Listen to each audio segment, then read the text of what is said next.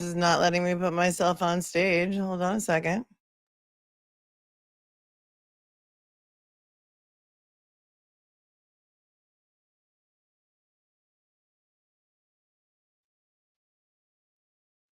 Well, this is the Michigas. What is going on? Can you hear me? Can you hear me?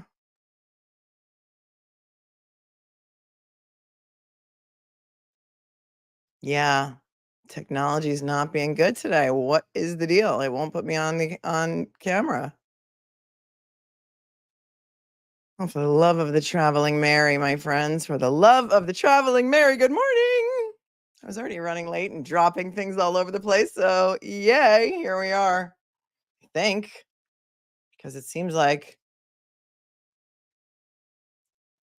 the video that I have up is private. What is going on with YouTube? Is everyone having YouTube problems today?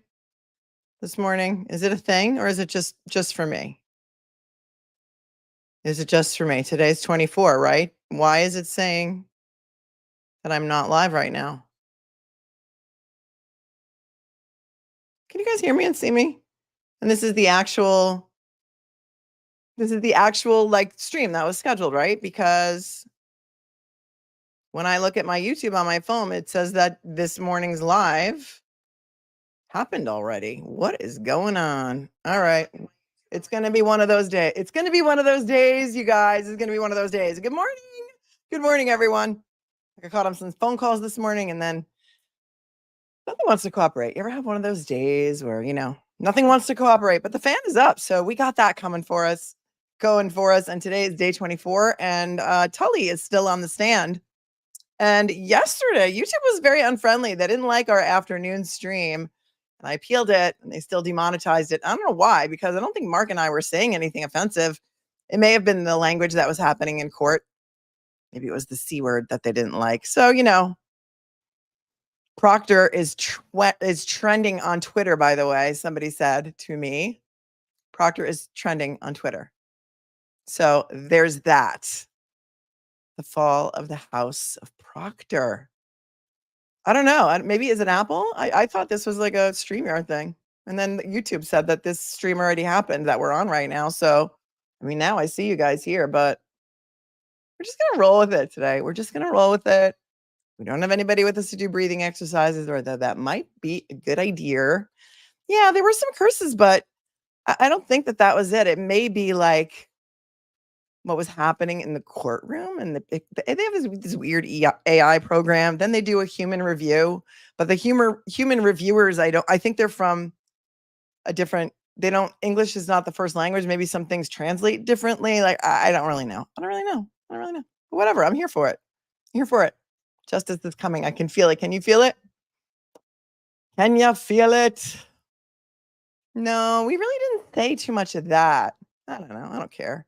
I'm done trying to figure it out. Smash the like button, everyone. Smash the like button. Oh, good. You got an alert. Excellent, excellent, excellent. But we didn't say that. We didn't say it, but maybe it came up. It didn't even come up in closed captions because I think there were asterisks. Good morning, Scott. Scott is one of my amazing moderators who protects me and you, chatters, from the vitriol that is going on out there, because there is a lot of it from what I hear. Poor Brandy Churchwell is being eviscerated on the X. And I said yesterday, that's why they call it X, because it's like that bottle of poison in the old cartoons. XXX. It's poison. It is poison. Yes, Dorothy, we need justice for John O'Keefe. Who killed him? We don't know. Will we ever know? Will we ever know? I don't know. Everyone lost monetization, you think? It's all right. You know why? Because Proctor is trending on Twitter. So there's that.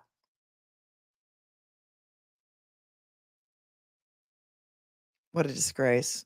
What a disgrace that man is to law enforcement everywhere.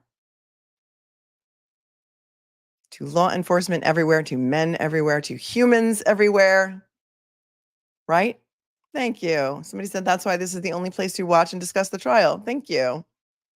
Because we try and protect each other from the vitriol and the bullying and the horrible, horrible treatment that is going on.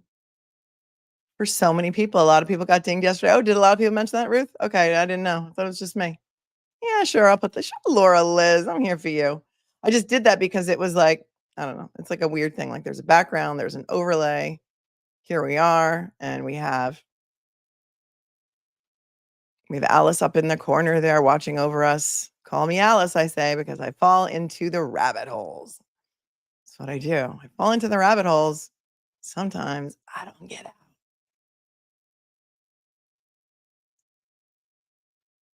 Sometimes I don't get out. Oh, and StreamYard is doing another weird thing. It's not highlighting super chats. That's going to be another issue today. So an eclectic, I'll see if I can try and scan through them in the chat, and I'll have to pull them up as they go. So Lilika Gushka, thank you. Good morning, my dear. I can only be here for the first hour and a half. My life is on the way. I know. We all have to sort of kind of get back to our lives, right? At some point. And it's so hard because if you have kids, it's the end of the school year and there's so many graduations and proms and things going on and award ceremonies, and there's a lot happening, a lot. So Lilika Gushka will be here on rewatch. So we will see you. Love Me with Better O2. He's got an open invitation. I thought we had a great day yesterday with him in the afternoon. And the Rage Crochet Club is here and they are in full force today. I love my Rage Crochet Club. So many of you have become honorary members.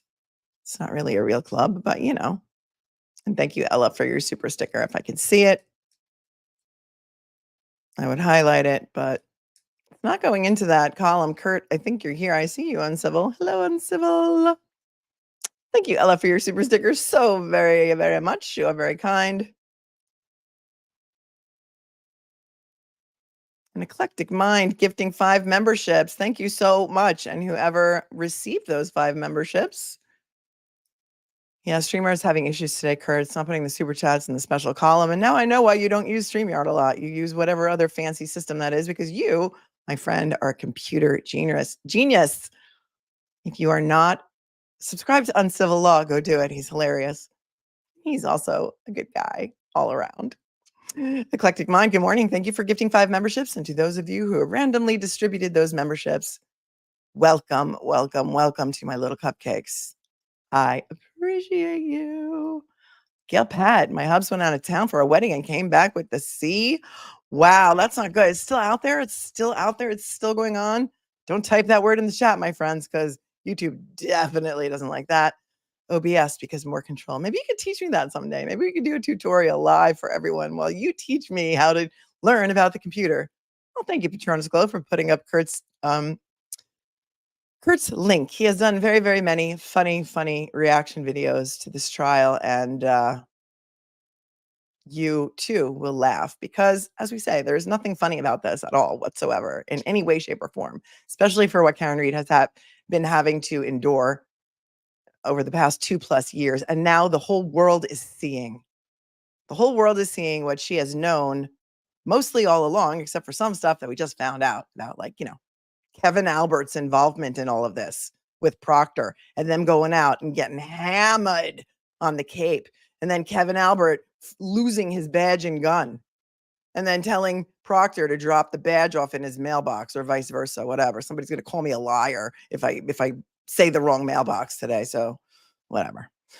Crypto tax lawyer, thanks for the 2 questions. Did we find out what happened to the missing 42 minutes that was on the video? No, not yet. Proctor did say, though, that Helena Rafferty, the chief of police, gave that video, I think, to who? Refresh my recollection. Was it to Tully? I think it was to Tully, and he's still on the hot seat today. No, we didn't find out yet. What was on it was the other side of the car, the real passenger side of the car, where they may or may not have been doing something with that taillight.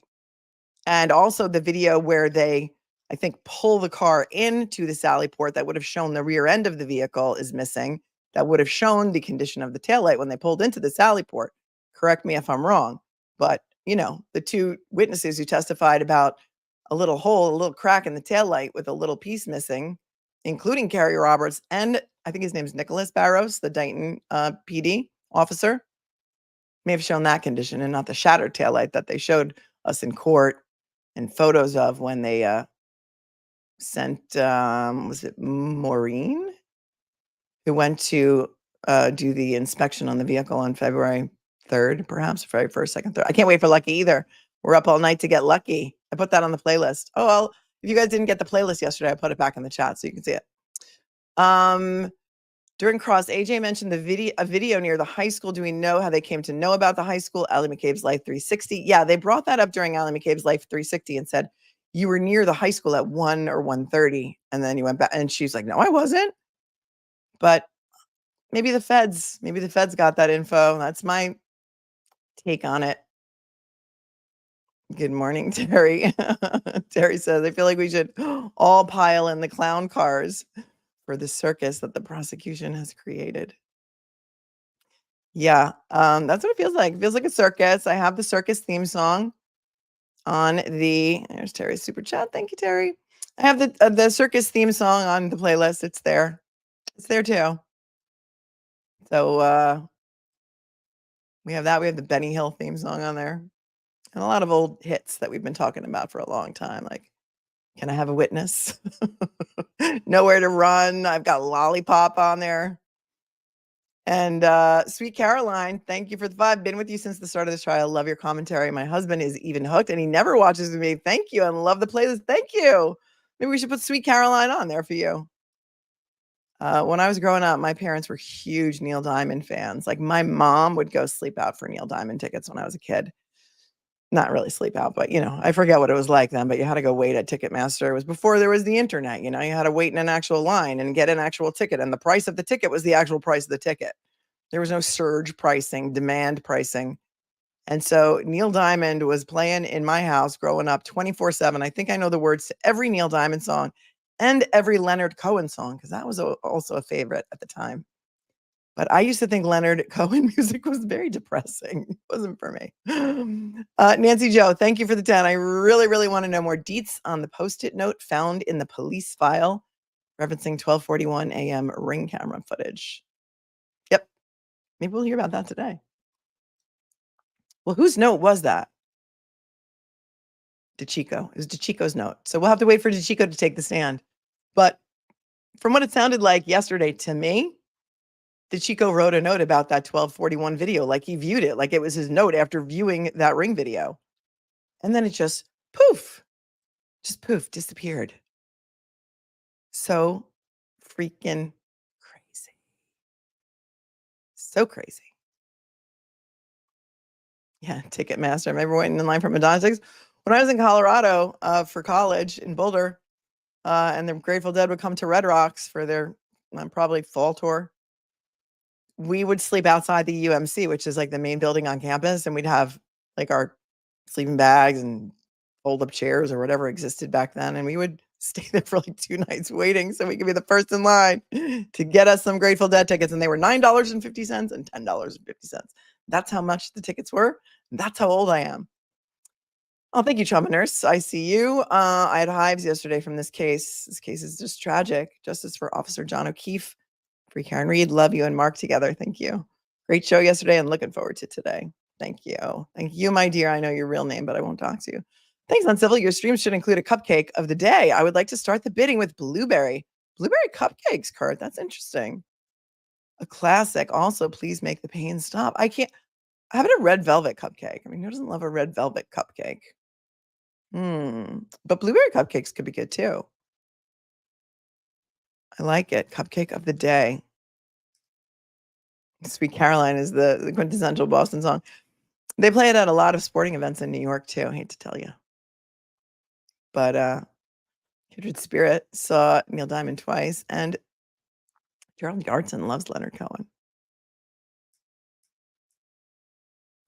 Leandra, thank you for your super chat. Dad's thought from yesterday, does he eat with that mouth? I said that too. Do you kiss your mother with that mouth? Like, disgusting. And then you guys were telling me that his wife was posting some supportive things, like, I'm so proud of my husband. I don't know what she posted after yesterday's testimony. That was after the first day's testimony on Monday. Trampum, thank you so much for coming in with the early morning sticker show. Carrie says that Chico post is fire, shows that video of Karen getting home existed. Proctor deleted it. Cover up.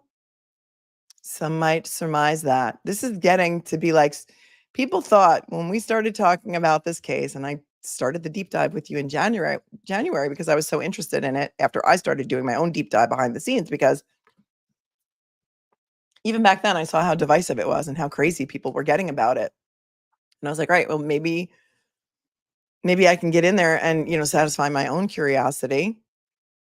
Lemon blueberry's good. And the more I dug into it, the more I thought this really could be somebody being wrongfully prosecuted. And the more we know, the more we know. What is that TV commercial for some channel? The more you know, do. I don't know, it's a New York news station, I think. Caramel cupcake. Thank you, indie girl. I like the caramel cupcake as well. Caramel cupcake is very good. Yes, Kindred Spirit. The Grateful Dead at Red Rocks was fire. I mean, it's like, I credit the Grateful Dead for showing me many parts of the country that I would have never seen had I not been following the Grateful Dead around during my college years and all those summer tours. There was one summer tour that went from Telluride, Colorado, which is, if you have not been to Telluride, it's one of the most beautiful places in the world. It's a box canyon. There's one road in, surrounded by mountains on three sides. Gorgeous. Grateful Dead played there on like a baseball diamond, like a town baseball diamond. It was insane. 3 days of camping. That tour went from Telluride to Park City, Utah to Tempe, Arizona. I think they played on an Indian reservation there. I think there were some shows in Irvine. And that was a very fun summer. That was awesome. Jimmy. Good morning, Jimmy. Red velvet. Strawberry with chocolate frosting. That sounds good, Angel. Thank you, Darren, for subscribing to Uncivil. Uncivil does use the language, the cursey words. He's not afraid of the cursey words, and he's very funny. And we don't do that here because you guys have grown accustomed to it, and you like to watch me with the headphones off with the kids in the room, and so I'm here for it. I have kids too, so I get it.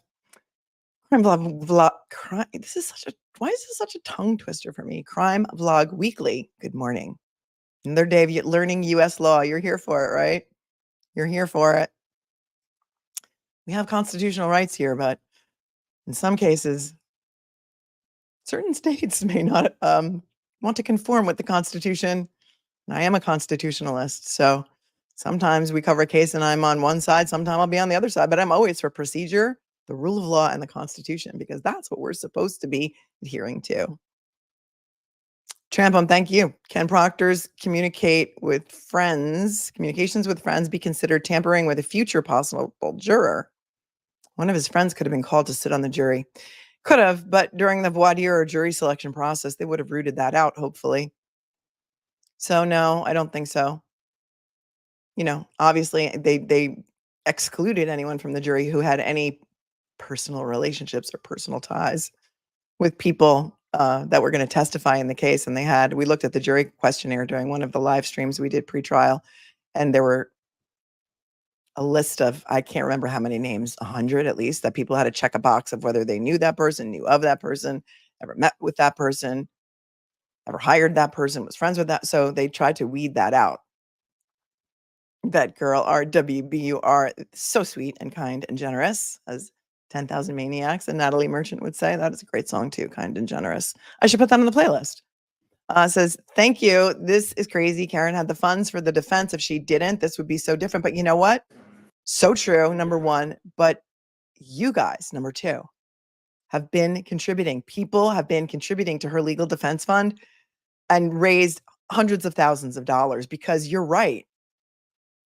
Had she not had the 100,000 that she had to post for bail initially, and I think her parents contributed and may have put up their house, and Karen has a house, like she'd be sitting in a jail cell for over 2 years. So you're right about that. Leandra, was I at CU when they held mega concerts at Folsom, Eagles, Thorogood, Fleetwood Mac, etc.? No, but Dead and Company has played there. Hear ye, hear ye, hear ye. All In parties having recent anything years. to do before the Honorable First Justice Beverly Canoni, now sitting in the Norfolk Superior Court within and for the County of Norfolk, draw near and give your attention. Shall be heard. Say to Commonwealth in this good court. Thank Thank you. You may be seated for us now. God save the Commonwealth. 22-117, the Commonwealth versus Karen Reed. All right, good morning, council. Good morning, Ms. Reed. Good morning, jurors. I have to ask you those same three questions. Were you all able to follow the instructions and refrain from discussing this case with anyone since we left yesterday? Yes. Everyone said yes or nodded affirmatively. Folsom's a Were you great also venue. able to Highly follow the recommend if instructions anybody has and the refrain from opportunity to doing go. any independent Go. research or investigation? Oh, thank you, Ree. Thanks for your super Everyone sticker. said yes or nodded affirmatively. Did anyone happen to see, hear, read anything about this case since we left yesterday? Huh. Everyone said no. Or Yeah, did you happen to hear that Proctor's trending on Twitter, jury?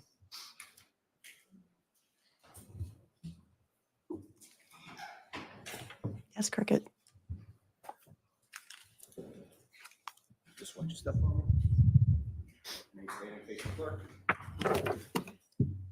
No lightning.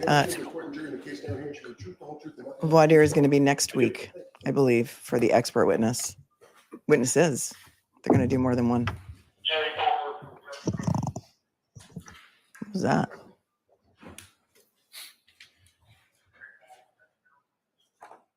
Moxirella.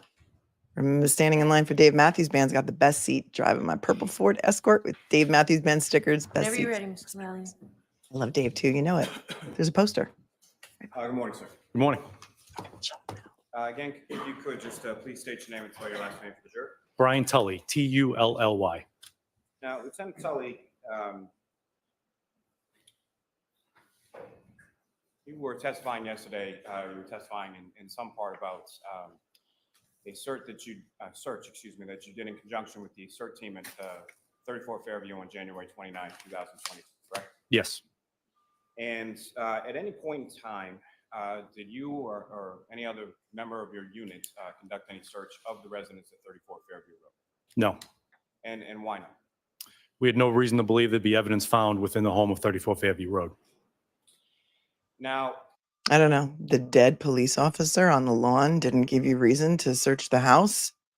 The drinking glass found on the lawn didn't give you reason to suspect perhaps that came from inside the house, which would have given you a better idea of whether he ever did go in the house or you just took the word for it of the 3 people that you interviewed that morning. Welcome to Massachusetts, my friends. Thanks, Uncivil.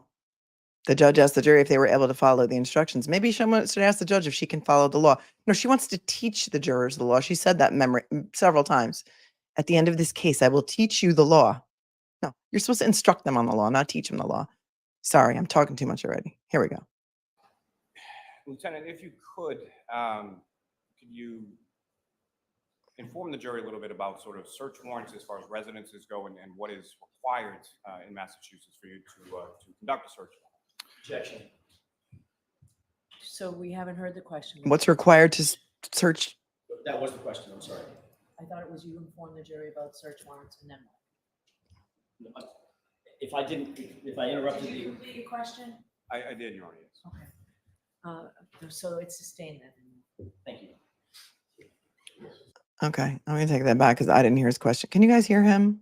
I'm going to put my mic down a little so I don't blow out your ears. I think he said, can you tell the jury a little bit about search warrants and what's required? So we haven't heard the question. Warrant, now, Lieutenant, if you could you inform the jury a little bit about sort of search warrants as far as residences go and what is required in Massachusetts for you to conduct a search warrant? Objection. So we haven't heard the question. Yes, we have. What's required to request a search warrant in Massachusetts? I thought it was you informed the jury about search warrants and then what? If I interrupted you. Repeat your question? I did, Your Honor, yes. Okay. So it's sustained then. Thank you. As far as, Lieutenant, over the course of your career, you've conducted search warrants of people's residences, correct? Yes. And what do you need to do? A search warrant, consent, or exigent circumstance. And as far as a search warrant is concerned, what is needed or what is necessary in order for you to get a search warrant? Objection.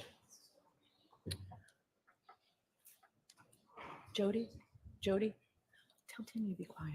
Jody, tell Tim to be quiet. So I'm going to allow him to build a foundation here. So the objections. So that he's going to allow this witness, Lieutenant Tully, to instruct the jury about the law required to get a search warrant. Okay. Exigent circumstances. Does a dead body qualify as exigent circumstances? What? As governed by the Fourth Amendment of the U.S. Constitution and Article 14 of the Massachusetts Constitution, Teach us law about con enforcement is law. required to get a search warrant if we're going to invade someone's privacy. In order to obtain a search warrant, I need to gather facts that I swear an oath and affirm that are true and accurate, that there is probable cause, which means more likely than not that a specific piece of evidence will be found in a specific location and it's related to a crime.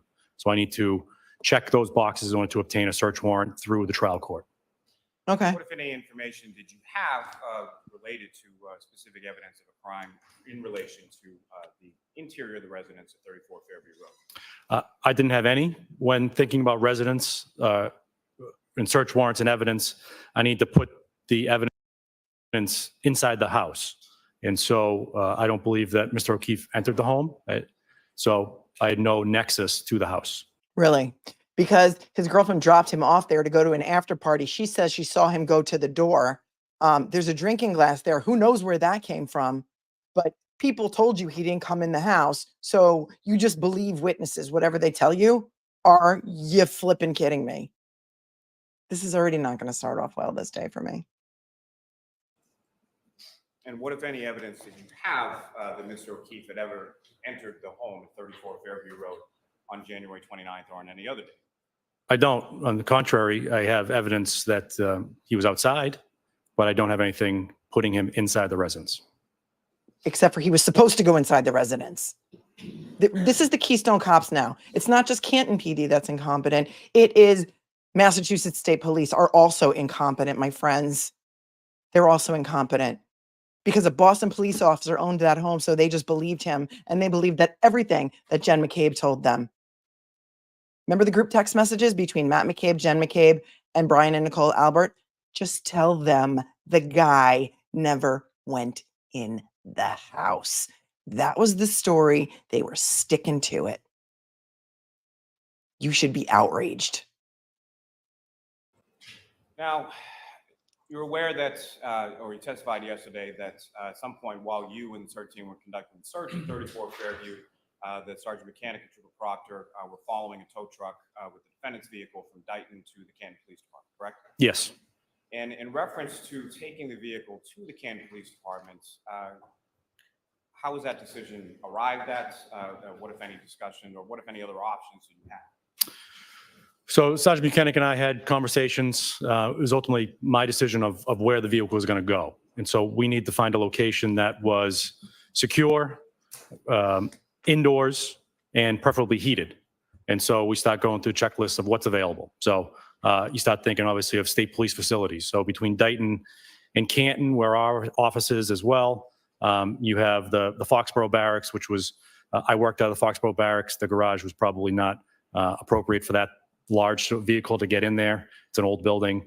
I worked at the State Police Barracks in Milton. That's even worse with a smaller garage that's attached inside of an older building. So the Canton Police Department was the next step. It was kind of checked all those boxes. It was inside, it was secure, and it was heated. Now, And Brian Albert's brother Kevin was a cop there, so you know. And he was drinking buddies with over the Proctor. course of your career, specifically within the homicide units of the detective unit of the district attorney's office, approximately how many investigations have you led or been a part of in relation to? Let me first ask you this: as far as your unit is concerned, how is it that, from a staffing perspective, how is it that an investigation is conducted as far as certain roles, or can you speak a little bit about sort of the roles that different people within your unit play with reference to an investigation, just in the general sense? Within the unit, we have different sections. We have the homicide section, narcotics section, and special investigations. So each is kind of broken up into that. Obviously, the homicide section will undertake homicide investigations, but we work as a team. So there'll be situations where you may need an all hands on deck just to get some people out there. So the narcotics folks will help with homicide investigations and vice versa. The homicide people will help with narcotics investigations when needed. Your Honor, may I just have a moment? Yes. Take all the moments, you mook. Mook. We'll catch up. Don't worry. Don't Comes worry. to, now, specifically when it comes to death investigation, there's someone who's assigned as what you call a case officer, is that correct? Yes. And can you explain to the jury what the role of the case officer is and what, if any, other sort of supervision there is with reference to that case officer? The case officer is essentially the central collection point for the investigation. So they are the person that would gather the evidence, the records, hold those records, and then somebody needs to be held accountable for a to-do list or something to do. Supervisor would go to that one person, as well as a district attorney. Oh, somebody needs to be held accountable. That's the only thing you've been right about so far. And I'm going to stop this stream as much as I want, Kurt, just so you know. That's what I do. I comment. I'm not going to come back and comment later because I'll forget what I was going to say. But somebody needs to be held accountable. That's right. And also, he's a central collection point. During everything that we have read pre-trial, Proctor has never, ever, ever been referred to as a case officer. That terminology has never existed until this trial. I just want you to know. He's always been referred to as the lead investigator. And they are trying to distance themselves from him and being the lead investigator. Take note. Attorney's office would know who to contact about a certain case, and then we'll go from there. Obviously, that case officer usually is a rank of trooper, especially when you're talking about unattended deaths. They have a sergeant and 2 lieutenants that are supervising them in that realm. And as far as interviews are concerned, what, if any, sort of policy is there with regard to troopers and how many would be involved in the interview of any witness? We would always have 2 people present, either a trooper and a local detective or 2 troopers. Just one ask questions, one take note taking. It's just good practice. And with respect Buddy to this system. investigation, the locals, as far as Canton Police Department, was not something that you utilized, correct? Correct. And again, I know you testified a little bit about it yesterday, but if you could just reiterate or expound upon sort of what your discussions were with the chief as far as Canton Police Department's involvement in this investigation going forward, following the early morning hours of January 29th. Our conversation circled around in the early hours about the homeowner of 34 Fairview, which was Brian Albert, has a brother, Kevin Albert, who was a detective with the Canton Police Department. And so where we were, we had essentially zero information about the investigation. We wanted to remove any appearance of conflict by not having Kevin Albert or any of his coworkers involved in the investigation. Was that in the investigation in its entirety, or the interviewing process, or how was that sort of delineated, if at all? Definitely no interviews. They were not involved in any discussion. Essentially the entire investigation. Oh, so there's no such thing as a partial recusal? Is that what you're going to say? Because I think Yuri Bukhenik said that they were just conflicted out of doing interviews, but you want to avoid the appearance of conflict, and yet Proctor's going out drinking with Kevin Albert and losing his badge and gun. Got it. And as far as the case officer is concerned, is the case officer someone who, particularly in a homicide investigation, is as far as a decision regarding charging, is that something that the case officer would be tasked with? No. Now, turning our attention back to your testimony yesterday, there were items that you had retrieved from search on January 29th, correct? Yes. And as a precursor, if I could ask you sort of, over the course of your career, specifically within the homicide unit with the district attorney's office, about how many death investigations, homicide investigations have you been involved in? I would say in excess of 600 unattended death investigations that I personally investigated. That's not counting those phone calls that the calls I end up declining that I'd mentioned yesterday. In addition to that, I probably have either worked or supervised 75 homicides And then getting back to the unattended deaths, I've supervised countless since I've attained the rank of trooper and lieutenant. Sergeant and lieutenant. And with respect to your training and with respect to your experience, how many of those investigations have involved injuries which included abrasion? Probably 10 to 20% of them. And if you could, at least from your understanding, if you could explain to the jury what your understanding of what is an abrasion. Objection. Sustained. What is an abrasion? Is that what he asked him? What's an abrasion? With regard to the items that you recovered on January 29th, there was one piece of clear plastic you testified yesterday had something that you termed as stippling on the outside, correct? Yeah, I may have used the word dimples, but yeah. Now, with respect to Mr. O'Keefe, at some point, did you have occasion to view photos of Mr. O'Keefe from the Good Samaritan Hospital? Yes. And with regard to the items that you recovered, what, if any, significance did you observe between those items and the injuries that you observed to Mr. O'Keefe? The injuries to Mr. O'Keefe, I noticed the abrasions had a certain pattern on them. And I know that when a blunt force object is involved in causing an abrasion, the characteristics of the object that comes in contact with a person will often leave the characteristics on that person in the form of an abrasion. This judge is And with letting respect all to of this these specific case, police witnesses testify to medical terms, and it is outrageous. It's outrageous.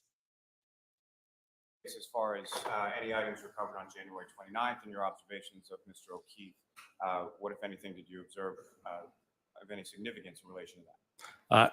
I'd be comfortable in saying that the marks on Mr. O'Keefe are consistent with Objection. Sustained.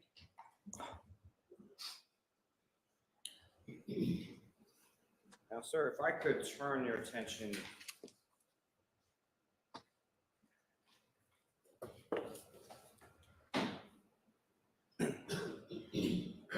two other members of your units are troopers by the name of Trooper Dunn and Trooper Moore, is that correct? yes. And on February 2nd, 2022, are you familiar with them retrieving some video in relation to this investigation? Yes.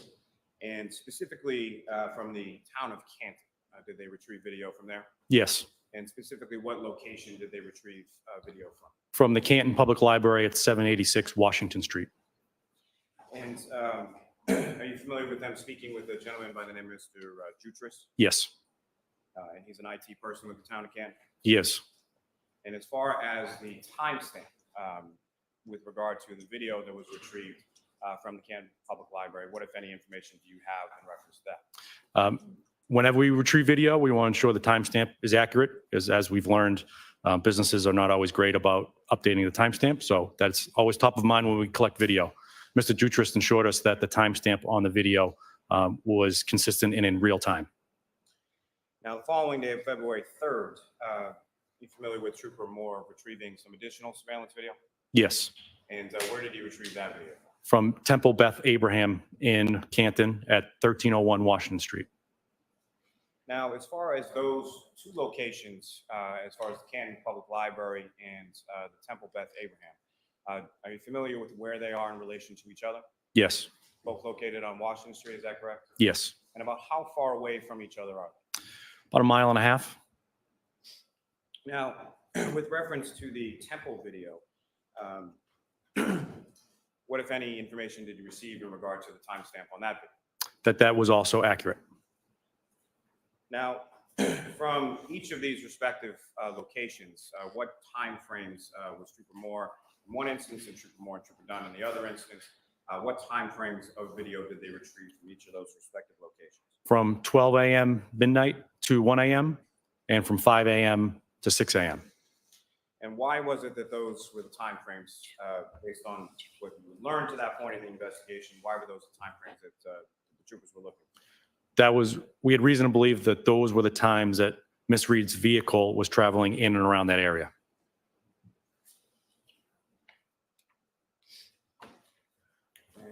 And get to that a little bit more in a moment, but as far as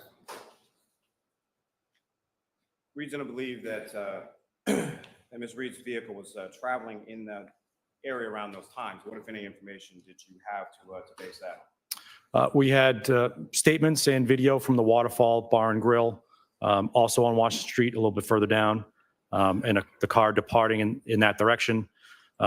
We had information about a car that matched her description arriving at 34 Fairview at a certain time shortly before 12:30 a.m. And so, like we always do, we do out a video canvas and look for video cameras from that first known point, which would be the Waterfall Bar and Grill, to the residence of 34 Fairview. And then from there, from 34 Fairview to 1 Meadows Ave, which was the home of John O'Keefe. In reference to the morning hours between 5 and 6 a.m., the later morning hours between 5 and 6 a.m., what, if any, information did you have in relation to Ms. Reed's travel at that time? So we had learned through interviews that she was calling people as early as 4:45 in an effort to locate Mr. O'Keefe, and a statement that she had left the house shortly after 5 a.m. We then know that she arrived at the McCabe residence on Country Lane after 5:30. So we're trying to account for the movements of the vehicle for that 30-minute block. Now, in reference to phone calls, you've had occasion to review information related to the defendant's phone. Yes. Now, you mentioned that about 4:45 in the morning, she made phone calls trying to ascertain, or allegedly trying to ascertain the whereabouts of Mr. O'Keefe. Is that correct? Yes. Prior to those 4:45 a.m. phone calls, were there other phone calls that the defendant placed? Yes. And to whom did she place those calls, and about what time? Starting at 12:33 a.m. to 6:03 a.m., there were 53 phone calls from Ms. Reed to a phone number associated with John O'Keefe.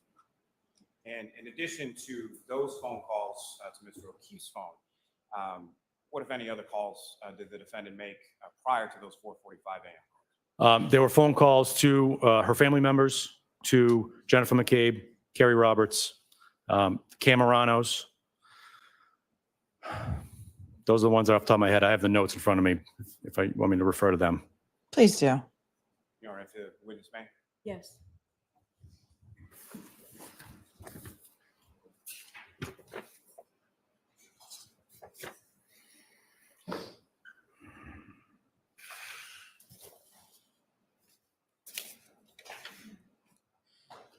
Yes, please. After 6:03, when Mr. O'Keefe was found, there are a number of calls to members of John O'Keefe's family. No, the phone calls to family members of her own, the defendant's family members, those were specifically to her mother and her father, is that correct? Yes. And do those phone calls precede the phone calls to either Ms. McCabe or Ms. Roberts or anybody else earlier that morning? On the call detail records, they don't appear, but I know the phone dump has other information. Your Honor, may I approach? Phone dump. Yes. This is a dumpster Lieutenant, fire. Your attention back to the videos we were speaking about. Showing you a disc, just asking you if you recognize that. I do. And what do you recognize that to be? It is surveillance video from Temple Beth Abraham. May I approach again, Your Honor? Yes. I want to seek to introduce the witness in the next exhibit. No objection. Thank you. Exhibit 572. 572. May I approach again, Your Honor? Yes. Show you another document. Do you recognize that, sir? I do. And what do you recognize that to be? It is a map I created with icons of the town of Canton. And how did you create that map, sir? Using Google Earth as the mapping software, I placed icons on locations within the town of Canton that are relative to this investigation to provide better context and illustrate the area that we're going to be discussing. May I approach again, Your Honor? Yes. I'm going to seek to introduce the witness in the next exhibit. No objection. Thank you. Exhibit 573.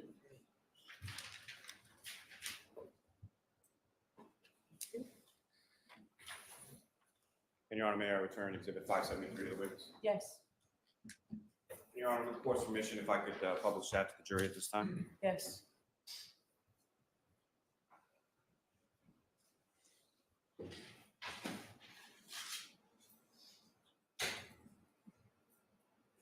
Lieutenant, do you have the laser pointer there before you? Okay. I do.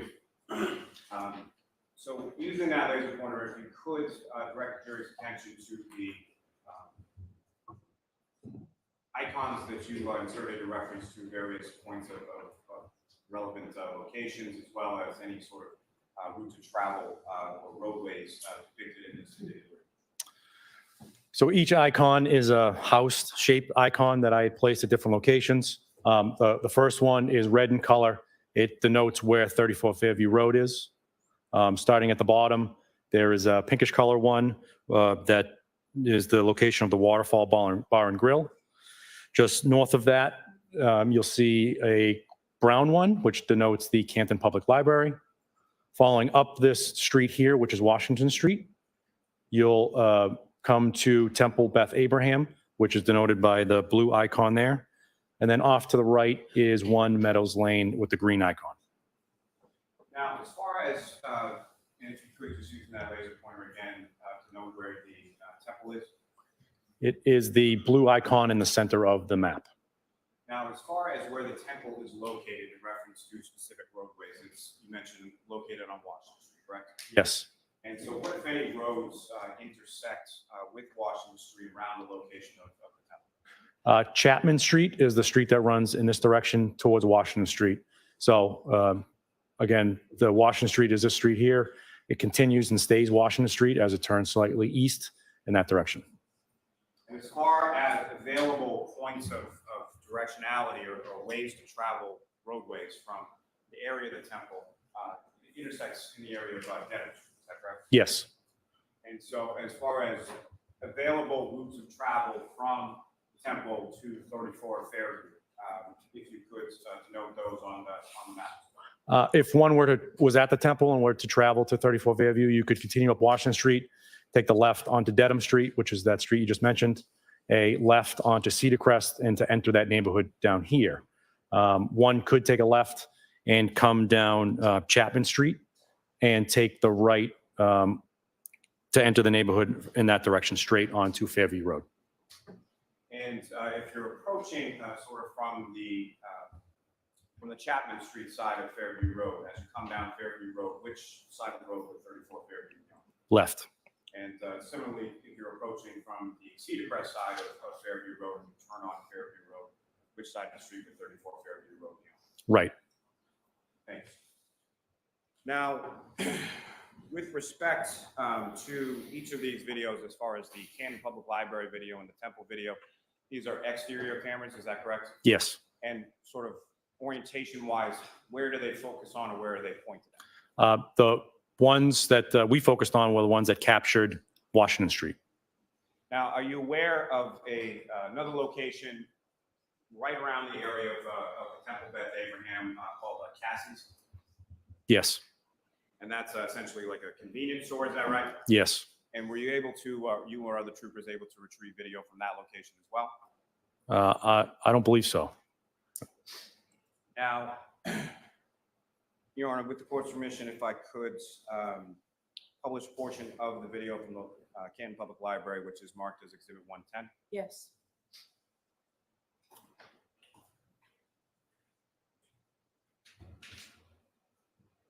And Ms. Gilman, if you could, from the first video, and from the time on the video, I'd ask you to go to about 12:15. I'm sorry, 15 or 50? 15, 1-5.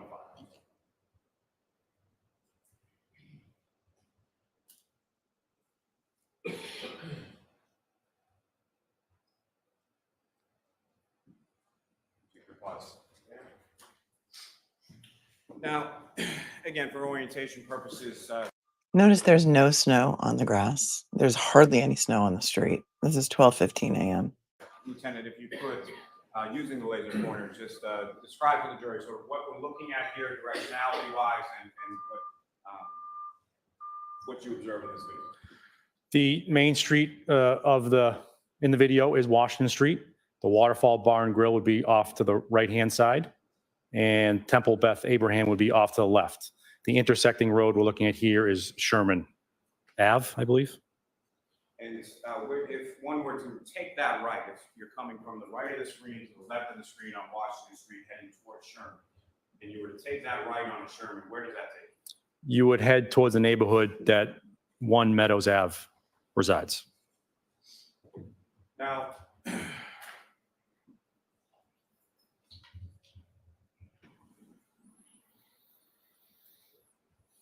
were you also able, over the course of the investigation, did you have occasion to look at surveillance video from the Waterfall Bar and Grill itself? Yes. And from that video, were you able to determine a time at which Mr. O'Keefe was leaving from that establishment? Yes. And what, if any, observations as far as time, or what, if any, observations did you make as far as what Mr. O'Keefe was doing or had with him when he left the lot? When he left shortly after midnight, he was holding what appears to be a clear glass container. And do you recall which hand he was holding it? His right. And specifically, that was about. It appeared to be a glass container in his right hand. Let's see the video. I still haven't seen enlarged video of that convinces me that he had a glass in his hand. Could have had something in his hand, but I haven't seen any enhanced video to show me that it was a glass. Have you? About 12:11 a.m. Is that correct? Yes. And Ms. Gilman, if you could, I'm going to ask you to press play here and then pause again at 12:15:58.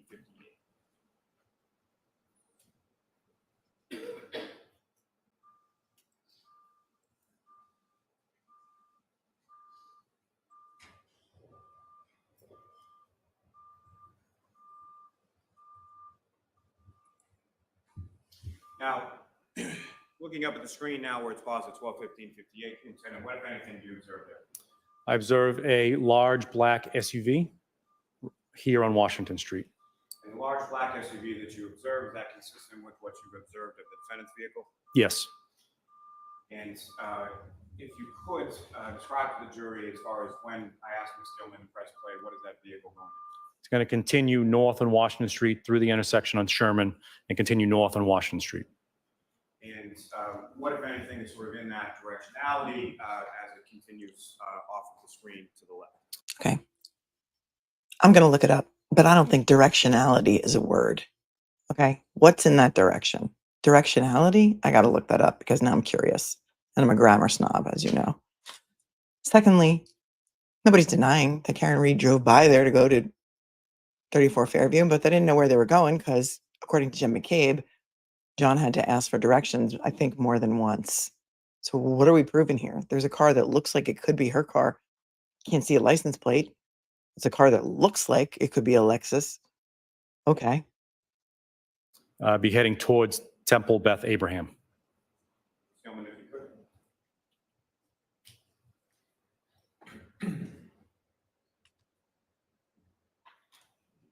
Ms. Gilman, you can pause it there. Now, with respect, Your Honor, with the court's permission, if I could publish portions of the Temple video, Yes. and just as a continuing, my intention would be to sort of go back and forth if that's all right with the court. Okay. Yes.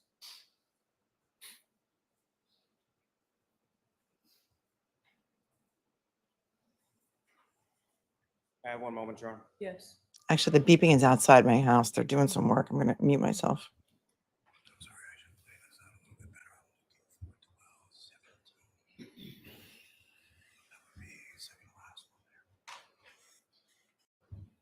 Good, pause there, thank you.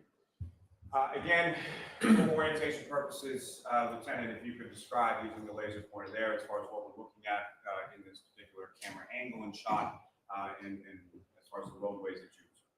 This is an exterior camera from Temple Beth Abraham at 1301 Washington Street. Where it's paused now at 1201, I believe is the timestamp, you see a vehicle. Here, that vehicle's traveling on Washington Street. We are now on the other side of Washington Street looking at it than we were from the library. So the south and towards the waterfall and the library would be off to the left. North would be off to the right. And Ms. Gilman, if you could fast forward to 12:17.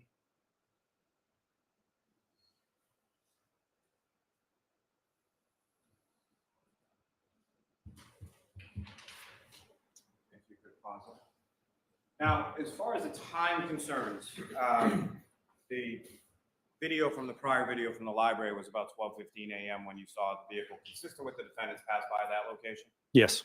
And so as far as this time that's up here now, approximately 12:17 or so, or somewhere within that minute between 12:17 and 12:18, is that consistent with the time it would take to travel from where the library is on Washington Street to where the temple is on Washington Street? Yes.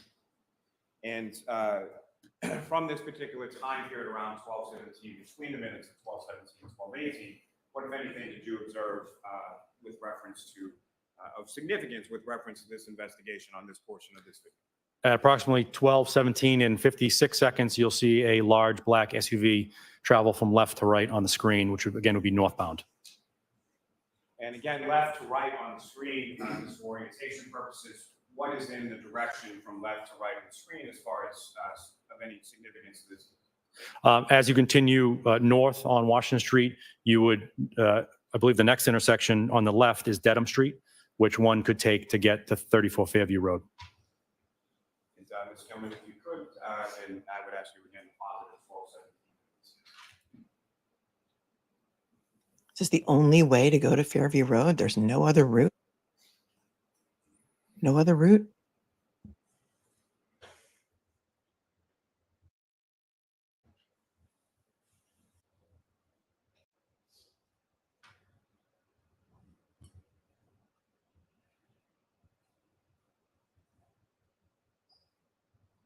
Can you see some cars all the way at the top of the screen going by? But they're going to tell you they're such great detectives that they can figure out exactly whose car that was. It was Karen's car.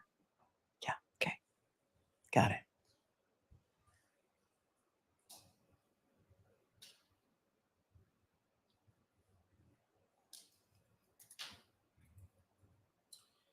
And again, Lieutenant, directing your attention to the screen, and if you could, using the laser pointer, direct the jury's attention to what, if anything, of significance you observe in this portion of the video at 12:17:56 from the temple.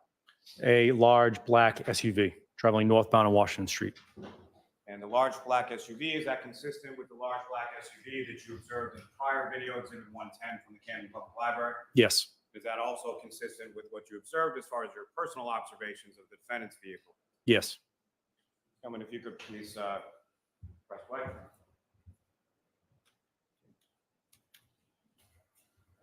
Gentlemen, you can pause that. Take that down, please. Ms. Gilman, if I could ask you for the Canton Public Library video again. And from this, I'm going to ask for from the second video. Now, Lieutenant, directing your attention to up on the screen, this is the Canton Public Library video again, exhibit 110. Yes. And as far as this is the time frame that you were talking about before, between 5 a.m. and 6 a.m. that Troopers Dunn and Moore retrieved from Mr. Jutras, correct? Yes. And with reference to, as far as the conditions outside at this particular time between 5 and 6 a.m., what, if anything, do you observe in this video? The ground is now covered in snow. And Ms. Gilman, if I could ask you to fast forward to about 5:11 a.m. and pause it there.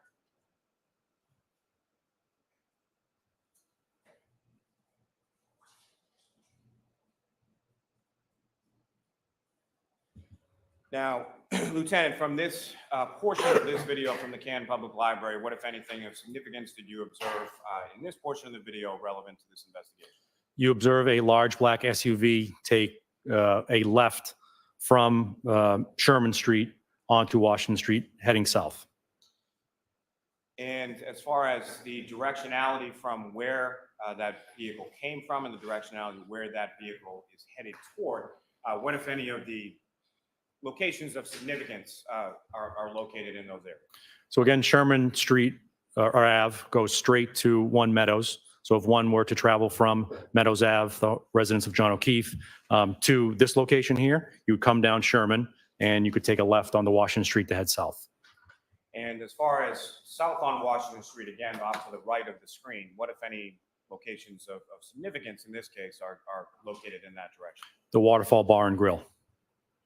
Now, as far as the black SUV that you observed in this video, is that consistent with the black SUV you observed in the Temple video from 12:17 a.m.? Yes, Is it also consistent with the black SUV that you observed in the library video from 12:15 a.m.? yes, And is it also consistent with the defendant's black SUV? yes. Now, Really? with reference to, are Can't you see it. familiar with, Damn thing on that video. It's so far away. He wants you and the jury to believe that's Karen's SUV. 5:11 a.m. How many black SUVs are registered in the nearby areas? This is ridiculous. Must be her car because there's no other large black SUVs in the area. Mr. O'Keefe's home having ring cameras affixed to it? Yes, And are you familiar with a video from those ring cameras depicting the defendant backing the black SUV out of Mr. O'Keefe's garage at approximately 5:07 a.m.?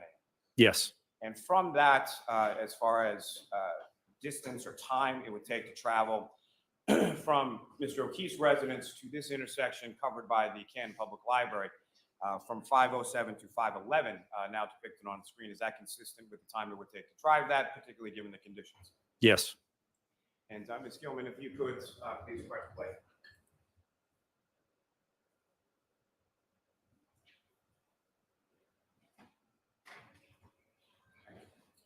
Ms. Gilman, if you could pause that. Now, Ms. Gilman, if you could fast forward to about 15 and 30 seconds.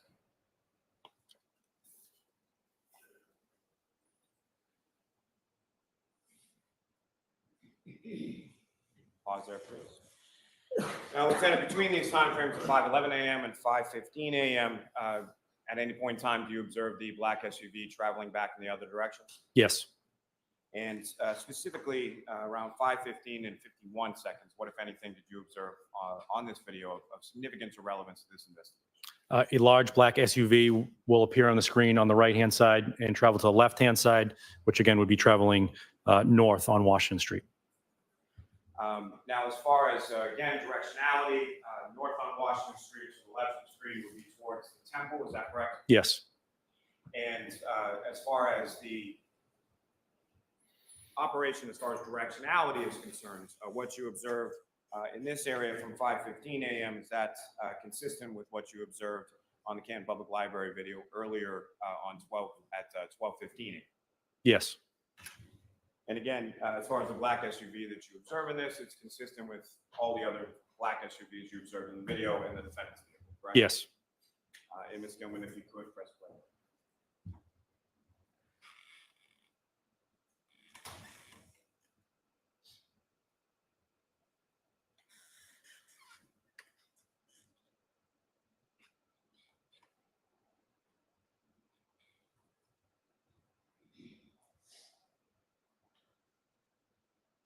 You could pause there.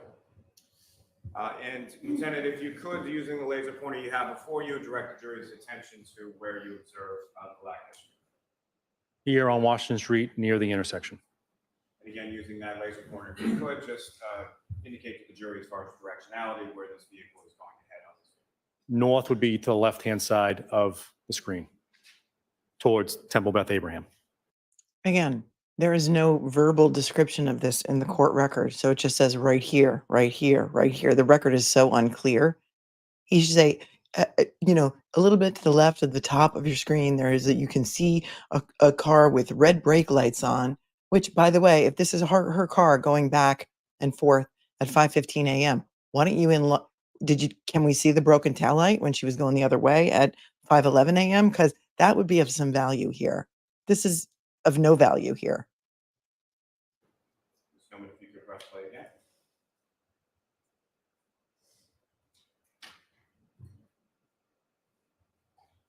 If you could pause there, Ms. Gilman, you can take this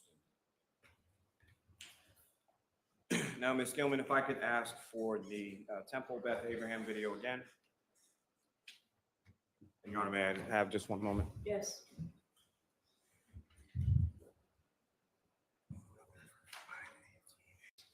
For the record, this is from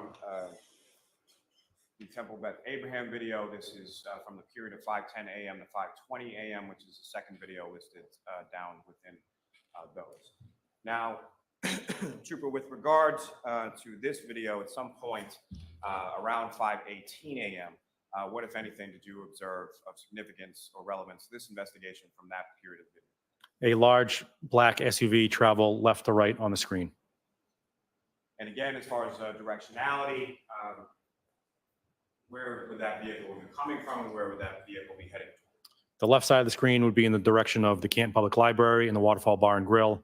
Off to the right, again, would be the intersection with Dedham Street, which one could take to 34 Fairview. And as far as directionality, with reference to the earlier video from 12:17 a.m. from the Temple Beth Abraham, is directionality consistent in this video with what you observed at 12:17 a.m.? Yes. Now,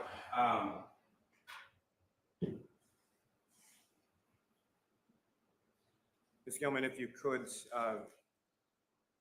play from 5:18.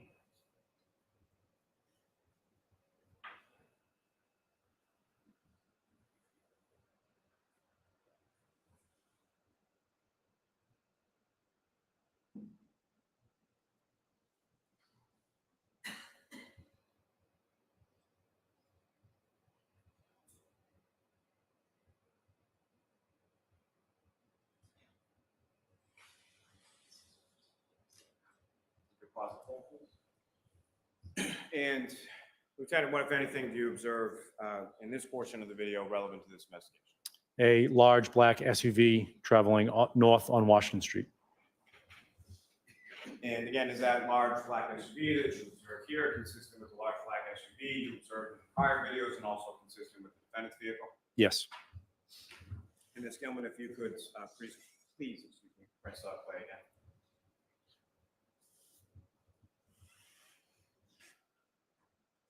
Thank you, Ms. Gilman. You can take that. Mr. Officer, we can have the lights back on. Now,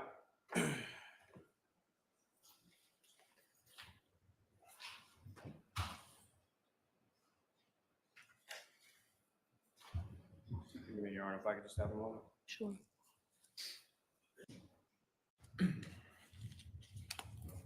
Through the course of your investigation, are you familiar with what time it was that the defendant, approximately what time it was that the defendant arrived at Ms. McCabe's home?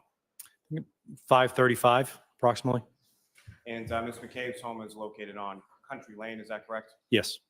Now, from the directionality of that vehicle in the 5:18 a.m.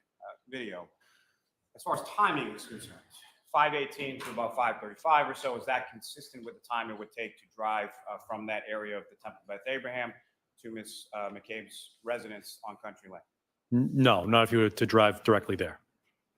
And In case you're trying to figure out what the hell it is that they're trying to get to, they're trying to show that Karen Reed knew that John O'Keefe's body was on the lawn at 34 Fairview because she drove around there to see that it was there before she went to Jen McCabe's house by using these videos where you can't even really tell that it's her car or not. But I don't think she denies driving around to try and look for him. But they want you to believe, and the jury to believe, that Karen Reed went to 34 Fairview, saw John's body on the lawn, then went to Jen McCabe's house, and then they went and did whatever they did. They brought her back to One Meadows, then they all take Carrie Roberts' car. And that's the reason Karen Reed saw his body there first when they couldn't see it, meaning Jen McCabe and Carrie, because Karen knew it was there because she already drove by 34 Fairview. That's what all of this is designed to make the jury believe. Tell me what you think.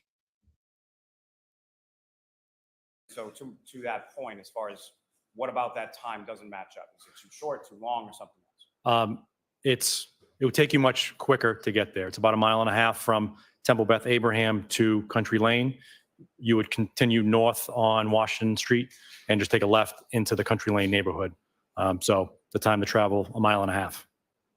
And from sort of the distance between either that Temple video and either 34 Fairview Road or Country Lane, were you able to find, locate, or retrieve any surveillance video in those areas that would capture the vehicle?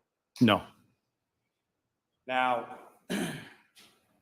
as far as You had mentioned earlier in your testimony, when we were talking about the earlier 12:17 a.m. Portion from the Temple Beth Abraham video, the directionality of that black SUV, both in 12:17 and 5:18, where is Fairview Road in relation to the directionality of the SUV that you observed? That SUV could take a left onto Dedham Street and then a left onto Cedar Crest to enter down to Fairview Road. And From your knowledge of the area as far as travel is concerned, would from 5:18 to about 5:35 or so, would that allow for sufficient time to go from where it's viewable on the Temple Beth Abraham video for the vehicle to then travel to 34 Fairview Road and then travel to 12 Country Lane? Yes.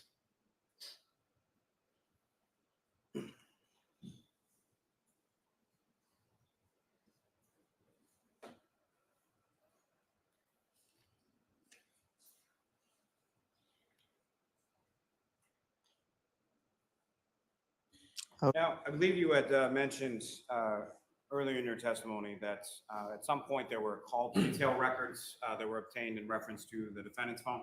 Yes. And can you explain to the jury, as far as, let me ask you this first, with regard to call detail records and with regard to phones in general, what, if any, specialized training have you received or have you given in reference to those areas of focus? I've received over 200 hours of training relative to obtaining and using call detail records and cell phone data in furtherance of criminal investigations. Most recently, I've given talks and seminars about the topic, and I've testified in numerous courts around the Commonwealth about the topic. Now, can you explain to the jury sort of call detail records, what they are, and how you would use them as far as utility in generally speaking in reference to investigation? Call detail records are business records held by cell phone companies, specifically to this matter, that are created in the normal course of business. Typically, you would think about in a billing context. So if you think of your own cell phone bill, it would contain information like the date and time a communication occurred, the other phone number in which you communicated with, the duration of the call, that sort of bits of information. Obviously, as we're doing a criminal investigation, it's helpful to know with whom someone was communicating. Additionally, the cell phone companies memorialize other bits of information specific to what we refer to as CSLI, cell site listing information. They tell us the antennas that were used during the communication, usually just in the form of the first antenna and the last antenna. There are other engineering records that we can obtain that can be helpful when trying to determine where the handset, the cell phone was at any given time. And the handset that you refer to is essentially the phone itself, correct? Yes. And with relation to the handset and its connection to antennas or towers, can you speak a little bit about that based on your training and experience with reference to how the handset sort of communicates with an antenna and how it gets to a specific antenna? Cell phone companies place antennas all around to help facilitate communication. You can think of a cell phone as really a two-way radio. It's sending and receiving radio waves. So in order to facilitate that, cell phone companies place these antennas all around. Traditionally, you can think of them on a tower, but they can also be placed on the side of buildings or disguised as trees or just on top of light poles. So they're all around, but you don't quite know it. As far as how the handset communicates with the antenna, there are different variables that go into that. Now, the cell phone wants to connect to the antenna with the strongest signal. The best predictor of a strong signal is distance. So the further a radio wave travels, the more it's going to degrade and not be as strong. But there are other factors that can degrade or reduce the strength of a radio wave, specifically an obstruction. If you're in a basement of a building or standing behind a large brick wall, the radio waves aren't going to penetrate that as well. But even things like precipitation or foliage on a tree can also hinder it. And you think about rolling hills here in Massachusetts in tall buildings, they can also disrupt radio waves. As far as that sort of disruption of radio waves, are you familiar with certain areas that get sort of termed as a dead zone? Yes.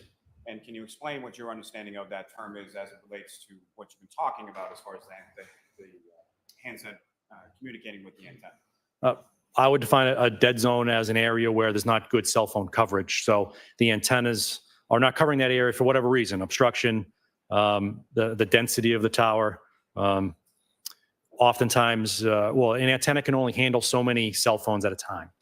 It's an idea that we coin or refer to as load. So there's only a certain number of devices that can handle an antenna. I'll tell you what's a load. This testimony is a load. You're not an expert in this stuff. And until you can show me definitively that that was actually Karen Reed's car, I don't agree. I don't believe anything you say. Foliage. Foliage can kill a signal. Okay. Antenna. My best analogy of that is Gillette Stadium. I've worked at Gillette Stadium detail many times. We have roll call for Patriots game early in the morning. I take my post. I have strong functionality of my cell phone. As hundreds of thousands of devices are now entering the area around Gillette Stadium, the functionality of my cell phone reduces as more devices are using the antennas in that area. Now, with respect to the cell phone companies themselves, they create or utilize this data for their own business purposes, correct? Yes. And can you just briefly explain a little bit about sort of what the cell phone companies would be using this kind of data for as far as what you're talking about, connections to antennas and towers? It's a company who wants to make money, so it's going to memorialize things to bill their customers appropriately. They're also required by the FCC to keep for a certain period of time certain records because they are a communications provider. So there are some requirements, regulatory, that they need to fulfill. Now, as far as the information that you're able to glean from these call detail records, I believe you've spoken a little bit about, but as far as what, if any, limitations are there with reference to the information you're able to glean from the records? Well, the overarching one is I can only get what I get. So whatever the company sends me, that's what I can use in my determinations. Kind of the next step is when we're talking about You get what you get and you don't get upset. Like my kids used to say. antennas. I will never, well, I'll have difficulty saying exactly where a cell phone was when using an antenna. I can make generalizations that the phone is going to be in the area of the antenna, but I would never, with just that specific information, be able to tell you exactly where it is. I can look at other records, like engineering records, where, especially now with 4G and 5G technology, the cell phone providers need to know how far away a handset is from the antenna in order to facilitate that communication. And they keep those ranging records for me. So if I can obtain those records, I can then place a much narrower area where a cell phone would have been during a time period. Now, in reference to this investigation, you the search warrants that Trooper Proctor did with regard to call detail records from Ms. Reed's phone, correct? Yes. And were you able to, or did you have occasion to look at those call detail records? Yes. Your Honor, may I approach? Yes. Your Honor, may we approach just sidebar briefly? Okay.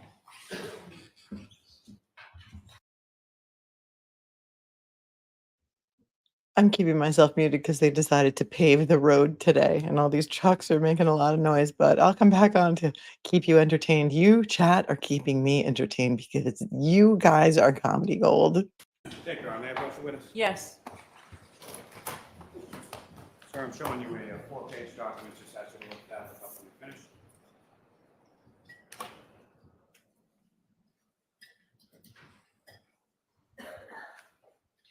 Thank you, back in time, who says Bev is making defense du voir dire on the Recognize that experts. document, sir? Yes. What do you recognize it to be? It is the subscriber information for the phone number ending in 9554.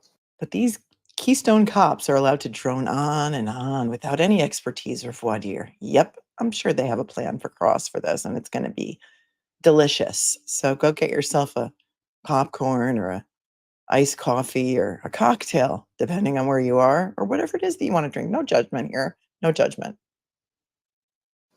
And through the course of your investigation, as far as that phone number ending in 9554, who, if anyone, did you find that number to be associated with?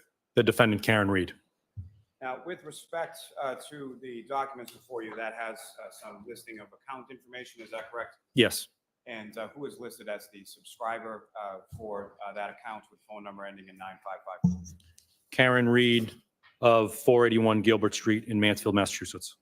And are you, through the course of your investigation? Just docs her, familiar why with don't- that yeah. address of 481 Gilbert Street? Yes. And is that the residence of the defendant? Yes. And approach, Your Honor. Yes. Call more critique to introduce in the minutes and next exhibit. No objection. Exhibit 574.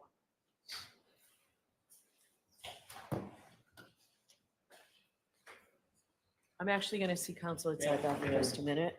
Just gonna ask.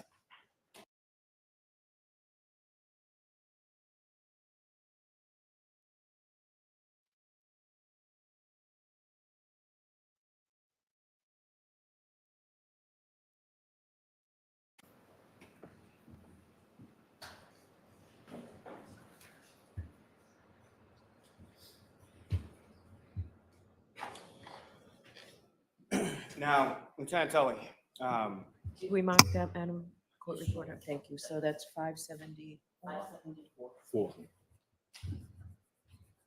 All right, go ahead, Mr. Lally. thank you, Your Honor. Now, as far as the information that you receive with reference to call detail records, is there a section called the records key? Yes. And can you explain to the jury what a records key is and how you use that in order to facilitate or read the record? The records key give us the definitions of terms that are used in the record.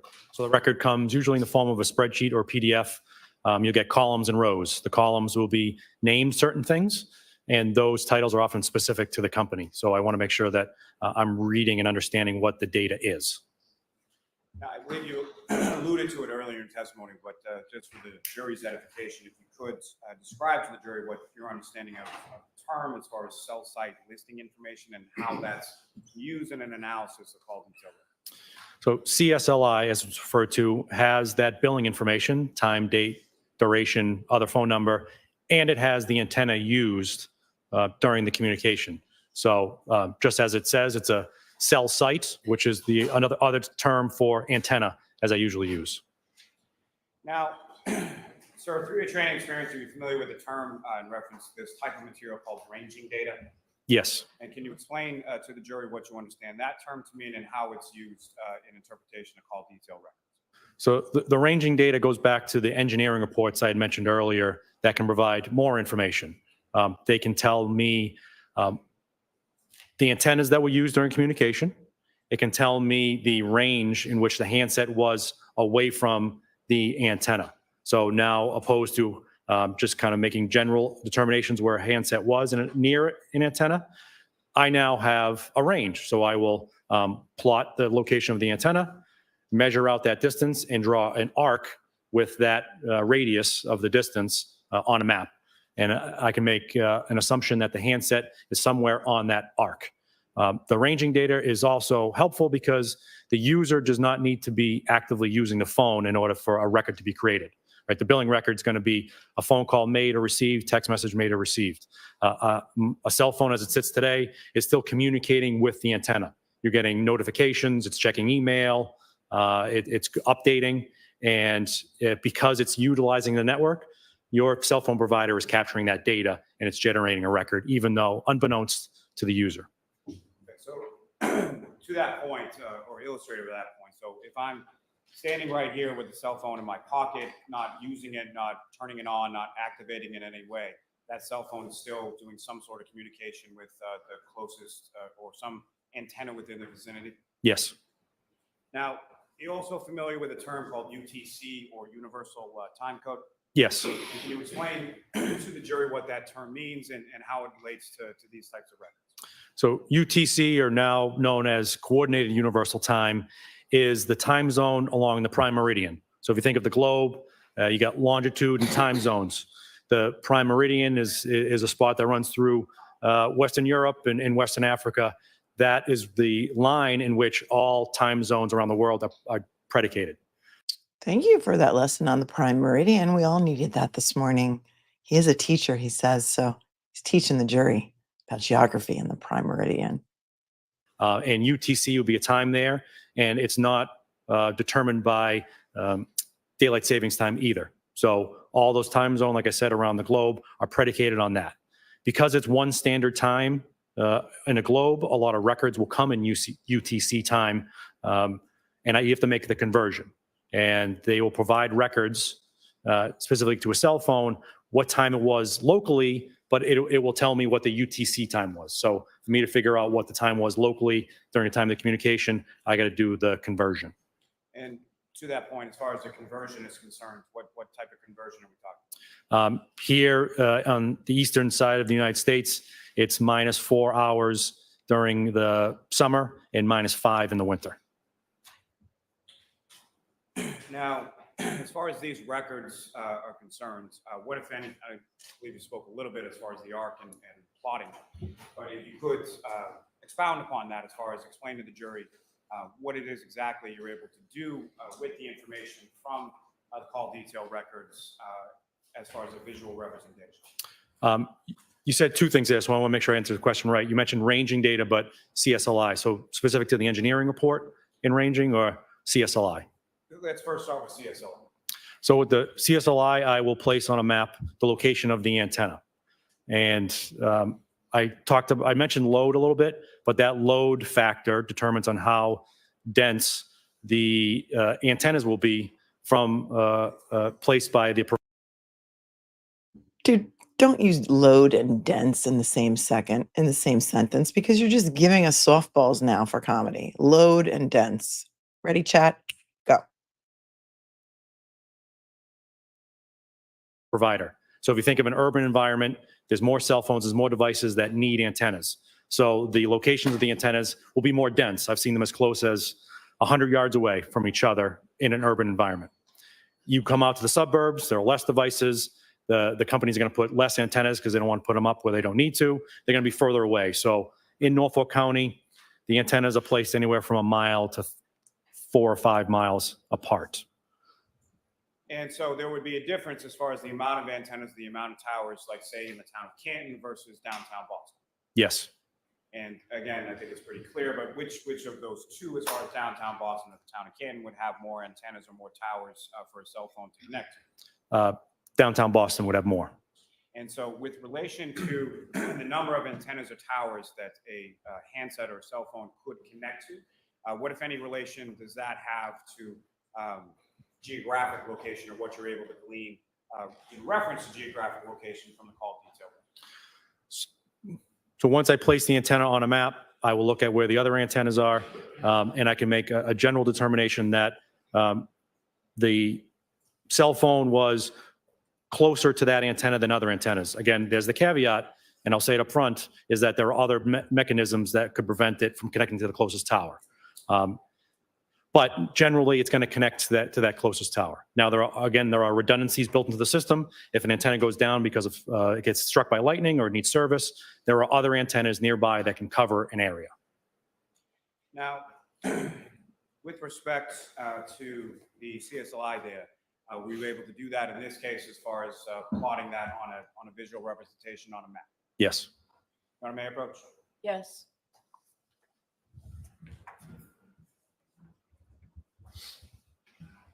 So showing you, I believe it's a 10-page document, just ask you to review that, look up when you're finished.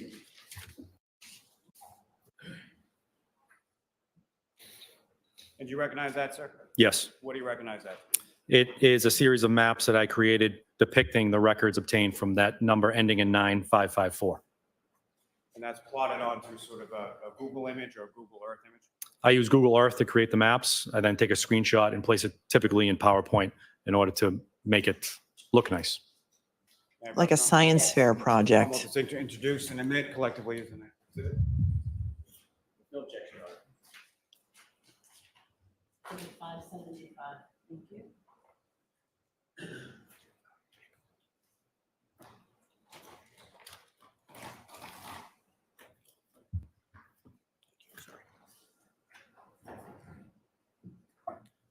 May I have a moment, John? Directing your attention to the second page therein. And Your Honor, with the court's permission, if I could publish this to the jury. Okay.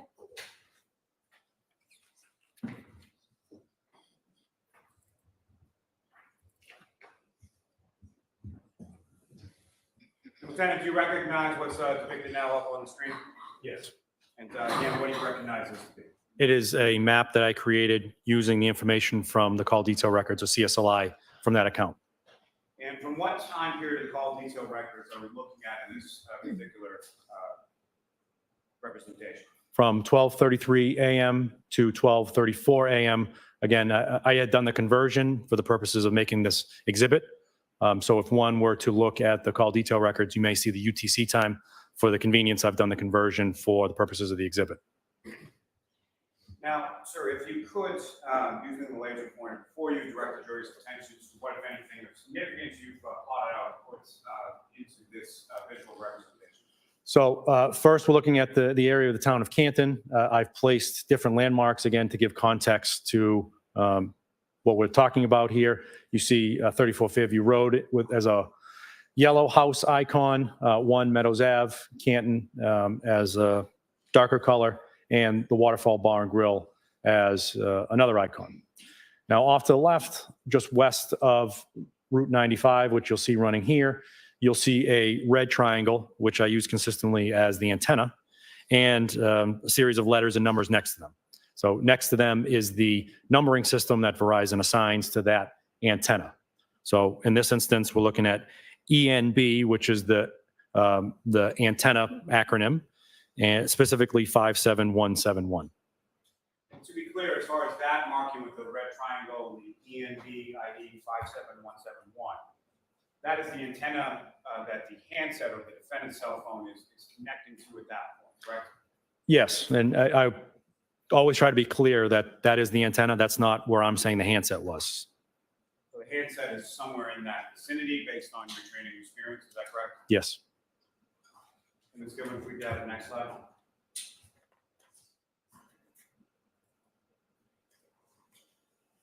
And sir, what time period are we looking at in this particular representation? 12:35 to 12:37 a.m. And again, if you could, using the laser pointer before you, direct the jury's attention to what, if anything, of significance or relevance you depicted in this representation. So those same icons appear as about the locations relative to this investigation. You'll see another red triangle here close to Route 95, which is NEB ID 57286. And during this time period, the handset associated with this account communicates with that antenna. And from the locations of significance or relevance as far as ENB ID 57286, which of them is it closest to in this depiction? It's just north of 34 Fairview Road. And now if I could direct your attention to the next, and if I could have the next slide.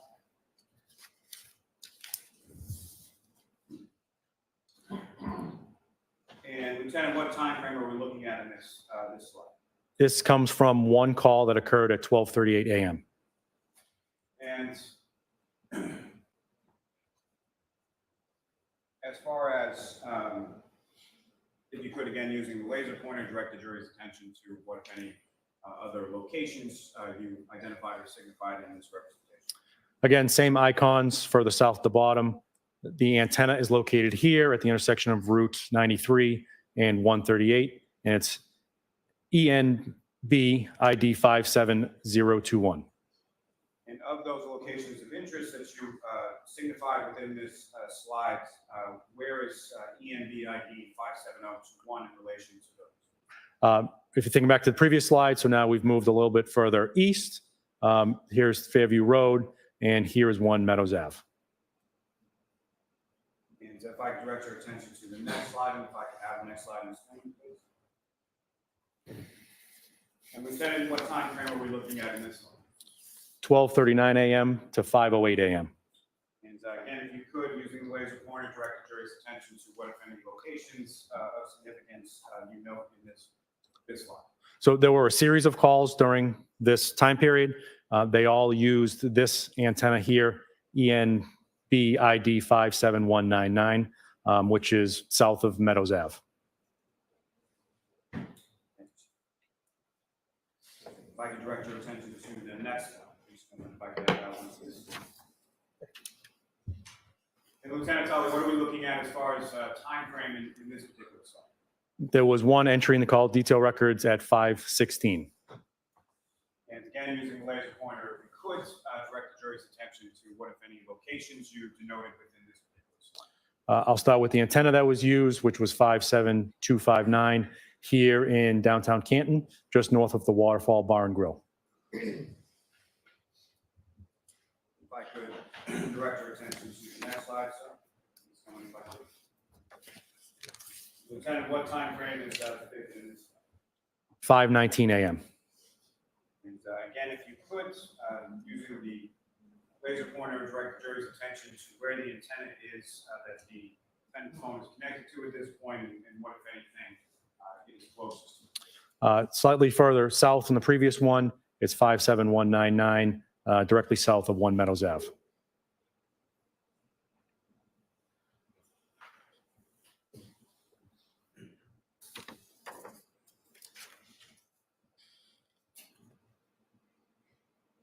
Now, if I could ask you to turn to the next slide, Mr. Chairman, if I could have that one. And Lieutenant, what time frame are we looking at in this? 5:20 a.m. to 5:37 a.m. And again, if you could, using the laser pointer, direct the jury's attention to where the antenna is and what, if any, of the locations you observe it, where it is in reference to those. I previously mentioned this one here at the intersection of Route 93 and 138. It's ID 57021. It's north of those locations I had mentioned earlier, the 34 Fairview and 1 Meadows Ave. And next slide. What time frame are we looking at in this, sir? It's one entry at 6 a.m. from the record. And if you could, again, using the laser pointer, direct the jury's attention to the antenna and where it is in relation to locations of interest in this slide. It is located just north of the Waterfall Bar and Grill in downtown Canton. And the next slide, sir. What time frame are we looking at in this slide, sir? 6:03 to 6:57 a.m. And again, using the laser pointer, if you could, direct the jury's attention to which antenna the defendant's cell phone is connected to at this point and where it is in relation to locations of significance or relevance throughout the course of this investigation. During this time period, the cell phone will bounce back and forth between two antennas. So I did lump them together and place them on one map with this time frame here. So you will see two antennas. One is this one here, just west of Route 95, which is 57171. The other antenna is north of 34 Fairview, which is 57286. Now, sir, as far as the locations that you observed from looking at the CSLI information from the defendant's phone, if any relationship did you note with them in relation to what you had observed on each of the respective videos from the Canton Public Library and the Temple Beth Avery? It's consistent. As with anything in our investigation, we want to get corroborating information. So the best corroboration about the location of a handset is to obtain video, receipts, anything else with a timestamp and a location that we can corroborate the location of a handset. And Did he say corroborate? It sounded like corroborate. I'm just saying. Elmer Fudd vibes? Anyone? Anyone?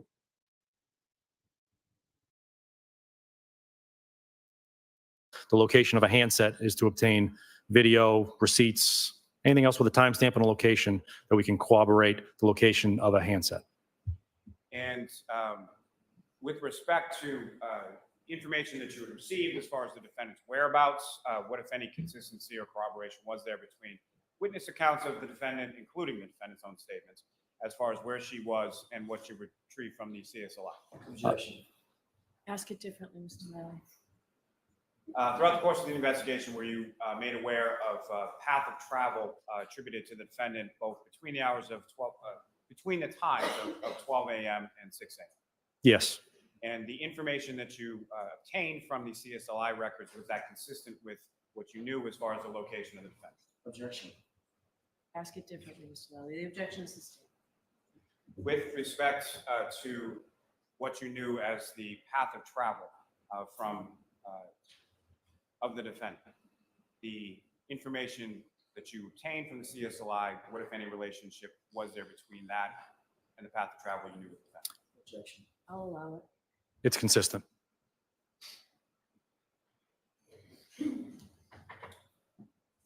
Now, sir, as far as the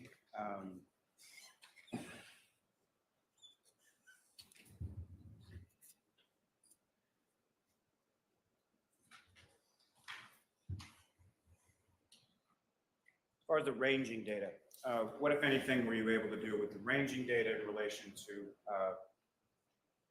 a visual depiction of that?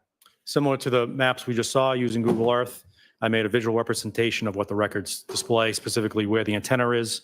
But I took that additional step to measure the distance out from the antenna that's depicted in the records and draw a semicircle line depicting where that range would lie.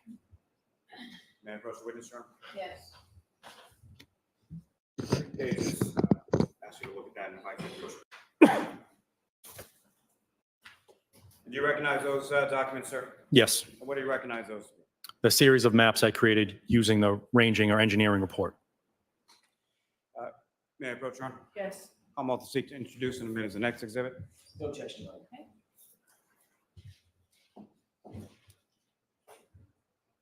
Exhibit 576. Now been marked as 576. To the second page of what's now been marked as Exhibit 576. Is that what's up on the screen? What you have before you as Exhibit 576, the second page in, is that what's up on the screen, Lieutenant? Yes, Now, if you could, again, what time frame are we looking at here? 12:17 a.m. And again, sir, if you could, using the laser pointer, describe to the jury what's depicted in this particular slide. So two locations that are, again, as a frame of reference, 34 Fairview Road in Canton and the Waterfall Bar and Grill are depicted with icons. You'll notice a red lollipop would be the best description icon here.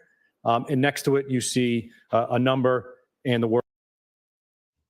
Sounds like a good time to sing lolly flop, ooh, lolly, lolly, lolly, lolly flop, ooh, lolly, lolly, lolly, lolly flop. Bum, bum, bum. As he talks about a lollipop on his science fair project. Did he win the science fair for this project? Because I don't know. It's quite a PowerPoint presentation that we're suffering through here. Anyone? Anyone? Bueller? Anyone? Words either first or last. This one, 3 first or in last. If you were to go back to the record of the ranging report, you would go to line 3, and that's where you would find this record. So it's just an easy way to cross-reference the map with the document. With these ranging reports, it gives me the range that the handset was from the antenna at the beginning of the communication and at the end of the communication. So that's the first range and the last range. That's why we're using those words. You'll notice a line that goes straight out to the semicircles. That line denotes what's called the azimuth, and I've failed to kind of describe what an azimuth is. So as antennas are placed in these locations, they're pointed in a direction. Now, they're not typically a 360-degree antenna. Some are, but mostly they're not. They're pointed in a direction and have a beam width. Rule of thumb, and as you'll see with the records with Verizon, it says typically it's 120-degree beam width, because they'll place 3 around the circle and you get 360 degrees. So with this record here, I know what the azimuth is. I then draw a semicircle in each direction. I'll go beyond that 120 degrees just to give deference to maybe it was on the outer edges of that. So I want to give the tie to it was maybe further away. So that's what's depicting on the map. Now, with reference to this semicircle itself, if I could ask, is the semicircle that is being drawn, what does that exactly denote as to the location of the handset or the cell phone? The report is telling me that the handset is somewhere on that semicircle. So the phone could be anywhere from here on the semicircle all the way around to there on the semicircle.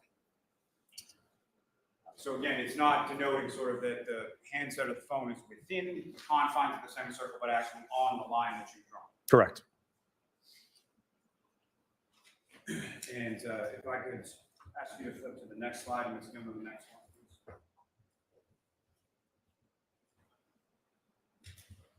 please. Now, with reference to what's up on the screen now, Lieutenant, what time frame are we looking at here? 5:18 a.m. And, again, if you could, using the laser pointer for you, draw the jury's attention, or direct the jury's attention to what, if anything, was significant to observe in this slide. So the two icons are, again, appear on the map: Waterfall Bar and Grill, 34 Fairview Road. Here is that red lollipop, which is the antenna that's used during the communication.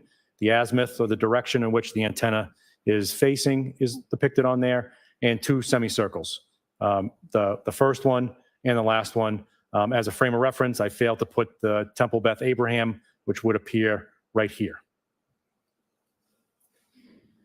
Now, from this, what's depicted in these last two exhibits, as far as what you're able to plot out from the CSLI and the ranging data, what, if anything, what, if any, significance did that have as far as in reference to the investigation and the handset or the defendant's phone? It's important to figure out the movements of someone that we're investigating for a crime. So these ranging records really narrow down the scope of they're somewhere around this antenna to it's possible they were somewhere on this line. Again, these records are just depicting where the handset was, but as we all know, we all travel with our cell phone within arm reach. And again, it's in reference to this ranging data in the last two slides here. What, if any, relationship did you find that to have with other information, being videos and witness statements that you obtained during the course of the investigation? So as we previously showed, Temple Beth Abraham, which would be located here, just south of this intersection here, depicts a large black SUV traveling north on Washington Street. That SUV is similar to the defendant's. And with this record here, a phone associated with the defendant was somewhere on this arc at that exact same time.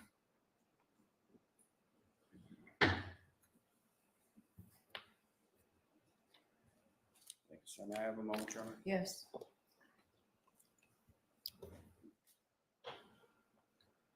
Approach this to retrieve, Your Honor. Yes.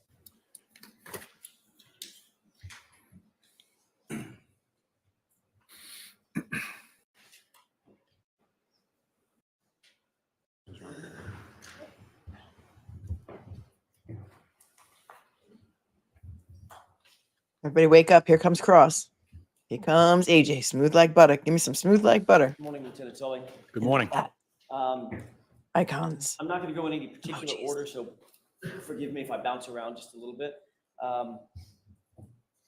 You indicated that on direct examination this morning that you didn't seek a search warrant for 34 Fairview, the interior of 34 Fairview, correct? Yes, To your knowledge, nobody under your supervision sought such a search warrant either, correct? correct. You explained that in your mind, there was no probable cause to seek a search warrant for the interior of the home. Is that right? Yes, But you also admitted that you didn't seek consent, for which you don't have to have probable cause if you get consent, correct? correct. You could ask me right now, hey, Alan, can I look at your cell phone? If I say, sure, you do your thing, right? I could.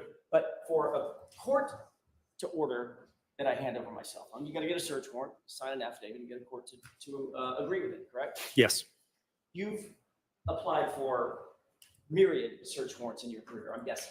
yes, Very experienced, correct? supposedly. And I expect that there have been circumstances, Lieutenant Tully, in which you sought a search warrant and the judge says, no, I don't think there's enough here, correct? Yes. You don't get in trouble for that, correct? With whom? No, With the court. no, Well, it's not illegal. it's not illegal. You don't get sanctioned for it. You don't get your pay docked because you don't get a search warrant based on an affidavit, correct? Correct. So there's no real sanction in seeking it if you in good faith believe that there's a reason to seek it, correct? Outside of the time that it takes to author it and put it course. together and go to the court, yes, there's no sanction. Of course, but So you didn't want to waste time. It would have taken you too much time to get a warrant when there's a dead police officer on the lawn of another police officer. Okay. I see where you're going with this. Would it be a waste of your time? in a homicide investigation, you're not going to fail to do certain investigative tasks because it takes time. You're going to do what is necessary for the investigation, correct? Yes. you indicated that you did not believe that there was information sufficient that y'all had at the very initial stages of the investigation to seek a search warrant or to ask for consent, correct? Yes, But you did know the following. In the initial moments of the beginning of the investigation, you were aware that John O'Keefe had been invited to a party inside a home, correct? yes, You knew that that home was located at 34 Fairview. yes. You also knew that John O'Keefe arrived at 34 Fairview, correct? We believe so, yes. You also knew at the time that he had been, for want of a better phrase, partying with the individuals who were inside the home, correct? Expected to meet at the house. They were at a bar previous to that, yes. You're aware that a drinking glass was found in the yard attendant to or close to, adjacent to where Mr. O'Keefe's body was found. Yes, That drinking glass had been broken, correct? yes, You're aware that drinking glasses are commonly found inside homes, right? as well as bars. As well as bars, right? But at that point, you didn't know. It's just a broken glass, correct? It's a broken glass, correct? You also know that he was found without a coat on. Yes, Are coats normally worn outside or inside? it's user's choice. Fair enough. 18 degrees, you would expect that if someone was outside, they'd have a coat on, correct? I'm the kind of person that wears shorts throughout the year. I'll often go without a jacket. All right, a true Bostonian. Yes, sir. He didn't have any coat, gloves, scarf, nothing like that. Correct, He had no winter gear on whatsoever, correct? correct. Under ordinary circumstances, and you may be the exception, but under ordinary circumstances, if someone was out in 18-degree weather, you might expect that they would have some winter garb on, correct? Objection. Sustained. You certainly would expect that if someone took their coat, their glove, their hat, their winter gear off, you might leave it inside the house, right? Rather than outside the house. Objection. I'll let you answer that, Detective Lieutenant. It's probably predicated on where you take it off Right, and your relationship to the location. right. Reasonable assumption might be the winter gear might be inside the house. Objection. Is that a reasonable assumption, Detective Lieutenant? No, Your Honor. It's not reasonable that he would have his jacket inside the house? You wouldn't just assume that? Well, using the term "the house," you talking about any house? 34 Fairview? Correct. No, it's not reasonable. All right. You didn't think it was reasonable at the time Still don't. to even ask, could he have had a jacket off inside the house? And I'm talking about at the time, the initial stages of the investigation. Who am I asking this question to? So I'm asking if you believe it was reasonable, if a man is found 30 feet outside the front door of a home and he's got no winter gear on whatsoever, that perhaps he came from inside the home not having donned his winter gear. Objection. Can you answer that, Detective Lieutenant? It's not reasonable, given other information I had. You also know that he didn't have a shoe on, correct? Yes. Where might you look for the shoe if you didn't find it out by his body initially? Well, the question's not accurate to the facts we had at the time. Well, the facts you had at the initial stages, I'm talking about just after 6:37, 7:30 in the morning, when the investigation was beginning. During those times, you didn't have any information about where the other shoe was, except he just didn't have a shoe on at the hospital, correct? We didn't know there was a shoe not accounted for until after noontime. So when you did find out that there was a shoe unaccounted for, one place to look might be outside, correct? Yes. And another place to look might be inside the home, correct? We looked at the That's not true that they didn't know about the shoe until the afternoon, because Proctor told you that he spoke to someone at the hospital, and I don't think that's right, unless he's going to say that Proctor didn't know there was no other shoe until he went to the hospital at like 1 p.m., which is crap, because he said he spoke to the first responders, and the first responders all testified that he only had one sneaker on. former, and we located it there. You also are aware that We looked at the and another shoe unaccounted for. until after noontime. So when you did find out that there was a shoe unaccounted for, one place to look might be outside, correct?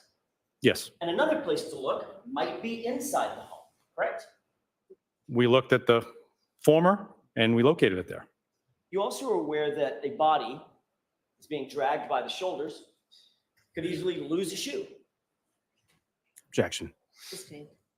Have you ever experienced a homicide in which a body is dragged and you're aware of a shoe being pulled off while the body's being dragged? Objection. I'll allow that. I don't have experience with that. Certainly not outside the realm of possibility as a professional investigator. It's possible. You were also aware that, at least initially, it appeared from accounts that John O'Keefe may have been involved in a physical altercation, correct? Possible. As a matter of fact, that was reported by one of your subordinates, Bukhenik, to the medical examiner's office, right? As a possibility, yes. As a possibility. And you're aware that your other subordinate, Trooper Proctor, according to certain information he had gotten from first responders, also believed that a physical altercation was possible, sorry, as well. It was possible, yes. Okay. And you also knew that the house would be a normal location to have other individuals who might have been involved in that physical altercation.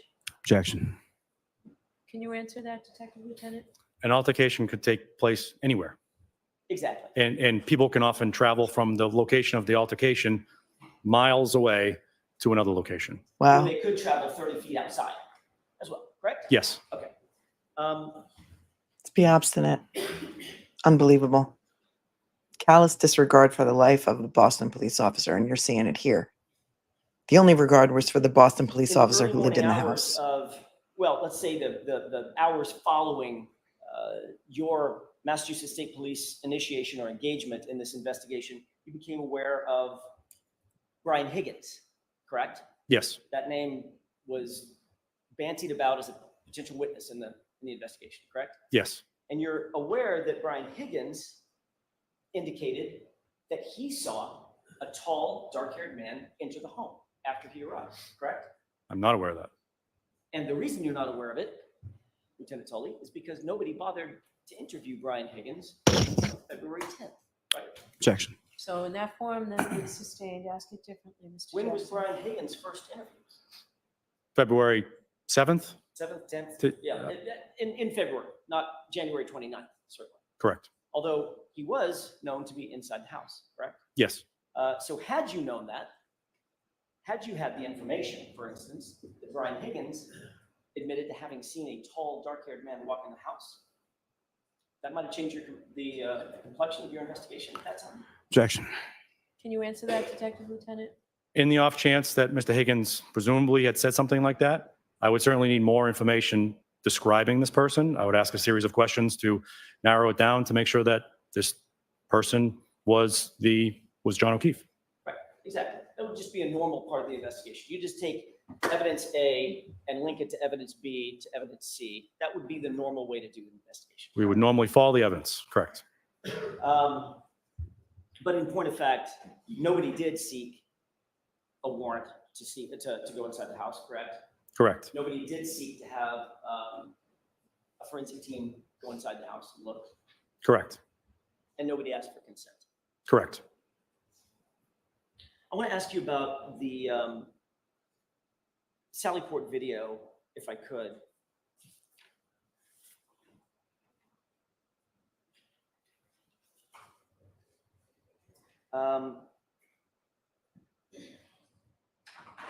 Did you obtain a copy of any video surveillance footage from Canton Police Department? Yes. Okay. If you can, tell me which footage you obtained and where. And there's several videos, Lieutenant, that it can be confusing. So if you could be as detailed as possible, explain what footage you gathered and when you gathered it.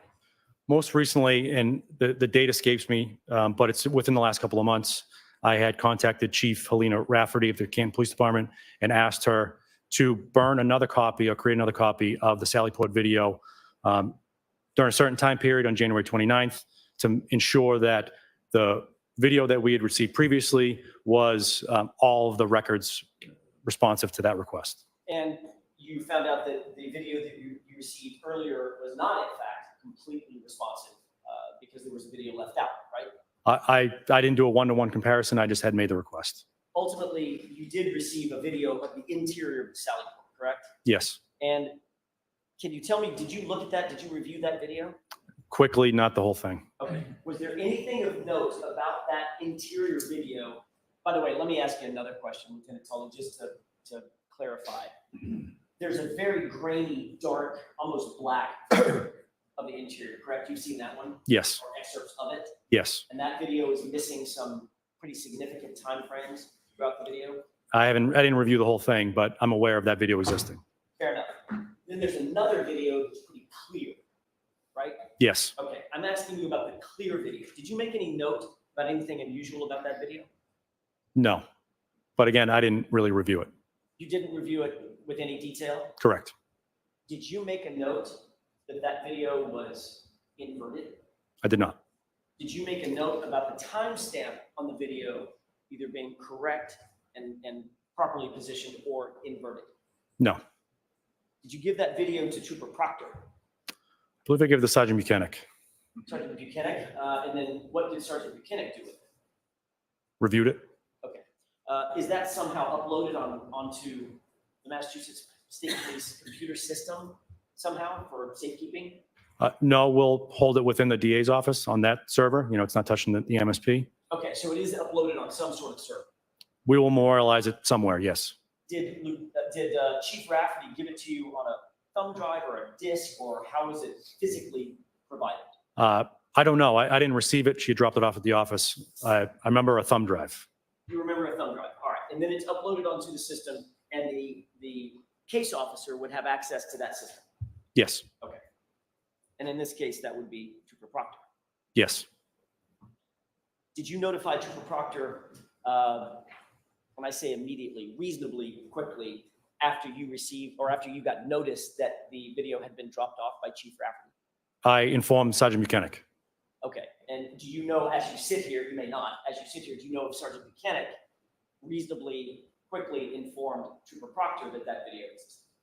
I don't know when or where that notification was made. As you sit here now, you are aware that Trooper Proctor is aware of that video and had access to it? Yes.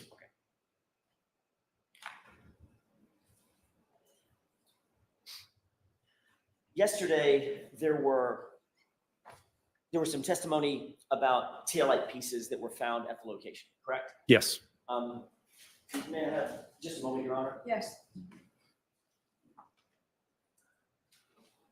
This is outrageous. Outrageous.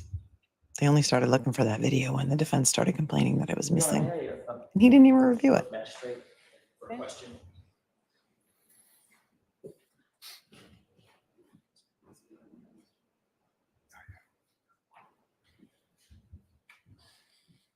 With the court's permission, I've asked for the evidence bags that were entered into evidence yesterday. Okay. May take a minute. Before I get to the evidence bag, may I inquire? Thank you. Before I get to the evidence bag, Lieutenant Tully, one more, or maybe a couple more questions about the Sally Port video. You indicated that you received additional video from Chief Rafferty that once she dropped it off, you said within a couple of months. Yeah. Additional that package. Yes. Okay. What was the original Sally Port video that you received? In other words, what were you following up on? What you had previously described as a grainy black-ish video. Okay, and so just to be clear and close that loop, when did you receive that video, if you can tell us? Which one? The grainy one? The grainy one. Earlier in the investigation. A year ago, 2 years ago? I don't recall. Okay. Do you believe it was pretty early on in the investigation? I don't recall. Do you know what the mechanism was that you received that one? If Chief Rafferty is the one that gave over the clear video, how did you get the grainy video? I don't know. Was it you that received it, or do you believe that you commissioned Trooper Proctor to go get that video? It would have been a task for Sergeant Bukhenik or Trooper Proctor or someone else from the unit. So the reason you don't know is because you didn't personally do it. Correct. Yesterday, you testified that it's obviously your responsibility as not just the chief of the unit, but as the evidence officer to maintain and protect the integrity of the physical evidence that's found under your supervision, correct? Yes, You indicated that you took photographs of the items that were recovered on that initial search, and you took those photographs in place where they were found, correct? yes, With the exception of one of the photos, you indicated that it had been moved by a shovel, and then you instructed the individual put it back down where it was found, and then that's the point at which you photographed it, correct? yes, You took an establishing shot, then a closer shot, and then I think even a third close-up shot, correct? yes, And you indicated pretty clearly yesterday what the evidence that you found at the scene was a red plastic taillight piece that was recovered first. Then 3 feet or so to the south of that, the shoe was recovered. And then 1 to 2 feet south of that, another red plastic piece, and then a clear plastic piece next to that, correct? yeah, you get the last two inverted. It's clear, then red, but Inversion, it's becoming a theme. Sorry about that. So it was a clear piece. So I'm Inversion, it's becoming a theme. Classic AJ. going to strike that comment. Clear piece, and then a red piece next to the clear piece. yes. 3 pieces of plastic in total and a shoe. No, there was, with the clear piece, there was 2 pieces with it. So clear plastic, multiple pieces of the clear plastic. Okay, so yesterday when we saw the photographs that you testified to, there was 1 piece of clear plastic that was photographed, right? 2.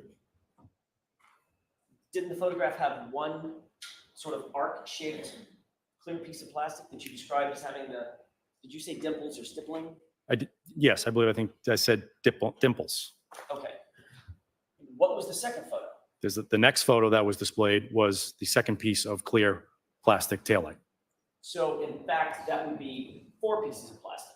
Yes, Okay. But yesterday you testified that you found 3 pieces of plastic, and in your report, you reported that you found 3 pieces of plastic, correct? I didn't number the piece of plastic, if I recall my report correctly. I said we found clear plastic. And as I displayed out of the bag, there was 2 pieces of clear plastic that we, But there was only a photograph of 1, no, there wasn't. and your report says 3 total pieces of plastic, doesn't it? No, Let's take a look. Show him the report. Show him the Do you report. have your report with you, Detective Lieutenant? not that one, Your Honor. Okay. He's not supposed to bring his own reports, Judge, really? The man that he just spoke to on the side is Jim, the court clerk. He's in charge of all things coordinating inside the courtroom.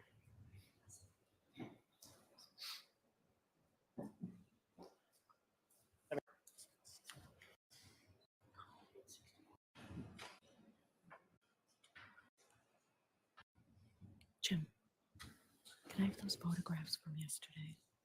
Did you hear the judge? He said, Jim, can I have those photographs from yesterday? Is it possible that we can take our recess so I don't waste the jurors' time? I can use my time wisely. Sure. All right, jurors, we'll do.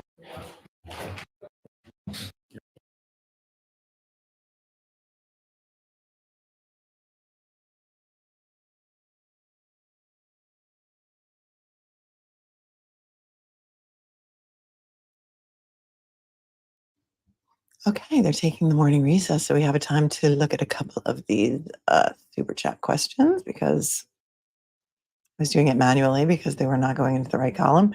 People complain when I'm muted. People complain when there's trucks beeping outside. I told you they're paving my road today. I have to mute and unmute. Stop complaining. This is not the chat to complain in. This is the chat where we make jokes. We try and make each other laugh. We have meetings of the Rage Crochet Club. And that's what we do here. So I don't want to hear any more complaints today because I'm already on my last nerve at this point, as are many of you. Amanda Jackson, a new sub from Chicago here. Welcome from Chicago. Thanking me for my insight. Thank you for your support. Mackenzie, thanks for your super chat. Missing shoe and hat could have been in the house. Yeah. They brought that up and they didn't want to look there because they didn't think they had any grounds for a warrant. And besides, it would take way too much time. Hello, Kurt. Well, company, I'll join you for a while. Thanks for the super chat. I can't today. I'm on such a tight time crunch. And if you and I start talking, we are never, ever going to get on real time with this. I know. So definitely we will do it in another day. Celine, thank you so much for the 5. Do you think the defense would bring in a police procedure expert to explain how a good investigation should go? That would be great. That would be great. I don't know that there's anyone on the list who fits that bill, but Thank you, Charlie Lynn, for gifting a membership. I appreciate you. And whoever won the membership, congratulations. Christine, thanks for the 5. If a cop wasn't alive in my front yard, I guarantee you they would have found a way to get a search warrant. Same here. An Eclectic Mind, thanks for being a member for a month. How to nominate Karen for Woman of the Year. So strong. She really is. To have to sit there all day and listen to this is insane. Activista, thank you so much for the 50, contributing because you're a wonderful attorney, but also to poke demonetization in the eye with a sharp stick. Oh, you are so sweet. Thank you. Thank you so much. I really, really, really appreciate it. You guys are just an amazing community that we've created here. Rocka Frocka, thank you. Corruption Junction, what's your function? Remember those? What were they called? Schoolhouse Rock. I'm going to let these trucks beep for a second while we take a quick break, and I'm going to go fill up my drink. So and put this back on for you for a second, but I'm going to be right back.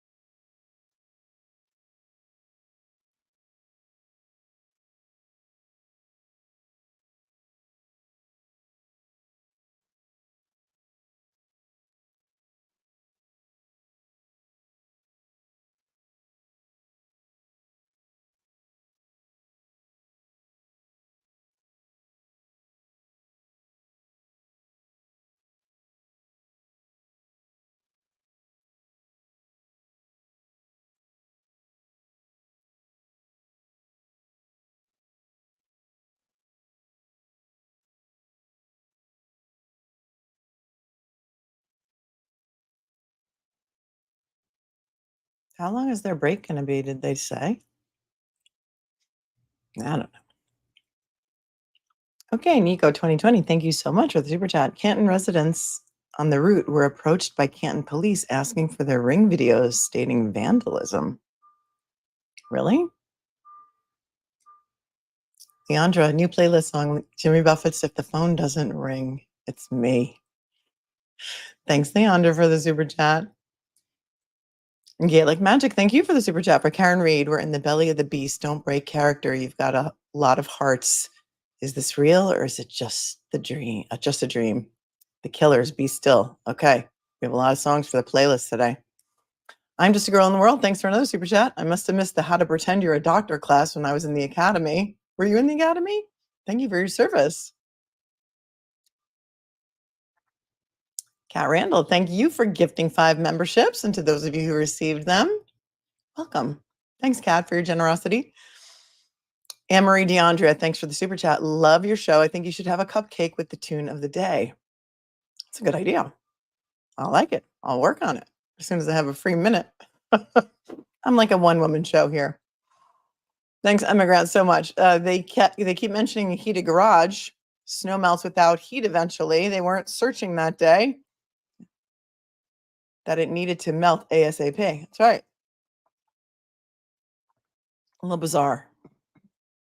They're just using that as an excuse for why they didn't take it to one of the many barracks that's on the way back from Dighton. That's actually run by the MSP. So that's what that's all about, in my eyes. Life 360 for the win. Lori, thank you so much for gifting 5 memberships. You're always gifting memberships and so very kind and generous.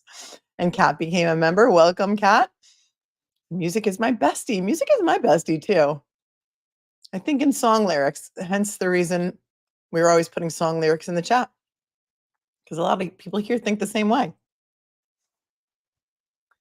Tamara, thank you for your super chat. Is it customary to have different people provide different points of the timeline instead of having 4,327 people come to the stand and actually say the same? Nothing. No, but nothing about this case is customary or typical. None of it has any flow. You know, the prosecution's been on the defense, I think, the entire time, and they're trying to prove what didn't happen instead of what did happen. Sandy D became a member. Welcome, Sandy. K-Type, thanks for the super chat. Low energy Lally, trying to put the jury to sleep with more this road leads to this road. Is that Karen Reed's car on the camera? I can't tell. Can you? No idea. My nurse, thanks for the super chat. Yep. And she got Jen to tell her she hit him. Yep. Yep. New Hampshire woman is sleeping in New Hampshire. Thanks for being a member for 7 months. Dave the Pious, where is Karen Reed backing into John O'Keefe at 26 miles an hour backwards? Yeah. Dave, you know. Investigators told the media immediately upon reporting this accident that there was ring camera footage of the incident. And that was a lie. It has never surfaced. It doesn't exist. In fact, Tom Kelleher, who was the deputy chief of police of Canton PD, lived across the street, kind of across the street from 34 Fairview, maybe a little bit diagonally. And he had a ring camera that was pointed in that exact direction, but he just told investigators, yeah, it didn't show anything interesting, so don't need to give it to you. And they took his word for it. I don't really know that they tried to find any other ring camera footage from anyone else on Fairview. I'd be interested to know if the neighbors were even asked if they had any, but I think not. Based on Proctor, who was the lead investigator, but now is just a case investigator. Had confirmation bias by 10 p.m. when he was texting all that nasty stuff to his buddies that she was going to fry or she was going to be in deep trouble. And the Boston police officer, when his friend said, is the Boston police officer going to catch some S? I can't say it now because YouTube already struck us yesterday. I bet that Boston cop's going to catch some S. He said, nope. Or the homeowner. He said, I bet the homeowner is going to catch some S for, this whole incident. Proctor said, nope. He's a Boston cop too. Thanks, Beverly, for your super sticker. Thanks, David, for your super chat. Can we get a picture of snow on the cell phone towers, please? That would be nice. Paul Brinton Hart missed some of yesterday's live. So was anyone else surprised to hear Higgins texted John to lower him to 34 favor? No, actually, thank you for the 10. We did know that there was a message from him that said, "You coming here?" with question marks, but that was different wording on that text. And I think Alan Jackson, when he was crossing, said it was at 2:20 a.m., but I think it was only at 12:20. So I was a little confused on the timeline there. And then it didn't say "you coming here." It said something else, which I can't recall at this very moment. But we did know that Higgins had texted Karen at the waterfall, well, and then at some point texted John, "You coming here?" That's what I thought it said.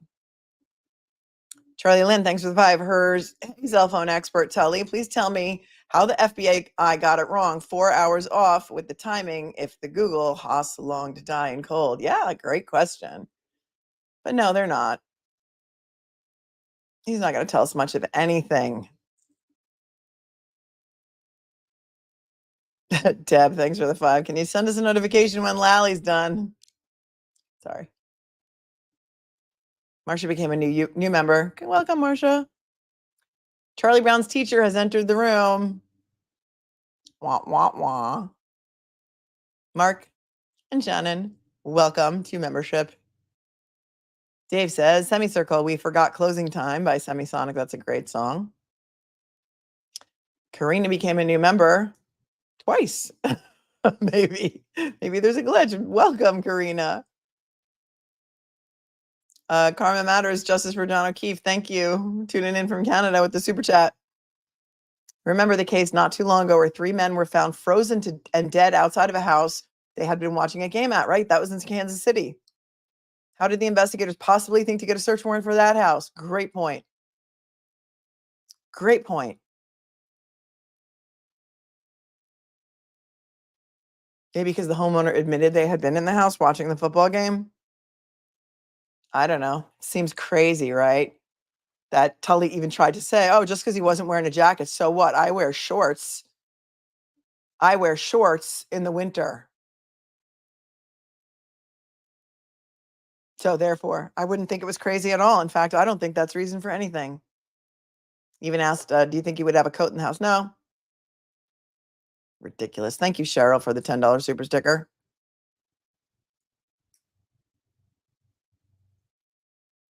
Somebody said, I've got dimples. That's funny. All right, it's getting loud out there again. I'm going to mute myself for a second. We'll be back as soon as Court comes back.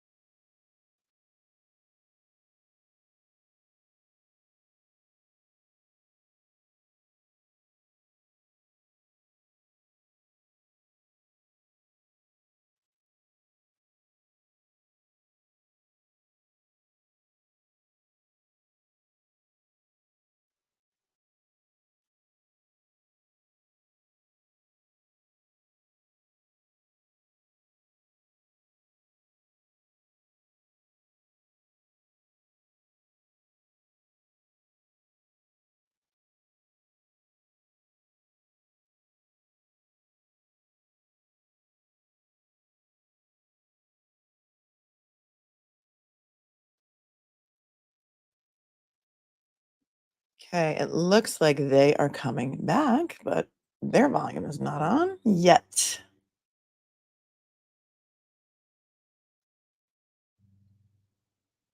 And if you're just joining, I have a road paving situation going on outside of my house, and therefore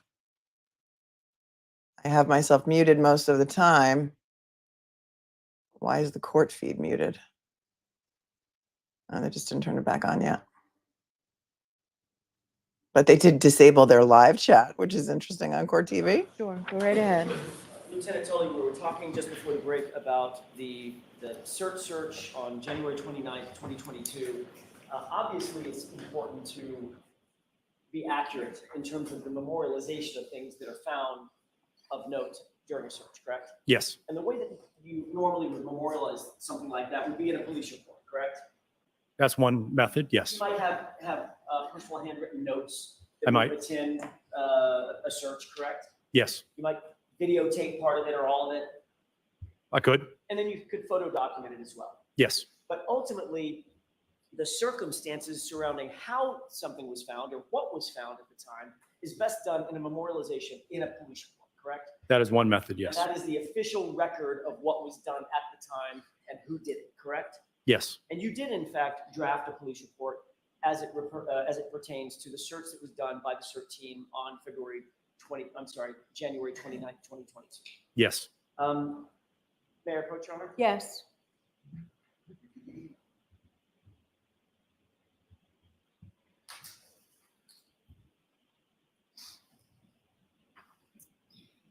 If you would take a look at the face page of that and tell me if that looks familiar to you. It does. Is that your report that you utilized? Is that the report that you wrote, rather not utilized? Is that the report that you wrote documenting the search that was conducted that you've testified to in front of this jury? Yes. What's the date of that report? February 10th, 2021, which was a typo, should be February 2022. Okay, so February 10th, 2022 was the date that you memorialized the information about the search, correct? Yes, Obviously, that was much, much closer in time than today, correct? yes, Or yesterday, correct? correct. If you turn to paragraph 3, could you review that paragraph and tell me, after you review it, if that refreshes your recollection about exactly what you indicated was found by you and the CERT team on January 29th, 2022? My recollection of what was located remains the same. I do see that the report states that it was a piece of clear plastic. Okay, so in fact, your report says that at approximately 17:45 hours, which is what time? 5:45 p.m. The CERT team located, quote, a piece of red plastic, correct?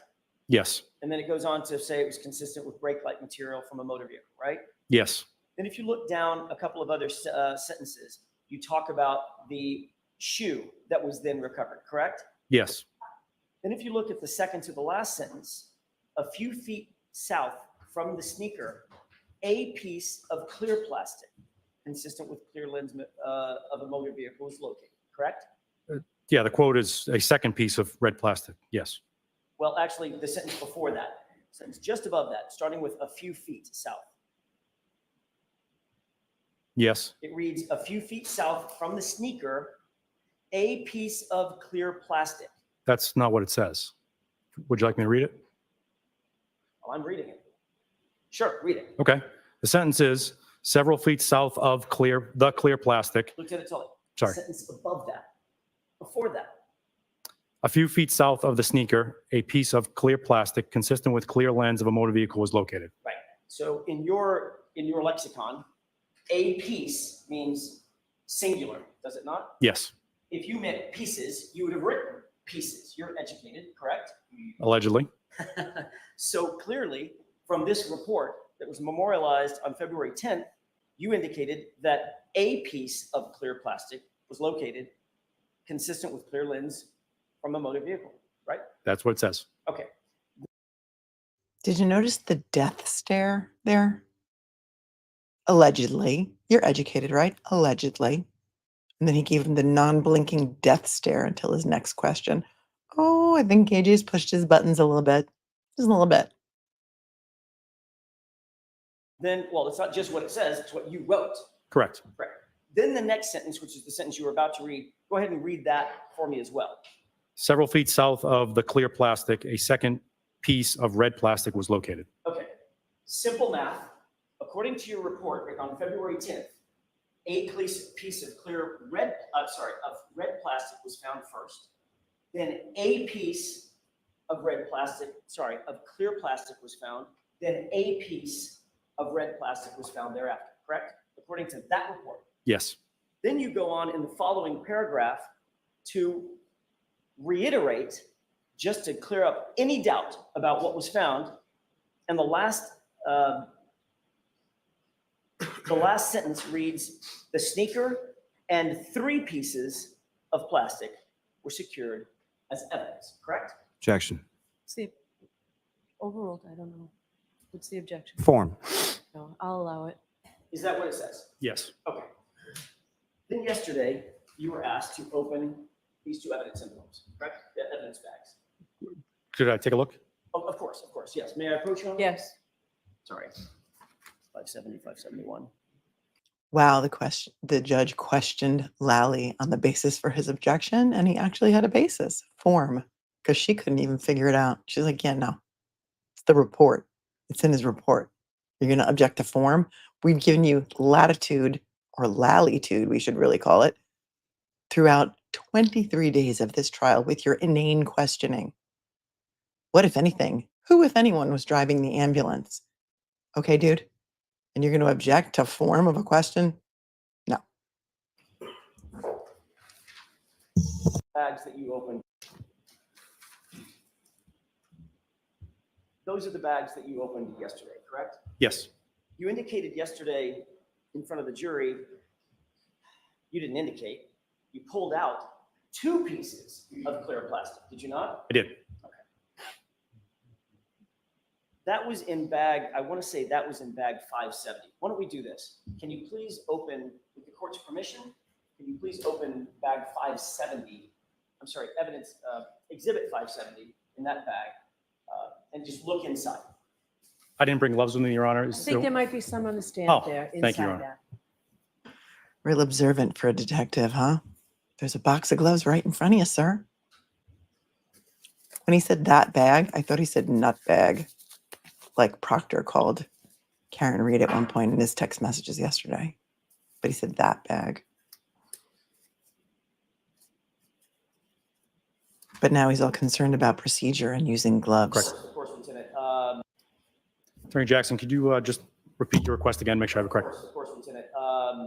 Let's start with 570. Okay. I don't remember which one it is, so if you could just open it and look inside and describe for us which items are inside that bag. So 570, the description is pieces of red, hard plastic taillight cover contained inside this bag. Just look down in there and tell me, do you see red plastic pieces? Yes. Okay. Yesterday, you pulled out 2 pieces and indicated that was what was contained in the bag, correct? Correct. Take another closer look. Thank you, Dennis. Lalitude, t-shirt worthy. As I take a closer look, there are 2 pieces and there's a very small fragment that remains in the bag. Can you pull that fragment out as well? Can you show that to the jury? Okay, you can go ahead and replace that. So in total, Lieutenant Tully, how many pieces of red plastic are in that evidence bag? As we sit here today, there are 3. Thank you. Go ahead and close that. And we can open up the second bag. I'll go ahead with the court's permission. May I approach? Yes. Thank you.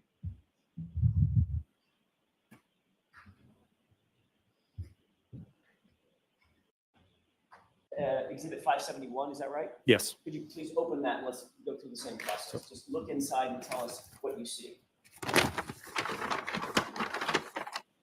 Inside 571, there are 2 pieces of clear plastic. You can go and replace those. May I approach? Yes.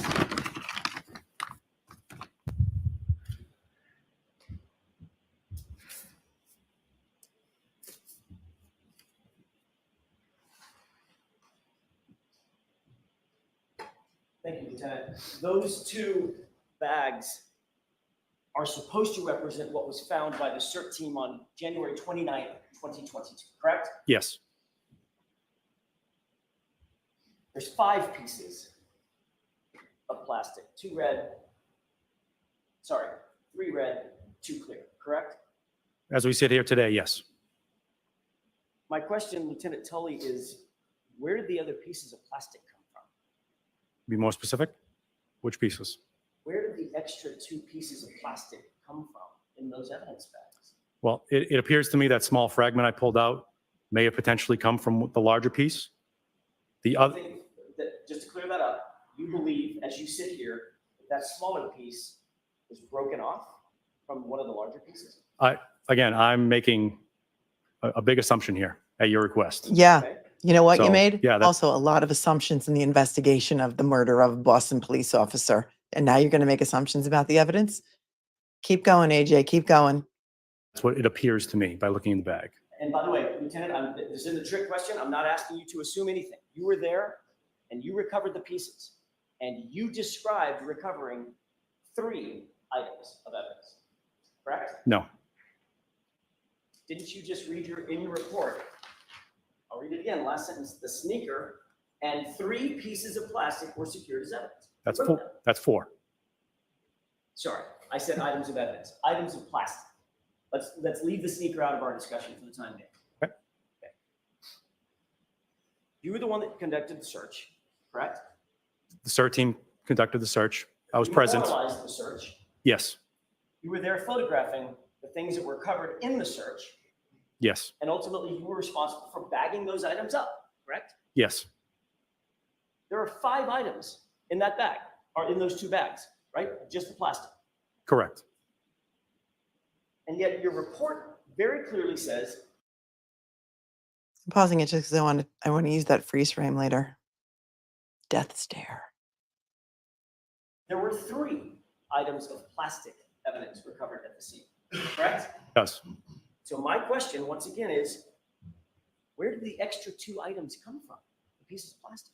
Well, as memorialized on the bag, it says pieces of clear plastic. So I'll take the hit that my report does not properly memorialize it. But I would argue that the handwritten notes on the bag that are contemporaneous to the collection of the evidence would be more accurate, as is my memory of 2 clear plastic things being collected. Now, as to the third piece, again, I'm making an assumption, but it appears that that is a small piece that was separated from the other 2 pieces. I did hear that, right? He said, I'll take the hit on that. I'll take the hit. Are you passing around a bong? Really? Okay, you'll take the hit. You're going to take a lot more than hits probably tonight on social, but let's go. You don't know that that small piece separated from the other 2 by being broken off, do you? No, I don't. Just a guess on your part, right? It's a guess. The bags were, out of our custody at the crime lab for a period of time. They had done an analysis. We did an evidence review with you, yourself, and other defense counsel on December 1st of last year. We pulled all the evidence out. It was memorialized by your investigator, and it was put back in the bags. You didn't see our investigator snapping pieces off the plastic, right? He did not.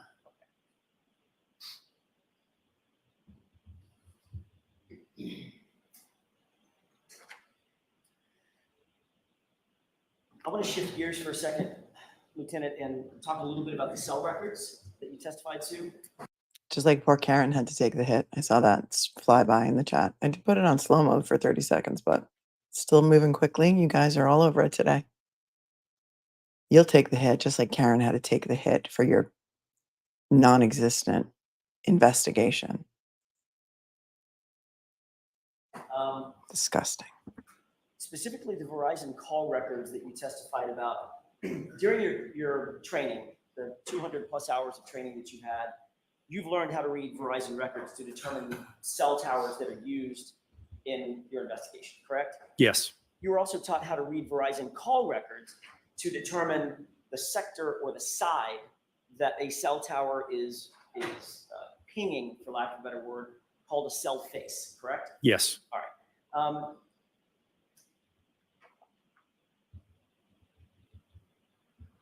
one of the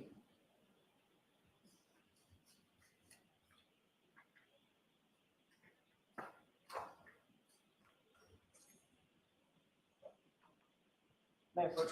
No? Yes. Thank you.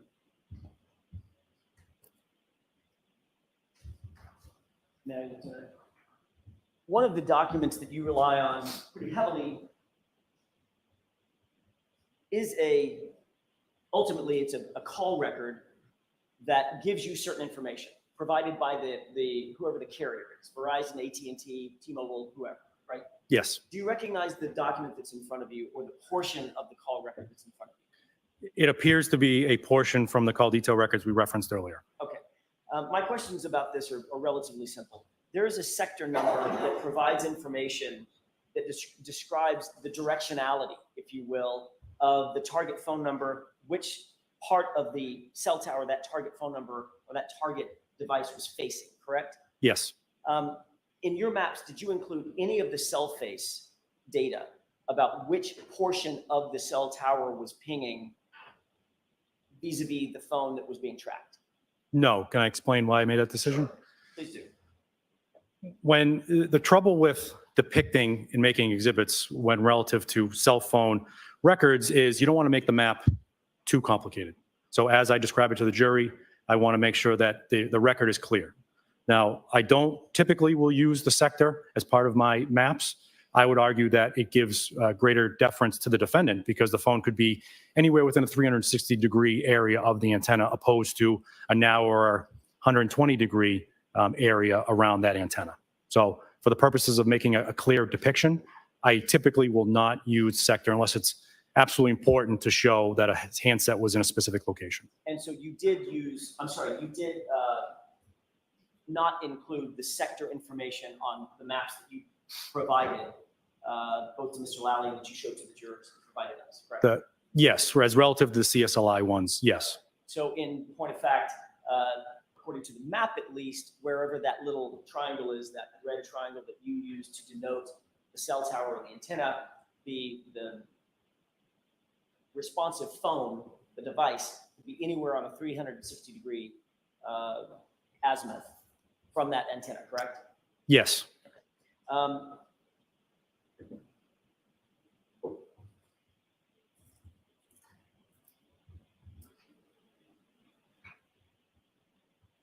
want to ask you about the one map that was related to 5:20 a.m. to 5:37 a.m. You remember that? Not off the top of my head. Okay. There were several maps shown.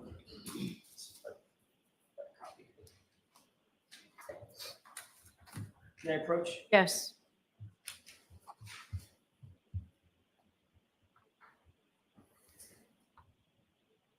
That's a copy of a page of an exhibit that's already been marked and entered into evidence.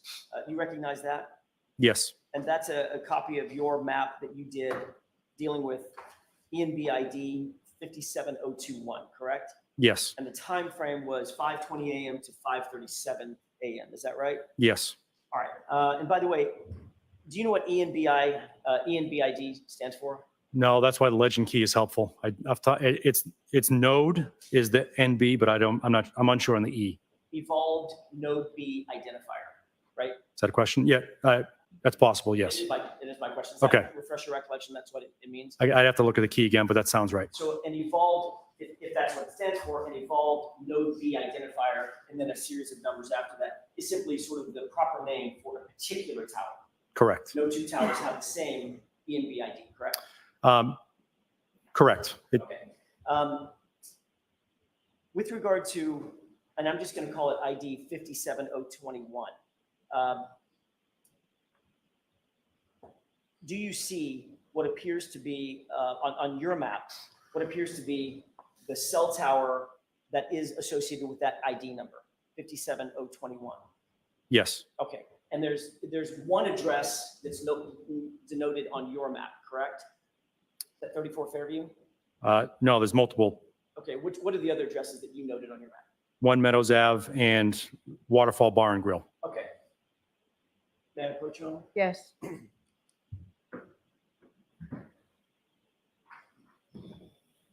If I could hand you another map, does that appear to be a Google map?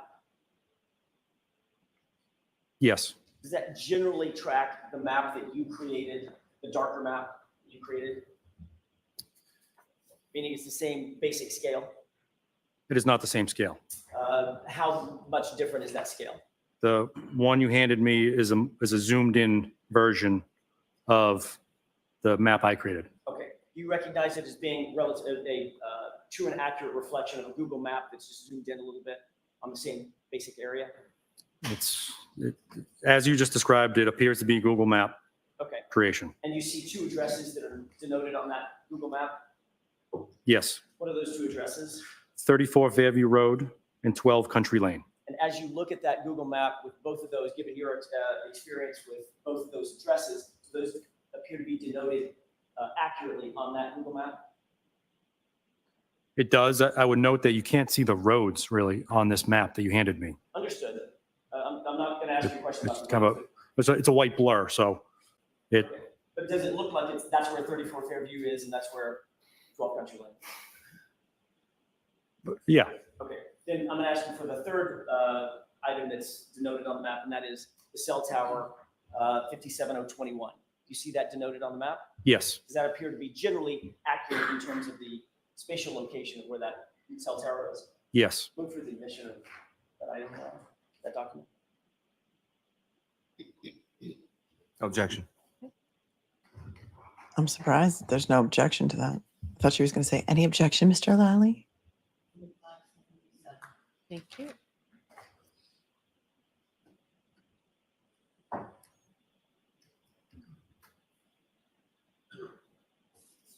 Thank you. Taking a look at that exhibit, would you agree that the cell tower 57021 is significantly closer to what's denoted as 12 Country Lane, the McCabe residence, physically as a crow flies, than it is to 34 Fairview? I would not characterize it as significant, How would you characterize it? that it is closer. Okay. May I publish, Your Honor? Okay.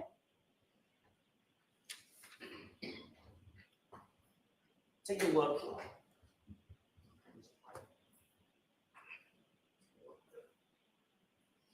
Just a second. Take a look at the upper portion, upper right portion of the map that I just highlighted. What does that denote? The cell tower that we previously mentioned, 57021. Okay. And then there's a line from, it's a straight line from that cell tower down to this location. What is that location? It's denoted on this exhibit as 34 Fairview Road. Okay. And do you see a legend indicating scale? How far that is? I see numbers and miles written on there. Does that appear to be reflective of the, given your understanding and your experience with this location or these locations, does that appear to be a relatively accurate delineation of the distance between the cell tower and that location, in that address? I don't know the distance between the cell tower and the address off the top of my head. Would you agree that it's around 2 miles? It's roughly 2 miles. Okay.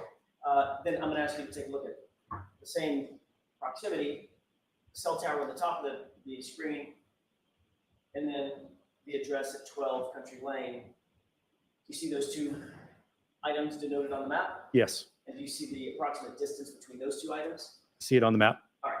And does it appear to you that the distance from 12 Country Lane looks like it's less than half the distance to 34 Fairview? I wouldn't characterize it as it appears to be less than half. How would you characterize it? My understanding of that area, I would say it's at least a mile between those two locations as the crow flies. Okay, meaning between the cell tower and 12 Country Lane, Yeah, right? Yes. And it indicates approximately a mile, correct? it does indicate that. Okay. And the other location indicates approximately 2.4 miles, right? It does indicate that. All right. So would you agree that a mile is less than half of 2.4 miles? I would agree a mile is less than half than 2.4. Thank you. We can take that down.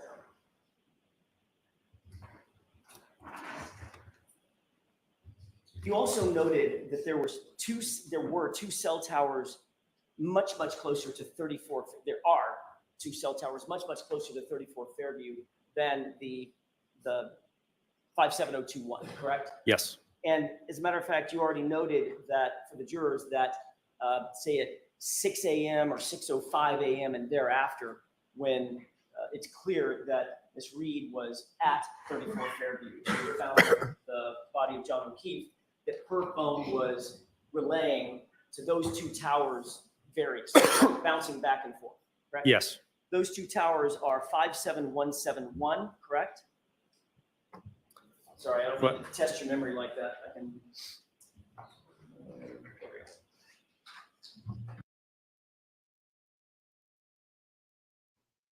People are saying in the chat that they have never heard the term "as the crow flies." So I'll explain that to you. Maybe it's common here in the US. As the crow flies means if I were to fly from my house to your house, here's how long it would take. But if I had to take roads that would circumvent me, it would take a longer route. So there you go. There you go. As the crow flies. Your map lesson of the day in US colloquialisms or some such thing like that. Yes. This is just his grand jury stuff, the same stuff that you should.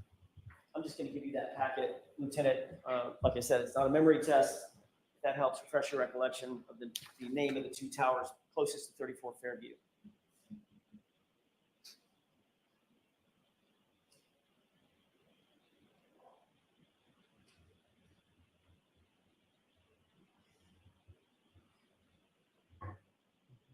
Do you have that in mind? Yes, sir. Okay, so the two towers closest to 34 Fairview are 57171, correct? Yes. And 57286, is that right?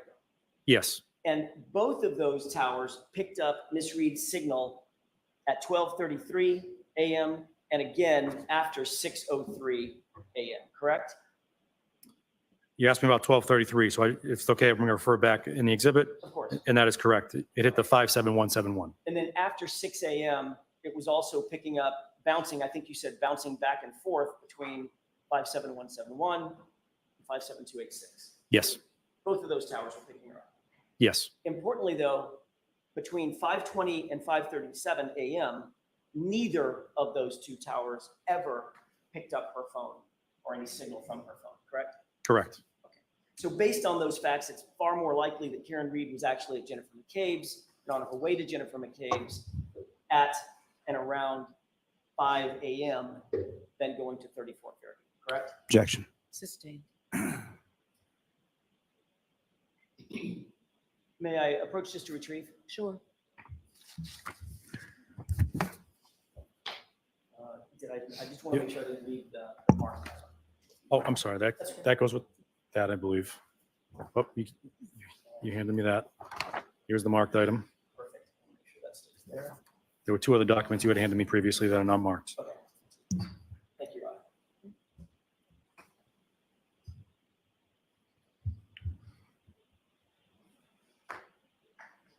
I just want to touch very briefly on the ranging data, the RTT records. What does RTT stand for? Depends on who you ask from Verizon, either range to tower or round trip time. Have you ever heard real-time tool?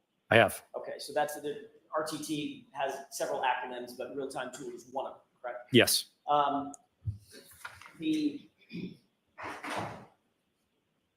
The RTT data is what you earlier described as a ranging data or access distance, correct? I didn't use the term access distance. I know that Verizon may, but I said ranging. So it's just in common vernacular, it's the distance from the tower or from the antenna to where the signal is going, correct? Yes. All right. May I approach one more time? Yes.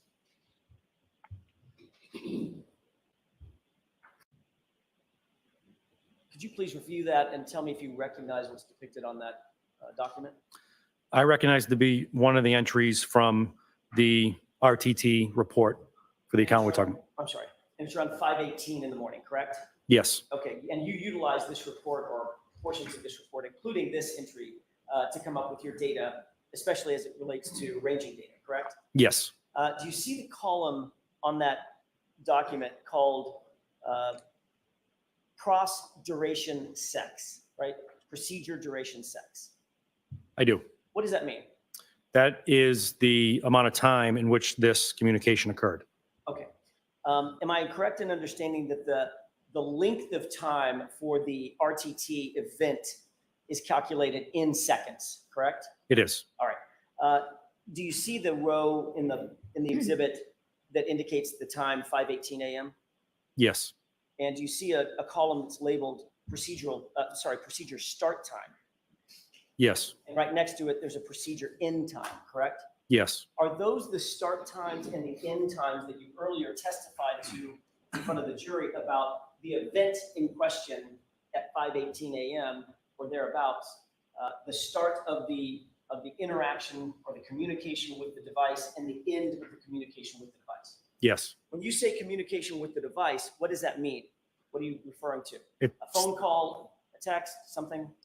we don't know. As I testified to, the ranging reports will create entries even unbeknownst to the user. So I have no information with this record before me about what the user was or was not doing with the phone. But your testimony is that those two arcs that we saw, those respective arcs that we saw, your testimony is that this RTT data, in your view, establishes that she was on the device, not she, but the device was on the first arc at the start time, and it was on the second arc at the end time. I'm going off the ranging that they give me.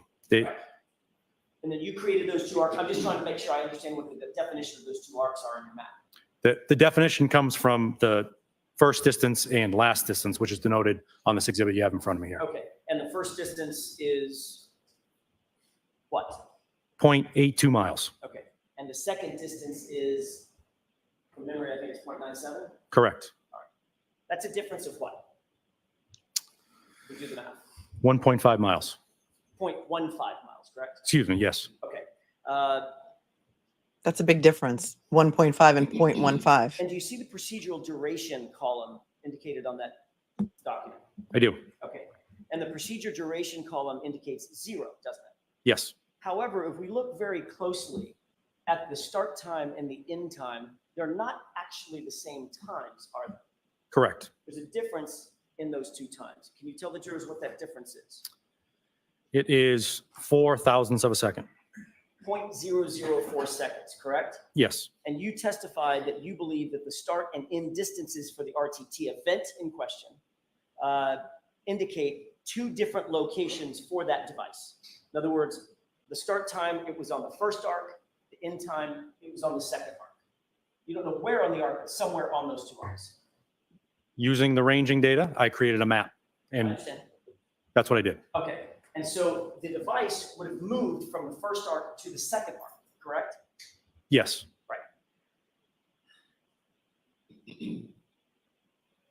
You're familiar with, obviously, the formula to determine speed using distance and time, correct? Yes. All right.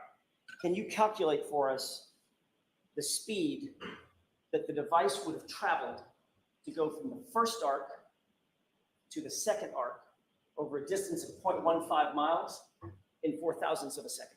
Not off the top of my head. Okay. You're not that Let me see smart. if I can help. So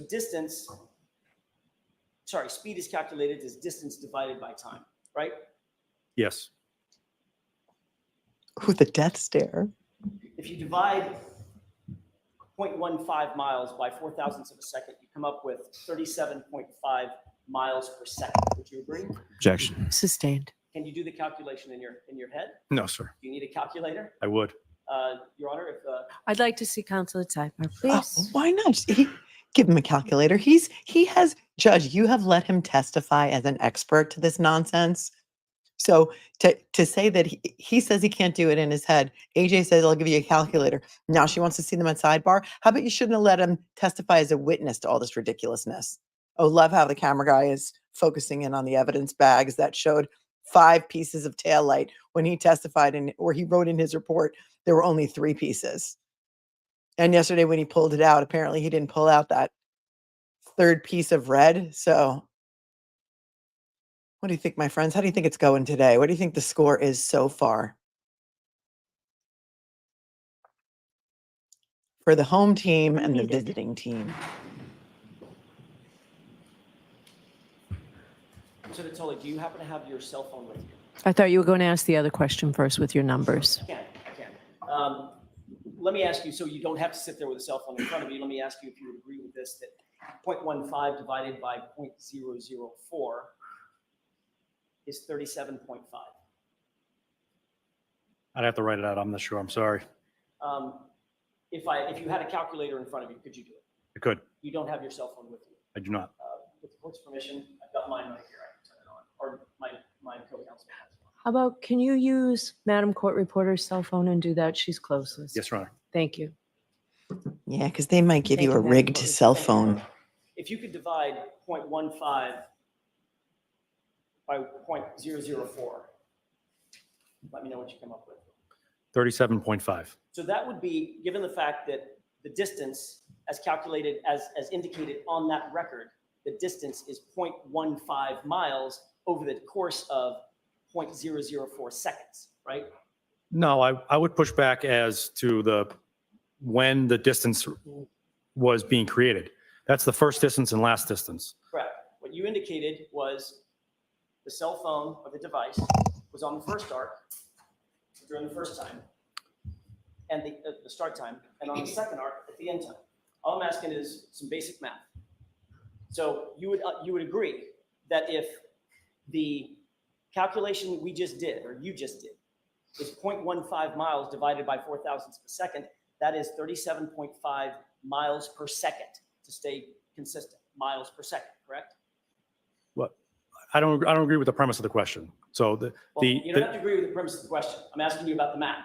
the math is correct. Yes. The math is correct, right? It's miles per second, correct? Yes. Based on that calculation.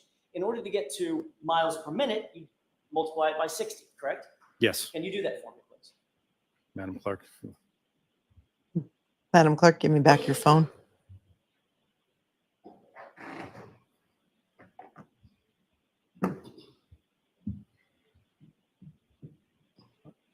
The question again, sir. I'm sorry. Yes.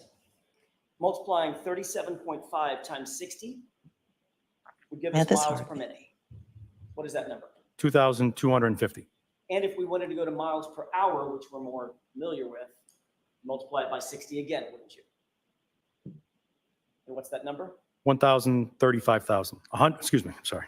135,000. 135,000 miles per hour, correct?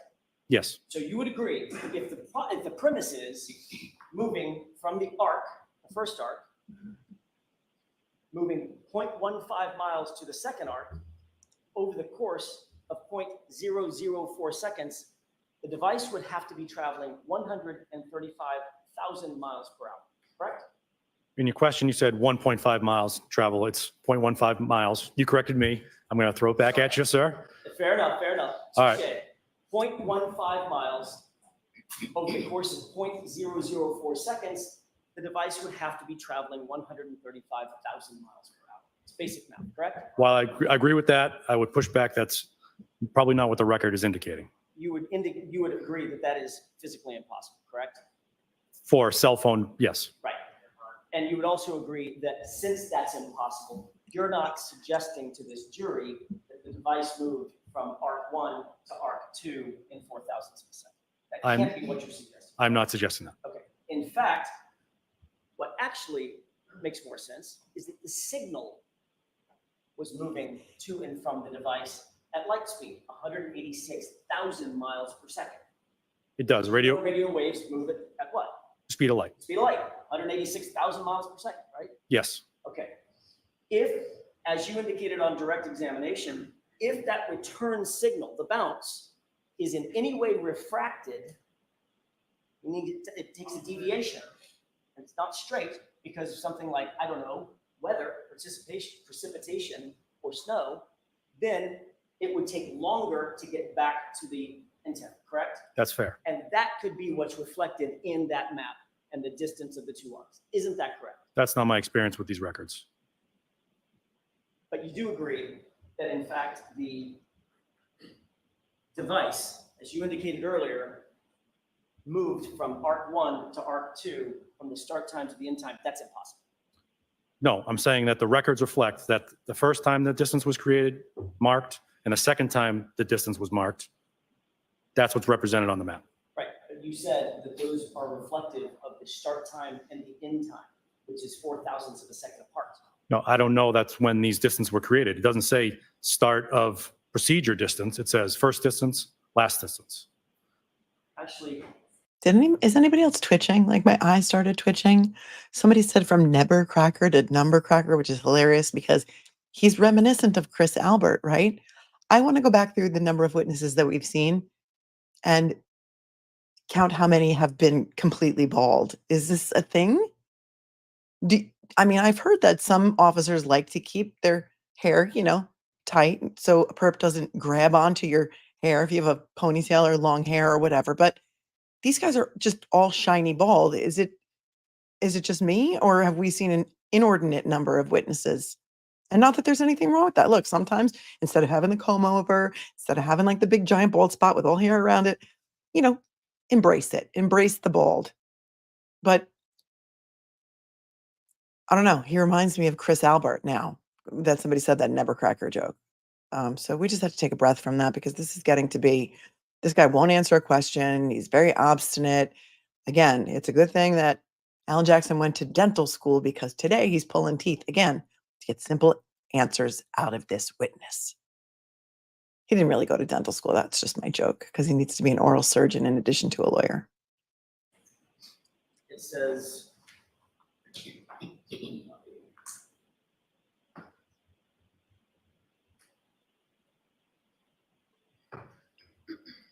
if I got the copy of what I just gave you.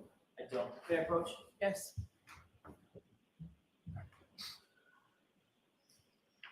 Here's Billy Tibbetts. Oh, don't put that word in there because I'll get in trouble. But I agree with what you're saying in some sense. Procedure start time, 5:18 and 19 seconds, 0.154, right? Yes. Procedure end time, 5:18, 19 seconds, 0.158, right? Yes. That's the difference. May I approach one more time?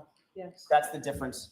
And that's the 0.004 of a second difference, correct? Yes. And on direct examination, you said the start time and the end time are how you calculated the two different arcs. No. Correct? No. Are you changing your testimony? No, the map says first and last, as reflected in the record, first distance and last distance. So one could hold the map and this record next to each other and figure out how I determined those locations depicted on the map.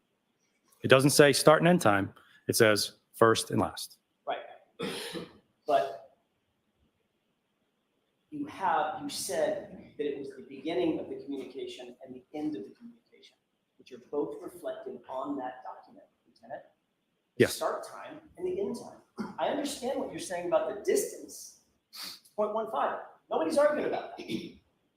You're saying, you said on direct examination that the distance was a difference between what time the first arc occurred and what time the second arc occurred. And there was a distance between it. And your testimony was the device moved from the first arc to the second arc. You just said it, right? I'm saying the device moved from the first arc to the second arc. Yes. And it would be impossible to do that in 0.004 seconds, correct? A cell phone. Yes. You did one last issue, and I'm gonna deviate from the cell tower stuff. You got information during the course of your investigation that an eyewitness placed a Ford Edge in front of 34 Fairview in the early morning hours of January 29, 2022, correct? I'm familiar with that. Ford Edge has entered the chat. Ford Edge has entered the chat. Alert, alert. Ford Edge has entered the chat. Everyone, he's familiar with it. He knows about it. Let's see where they go with this. Everybody perk up. As the supervising investigator, by the way, you were familiar with the fact that the eyewitness placed that Ford Edge see if I can start that over. The eyewitness indicated that the Ford Edge was placed there sometime between 2:30 in the morning and 3:30 in the morning, correct? I'm familiar with that. All right. As the supervising investigator, did you do anything to investigate the circumstances of that Ford Edge being placed in front of 34 Fairview sometime between 2:30 and 3:30 in the morning? Yes. What did you do? Well, we determined the veracity of that statement, and we want to make sure that the person who gave it is consistent and accurate and had a good vantage point of it. I have concerns about. By the way, Oh. were you satisfied with that? No. Why not? Well, the person has given the statement multiple times, and it appears to have changed over those times. Oh, Lucky the It plow also driver? appears that the person observed this vehicle from a distance. And also the identification of a Ford Edge seemed highly suggestive the way that I had read the account of it. If I had done that as a police officer, this court would throw out that identification. Stop, So stop, stop, stop. Lucky the plow driver who has zero skin in this game. Unlike the skin on your head, by the way.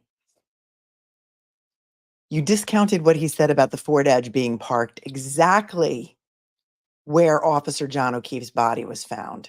And that's why he couldn't go down Fairview to plow, because of the distance.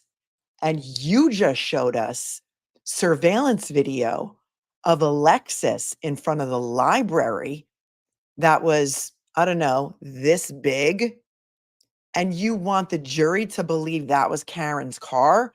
But when there's a dead police officer, you're not going to take Lucky's statement seriously because you didn't even interview him until 18 months after a dead police officer was found on the lawn of another dead police officer. I'm sorry, not a dead police officer was found on the lawn of another Boston police officer in your town. I need to rewind his answer so before he gets turned into mincemeat by AJ with a butter knife.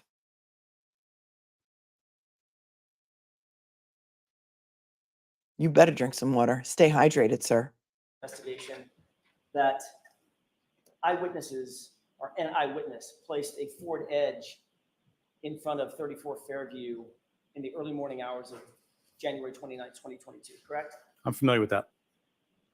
As the supervising investigator, by the way, you were familiar with the fact that the witness, the eyewitness, placed that Ford Edge being, sorry, see if I can start that over. It's only Lucky that The testified about the eyewitness Ford Edge, right? indicated Or that that the gave a Ford Edge statement. was placed there sometime between 2:30 in the morning and 3:30 in the morning, correct? I'm familiar with that. All right. As the supervising investigator, did you do anything to investigate the circumstances of that Ford Edge being placed in front of 34 Fairview sometime between 2:30 and 3:30 in the morning? Yes. What did you do? Well, we determined the veracity of that statement, and we want to make sure that the person who gave it is consistent and accurate and had a good vantage point of it. I have concerns about, By the way, oh. were you satisfied with that? no. Why not? Well, the person has given the statement multiple times, and it appears to have changed over those times. It also appears that the person observed this vehicle from a distance. And also the identification of a Ford Edge seemed highly suggestive the way that I had read the account of it. If I had done that as a police officer, this court would throw out that identification. Okay. So- I'm sorry. I'm doing this because this is what I do. You weren't convinced about what Lucky said. We, you, them. It wasn't me, Shaggy. Because his statement changed several times.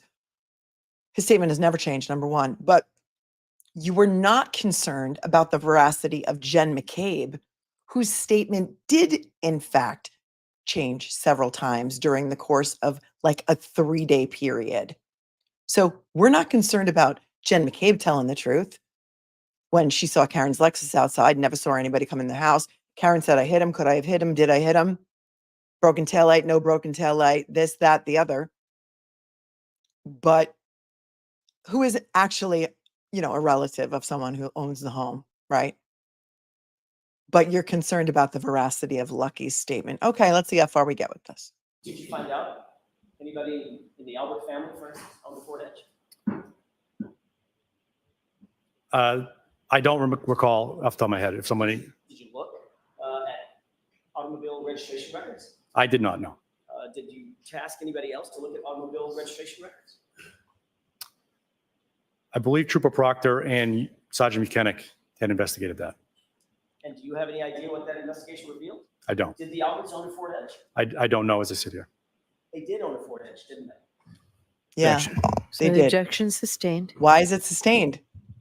They never looked at Nothing the was done Alberts. further that you're aware of to investigate the circumstances of that Ford Edge being seen and placed in front of 34 Fairview, right where the body was found, between 2:30 and 3:30 in the morning, right?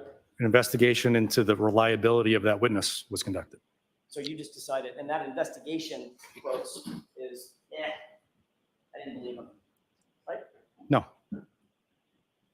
You did an investigation into the witness. Would you run a background check on him? Because when you did interview him, now this is all coming back to me. It was more than 18 months after the incident because 80% of your interview of Lucky Loughran had to do with Aiden Carney and not with the Ford Edge and not with the nights of January 29th of 2022. Right, sir?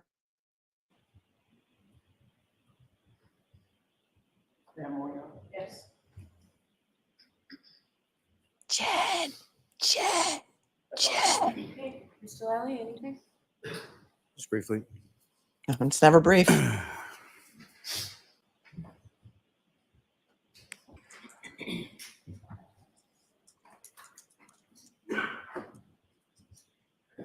Somebody said, Melanie, you're snarky today. I'm like, have you met me? That last line of questioning, as far as the witness in the Ford Edge, you mentioned that there were several different stories, correct? yes, Several different versions of a statement. yes. And what were those different versions? The first was that this person saw a Ford Edge in front of 34 Fairview. The next one that I can recall is that the person stated that they were not on Fairview, but on Cedar Crest, some distance away, looking at this vehicle in a blizzard. Person also self-reported that he was colorblind, and he was operating a larger motor vehicle. The third story was a concern about the time. The third story was as he arrived, the Canton police had the street blocked off at about 4 a.m. and he places this Ford Edge outside the residence at a time before that. So we know through our investigation that the Canton police didn't arrive till shortly after 6 a.m. So the witnesses' times are off as well. As far as the You know what else was off? The GPS on all your snowplows that night. How does that factor into your little map, sir? The little science fair project that you showed us in your PowerPoint? The GPS wasn't working on any of those snowplows that night, right? But I thought you guys only interviewed him once. Are you saying you interviewed him 4 or 5 times? No, they only interviewed him once.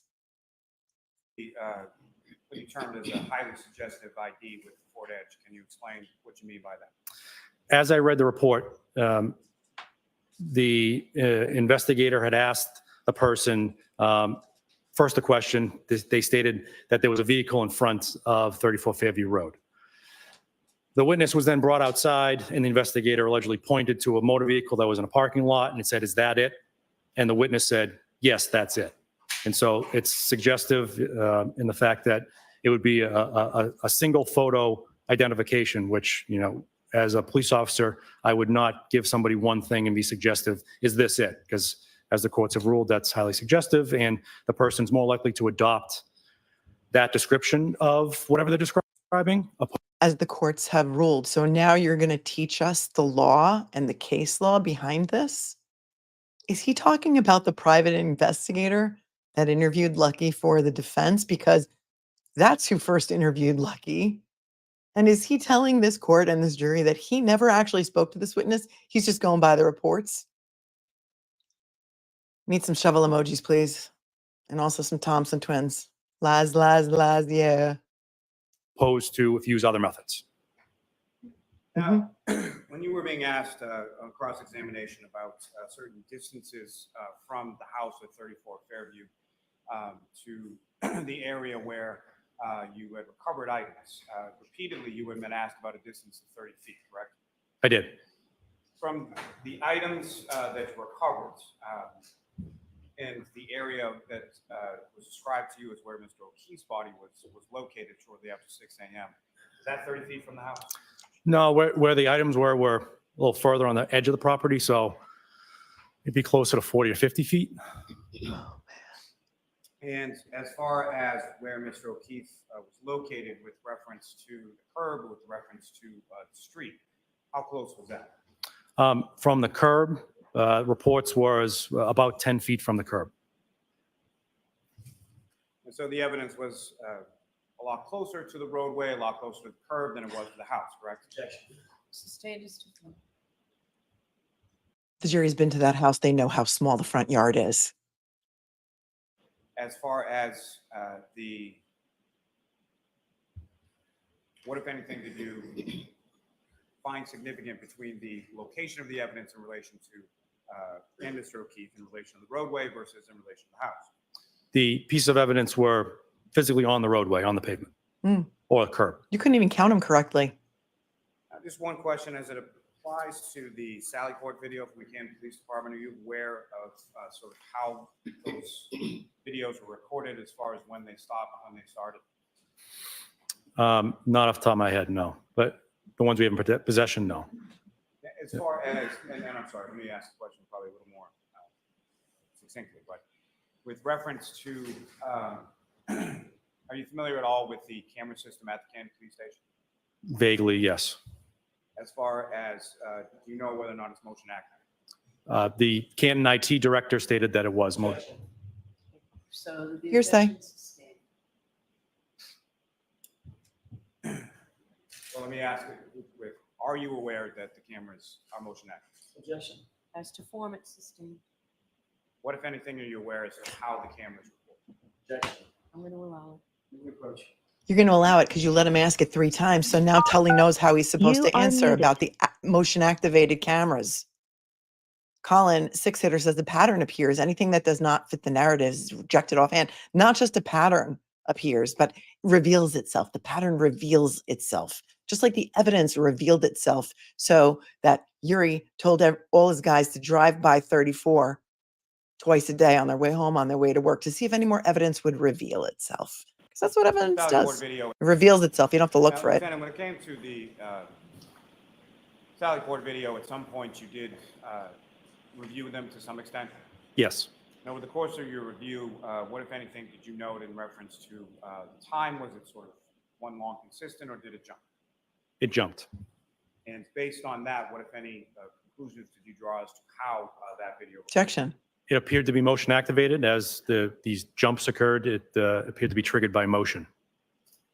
Now, with reference to the items that were recovered on January 29th during the 13th search that you were present for, in addition to your police report, how, if at all, were they memorialized?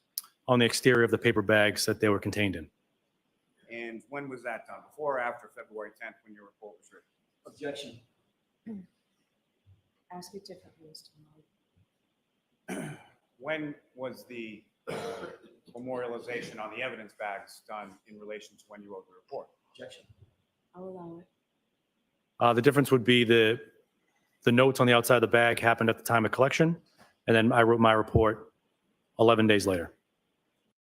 It's not important that it's accurate, right? Okay, I'm just going to stop here to say we have 5,755 people in the chat, but we only have 2,500 likes. So let's all hit the like button. Get that number up a little bit to help the YouTube algorithm. And otherwise, I may make you listen to Lally on repeat all day long. I have the controls. Let's see. Numbers are coming up a little bit. You can do it. It's free. Hit the like button. So, as far as your memory, as you sit here and testify today and yesterday, as far as the items that you took out of the bag, are those the same items that you recovered or were recovered by the search team on January 29th? Yes. Now, the information from the call detail records that Mr. Jackson presented to you, there was essentially 2 little columns, correct? 2 rows, yes. Rows, excuse me. And was that sort of the entirety of what you reviewed as far as the call detail records in relation to generating the slides that were depicted to the jury? No. And I'm sorry, may I approach on? Yes. May I see the exhibit? I'm sorry. Yeah, yes. These are not marked. You have to say like this. Yeah, yes. Whatever the last one was, Mr. Jackson. You guys told me it was Southie. May I approach the witness, Your Honor? Yes. It's a Southie accent. Showing you now what's been marked as Exhibit 577 with reference to what Mr. Jackson had given you earlier. Lieutenant, from what's depicted on there, what, if any, issue do you have with the depiction on that exhibit? Like I mentioned, the it's difficult to get a good sense of what we're looking at because the roads don't really appear on here. If they do, they're light and faint. There are the large black line kind of intersects with a lot of them, with the words of them. At the bottom, it looks like it's written map scale next to a scale, but I can't attest to the veracity of that. Those would be a couple problems I see. Now, with reference to the slides that you created with the different time frames, not just the one single time frame. Again, the times that you observed or the location of the handset or the cell phone of the defendants that you observed from the call detail records, were they consistent with other pieces of evidence that you had, whether it be video and or witness statements? Yes. And that would be consistent with the location of the defendant, correct? Yes.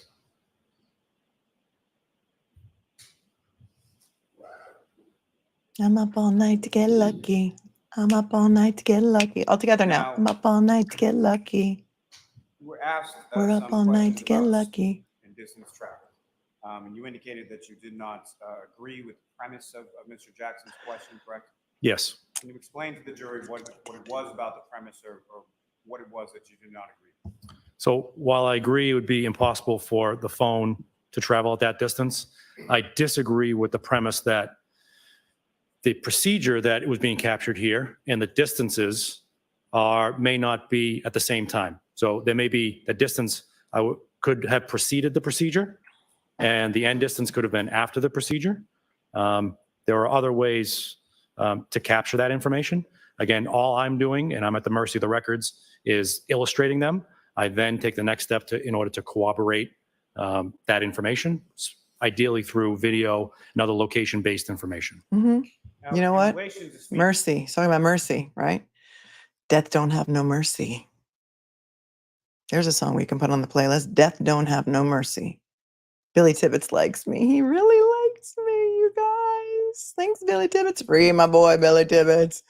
Yeah, the Cue Ball Club. That's a good one. The Cue Ball Club. We can go for that. Yep. Oh, look at that. We're getting up there. We're at 2,900 likes. Keep going. Keep going, my friends, or we're going to put Lally on repeat for the whole afternoon. Yeah. Yeah, Andrew, he's at the mercy of the records. Lots of mumbo jumbo. Dig, dig, dig, dig, dig, Tully, dig. Is that something that you've done in other cases with call detail records? Yes. And Yeah, you mentioned yes. that you weren't able to do it here or didn't do it here. Can you explain why not? By speed, do you mean route of travel or? So if I have a more robust set of records, so again, we're at the Robust. mercy of Verizon here. We only got a limited number of records from the ranging data. With other cases, if the phone is much more chatty with the antenna, if there's more lines of communication, I've seen lines of communication as frequent as every couple of seconds or less than a couple seconds. With other cases where we're not trying to frame someone, then you have much better records, much more accurate records, much more robust records, sir. As I map those out, I can make more of a determination of maybe the route of travel of the cell phone. So as I put the first arc, I'll then place the second arc on a map and say to myself, how could a handset get from the first arc to the second arc? And I'll have a number of possibilities. I will then lay out the third arc. Okay, how could a phone get from the second arc to the third arc, and repeat that process, narrowing down the different possibilities. And oftentimes I'm able to determine the route of travel, send investigators down to that route, and we find corroborating information. Where does Noah's Ark fit in? And again, why was it that you weren't able to do that with this information that you received from Verizon in this case? We received a limited number of entries on this record. And what, if any, relationship does that have to sort of the area or the geographic location as far as the town of Canton is concerned and the number of antennas there? Well, as respective to the number of records, it's a larger area the cell phone could potentially be. So in no way in your testimony, in your slides or anything else, are you suggesting that the device or the handset or the defendant's cell phone was traveling at that speed, correct? Correct. So could you explain to the jury again exactly what those arcs mean and what you are explaining with reference to? Those records have a start distance and an end distance. I take those distances, place them on a map, starting where the antenna, there's also in that record, states it is. Draw a distance from that antenna, draw an arc at that distance with the radius being the distance that's on the record, and have an arc that's in excess of 120 degrees. You also asked some questions about weather causing some sort of interference or something in relation to the recording with regard to antennas or which antenna a device might connect to. This is brief if you're just tuning in for the first time today. This is what he means when he says brief. Can you expound upon that? The greatest predictor of what antenna a cell phone is going to use is distance, because like I said, the farther the handset is away from an antenna, the more degraded the signal is going to get. So that's the best predictor. But like I mentioned earlier, there are things that can disrupt a cell phone signal, which would cause a handset not to connect to the closest antenna. And that can be physical obstruction, precipitation, elevation, an antenna goes down for whatever period or for whatever reason, causing it to connect to another antenna that is technically further away. And so from your review of the call detail records and from your mapping from those various timeframes contained within the slides we'll present to the jury, what, if anything, can you say from that material in reference to the other evidence collected as to the location of the defendant's cell phone during those relevant time periods? Well, relevant, I'll zero in at 518. I would suggest that the defendant, her vehicle, and the cell phone were on Washington Street outside of Temple Beth Abraham at that time. Maybe you should have zeroed in on the Ford Edge. Suggesting. You should have zeroed in on a lot of other things than Karen Reed within 16 hours of her boyfriend's dead body being found on, maybe your gut buddy's lawn. Wow. Just wow. Further on. Jackson? Very briefly, Lieutenant Tully, do you still have, I think it's 578, is it 578? I have 577. Is 578 is not marked yet. what's up? I have RTT records that are not marked in front of me. Where'd those come from? Yes. Objection. So, Objection. I am your father. so let's mark it Luke. for identification now. I am your father. She's got the Darth Vader mask. Just have the witness. Just have the witness identify it. Understand.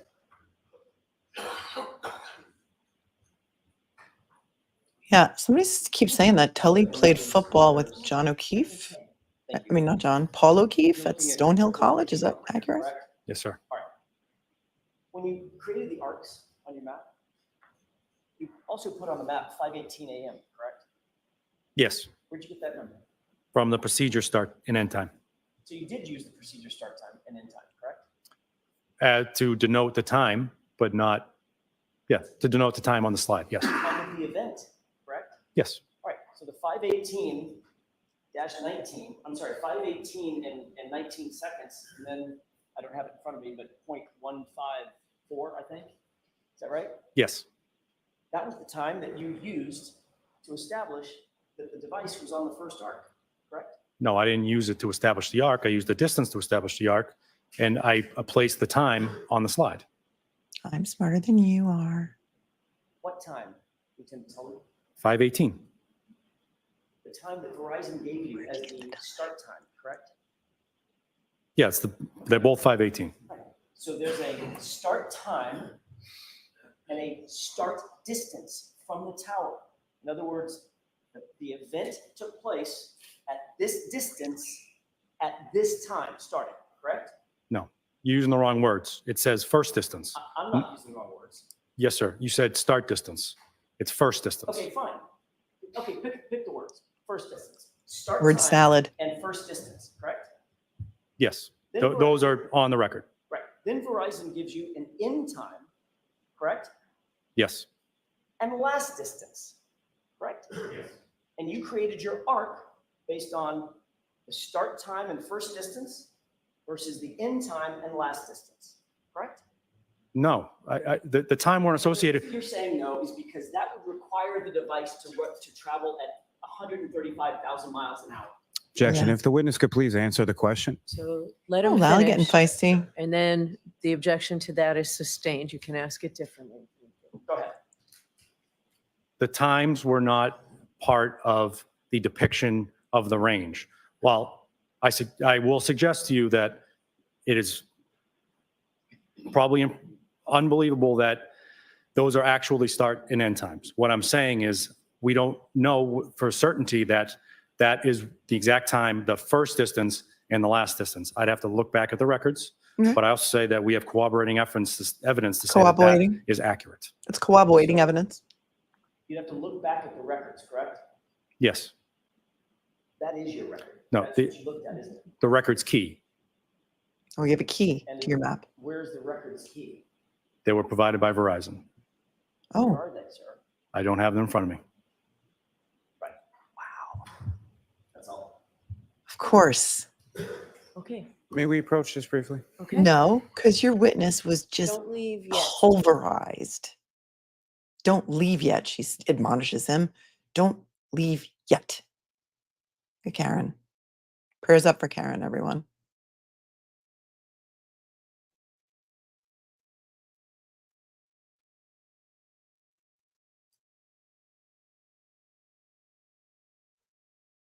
Yep, where's the key? Blessed Mom from Texas. All set, sir, if I may, He didn't bring it. Not important to have a key when you have a map. set, sir, if I may have that exhibit.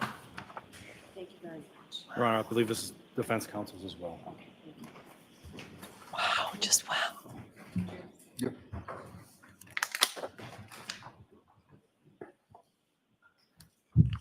All right, your next witness, Mr. Lally. Yes, Your Honor. The Commonwealth calls Sergeant Brian Gallerani to the stand.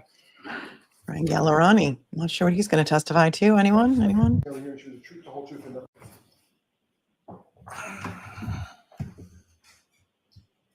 Whenever you're ready, Mr. Lally. Thank you, Your Honor. Another Brian. Good afternoon. You are unmuted. Afternoon. Could you please state your name and spell your last name for the jury? Ryan Gallerani, Gallerani. And what do you do for work, sir? I'm currently employed as a sergeant for the Needham Police Department. And how long in Needham. total have you been a member of the Needham Police Department? I graduated the academy January of 2006, And how long have you held the rank of sergeant? just under a year. Now, prior to you holding the rank of sergeant, what was it that you did within the Needham Police Department? I was a detective from September of 2014 to June of 2023. Now, over the course of your work as a detective and sergeant with the Needham Police Department, what, if any, training have you received in regard to collection of biological samples? As part of the sexual assault class I took in January of 2015, I was certified in DNA collection by the Mass State Police. And can you explain a little bit to the jury about sort of what that certification process entailed or what it was that you did to become certified? So I was specifically certified in buccal swabs, which is the process of collecting cells suitable for DNA comparison by swabbing inside of a person's cheek. Isn't it buckle swab? And that certification, is that up to date at this point? Yes, Now, at some point on January 16th, 2024, did you have occasion to collect buccal swabs or samples in relation to this case? I did. And fair to say, as far as your work with the Needham Police Department, you had no familiarity or work with the investigation on a Canton Police Department case Correct. or on a state police case involving incidents that occurred in the town of Canton? Correct. You didn't know any of the parties involved in the case? I did not. And so on January 16th, 2024, where did you go on that day? I went to the Norfolk District Attorney's Office in Canton. And who, if anyone, did you meet with, or who, if anyone, did you collect samples from on that day? I collected samples from Sergeant Bukhenik and Trooper Proctor. And can you explain to the jury just briefly as far as the process of your collection, as far as what physically did you do? So I physically swabbed the inside of their mouths with a cotton swab and collected the evidence, sealed it up in a buccal swab kit, photographed it, and brought it back to the Needham Police Department. I mean, maybe you should have washed Proctor's mouth out with soap. Maybe you should have done that. Those of you who were with me for all the pretrial nonsense, remember there was a motion for Proctor's DNA and Yuri's DNA because there were two unidentified male sample DNAs. I think on the taillight, I can't recall, but they wanted to use them for exclusion purposes. And I think that Proctor, testified that he willingly gave it up. So that's what this officer did from Needham. Needham, got him. Needham, got him. This brings me back to anybody used to flip baseball cards as a kid. Remember baseball cards? We used to flip them in school. And you would say, Needham, got him, Needham, got him. I don't know. I'm old. That's what we did for fun. We didn't have Instagram, and TikTok, and Snapchat. If you get that reference, let me know. And when you brought it back to the police department, what did you do with it then? I entered into the evidence. And did you do that in conformity, both the collection and the securing of the item, did you do that in conformity with your training and certification on bugle swab collection? I did. Now, with reference to those items, at some point were you informed that those items were to be transferred or transported to a BODE Technology Lab in Lorton, Virginia? I was. And were there specific instructions as far as shipping was concerned that were provided by the BODE Technology Lab? Yes. And the shipping that occurred in this case, was that in conformity with what BODE had provided as far as the policies or protocols for shipping those types of materials? It was. Thank you, sir. I have nothing further. Anything? We have no questions. Okay. You're all set, Sergeant. Thank you. very Have a much. good day. We're all satisfied with your collection of the buccal swabs, which you call buccal, but we're going to give it to you. Yeah, it was in 2024 when they took the samples. Yes, Your Honor. I'll call Mr. Nicholas Bradford to the stand. Who's Nicholas Bradford?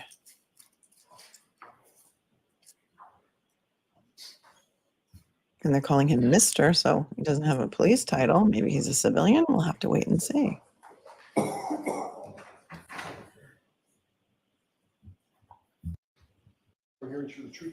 We're a little behind, not too much.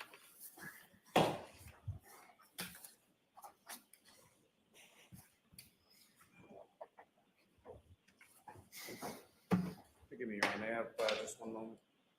Sure. Really, you need a moment? Are you unprepared? Lally-flop? Yep, it's Nicholas Bradford, Bradford. And sir, that microphone before you is adjustable. You can place it anywhere that's comfortable for yourself. Okay. What is it that you do for work, sir? I'm a DNA analyst for BODE Technology in Lorton, Virginia. Okay, you're Okay, here we go. BODE Technology. This is what we've been waiting for. The defense has been fighting for these records from BODE Technology as late as days before the trial. If you remember, we looked at the other day. I think it was a hearing from February because the trial was originally supposed to be in March. And Lally still had not received back the results from BODE Labs. And I think this is regarding to the testing of that apparent hair or the hair apparent on the Lexus. And Lally told the judge in open court when he was asking for his adjournment that the results, even though he paid for expedited testing, it was going to take something like 8 weeks and wouldn't be in until way after the trial started in March. So they literally, I think, got these results, I don't know, on the eve of trial perhaps, but we'll see. And we'll see what this guy has to say about it. All right, back in. definitely going to have to keep your voice up, sir. Okay. Sorry about that. Oh, shoot. Now, sir, if I could. Sorry. It's BODE Technology in Lorton, Virginia. And for the record, BODE is just spelled as far as BODE. Is that correct? Correct. Now, sir, if I could just ask you some questions about your educational background, starting with your undergraduate. Where did you go for your undergraduate, and what, if any, degree did you receive from there? I have a Bachelor of Science in Forensic Biology from Mercyhurst College in Erie, Pennsylvania. And then following your graduation with that degree, where did you go? I have a Master of Forensic Science in Forensic Molecular Biology from the George Washington University in Washington, D.C. And when about was it that you received that master's? It was around about 2011. And with relation to your graduate work and your work at BODE, when did your work at BODE begin with relation to your graduate work? I started at BODE at about 2009. So during the course of your graduate school? Yes. And when you started with the BODE Lab, what was the sort of position or what did you start doing when you began? I was a DNA technician. We assisted the analysts with their case files, and we primarily operated the different robotics and the different processes in the lab. And at some point over the course of your work there, you then became an analyst, is that correct? Yes. And about how much time elapsed or how much time did you spend as a, excuse me, as a technician prior to becoming an analyst? I was a technician for about a year, maybe two. And then I was in the data banking section as an analyst. And since then, I've worked in the high throughput casework group and the customized casework group. Now, as far as your work within this particular field, have you had occasion to work at any other sort of labs or facilities? Yes, for about 3 years, I worked at the Pennsylvania State Police DNA lab. Now, BODE technology, as far as that lab is concerned, can you describe for the jury sort of what kind of lab that is? And let me ask you first by just about how many analysts work at BODE technology?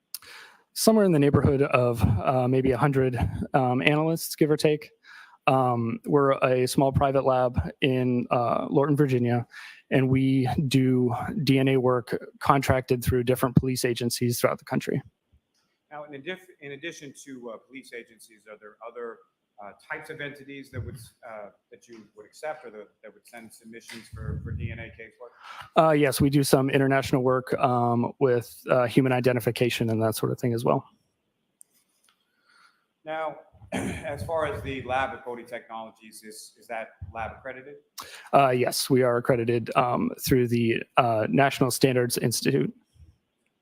And can you speak a little bit about that sort of accreditation process and what it means to be an accredited lab? Yes, so that the National Standards Institute has a set of criteria for DNA labs doing forensic work, and we are audited against those criteria every year, sometimes internal audits and sometimes external audits. Is that accreditation at the lab, is that up to, the accreditation, is it current as of now? Yes. Now, with reference to your work as a DNA analyst, can you describe just in general terms for the jury what it is that you do in reference, what is it that you do in reference to your work as a DNA analyst? Yes, so we take in evidence that's submitted to us. We process it through the DNA processing. So there are 4 basic steps to DNA. There's extraction, so that's where we separate out the DNA. And then there's quantification, and that is basically just us determining how much DNA we have to work with. The next step is amplification. So depending on the case and the different processes that we're going to use, we're targeting a number of different locations in the genome, and I'm speeding it up just so we can get to real time. This is all background. we're going to make millions of copies of each of those locations. And in each one of those copies, there's a little fluorescent tag that we can then detect in the detection step. And that's the 4th step. And then that from there, we have the DNA profile for that sample. Now, with reference to the lab, as far as training is concerned, you mentioned that you spent at least a year or 2 as a technician prior to becoming an analyst. What are some of the training, specialized training in this area that you undergo as an employee at this lab? Yes, so the training program involves a lot of scientific literature reading. There's a practical aspect to it where we're given known samples that we're to treat as if they were casework samples. So we process those as if they were casework. We have written and verbal exams, and we have a moot court exam at the end. And you successfully completed. All right, this is going to be a really random movie reference. So if you can get this line, name that movie. So what is it that you say you do here? Random? Go. Did each of those training sort of portions of, over your course of work with the lab? Yes. Are you familiar with a term known as a proficiency test? Yes. And can you explain to the jury what that is and how it relates to your work as a DNA analyst at BODE Technology? Yes. So part of our accreditation is we have to do proficiency testing twice a year. And that is when an outside company sends us known samples and we process them again as if they were casework. And then those results are sent to that outside company, and then we get the results back to see if we are proficient in those technologies or not. Ding, ding, ding. It is Office Space, Sons 107. You got it first, but somebody was right close behind you. I think it was Eddie Haskell. Love that movie. Remember all the flair? Jennifer Aniston was in that movie, and she was like the Applebee's waitress, or like maybe back in the day, it was like Bennigan's waitress with all the flair on her outfit, the pins. She had all that flair. Oh, you guys, a lot of you guys know that movie. Great movie. When it's on TV, I will watch it every time, just like Wedding Crashers and Meet the Parents, Meet the Fockers. Funniest movies of all time. And with respect to yourself, as far as the proficiency testing that you've undergone, what kind of issues have you had with proficiency testing that you've undertaken? I've passed all my proficiency tests. Now, what is DNA? So DNA is essentially the blueprint for a living thing. It's in most of our cells, and it's unique to an individual with the exception of identical twins. Now, at some point in January of 2024, did you receive a particular assignment in regard to DNA analysis from a number of items that you received from Massachusetts? Yes. And specifically, can you describe the process as far as like when an item comes into the lab at BODE Technology, how it's sort of processed, or how from the time of receipt to the time that the item gets to you? Can you explain a little bit about that process? Yes. So the item is generally sent via UPS or FedEx. It arrives in our secure evidence room. That room has limited access to only certain individuals. And from that point on, when it's received, a chain of custody is started for that shipment. And anytime anyone touches or uses that item, we need to check it out from the secure evidence room. And then that's all logged on the chain of custody. They have chain of custody at Now, his when something lab. comes in, is it assigned a sample name or a case number, an ID number in some way, shape, or form? Yes. And Thanks, Ma. 300 to go to reach 3,500 likes. I will make you listen to Lally for the rest of the afternoon. Hit the like button. We're up all night to get lucky. is it also identified by sort of the corresponding numbers from the external vendor where it came from? Yes. Now, in reference to BODE case number CCA 2416-0023, did you perform work in relation to that case? Yes. And there was a corresponding agency case number of 22-02184, is that correct? Yes. And that would have been from the outside vendor, or at least one of them, as far as the Massachusetts State Police crime lab, correct? Correct. So there were a number of items that you received. If you could identify them for the jury, what you received, and specifically sort of what you looked at. Yes. So we received an apparent hair. We received an extract from a taillight from a vehicle, and we received 2 reference samples from 2 troopers from the Massachusetts State Police.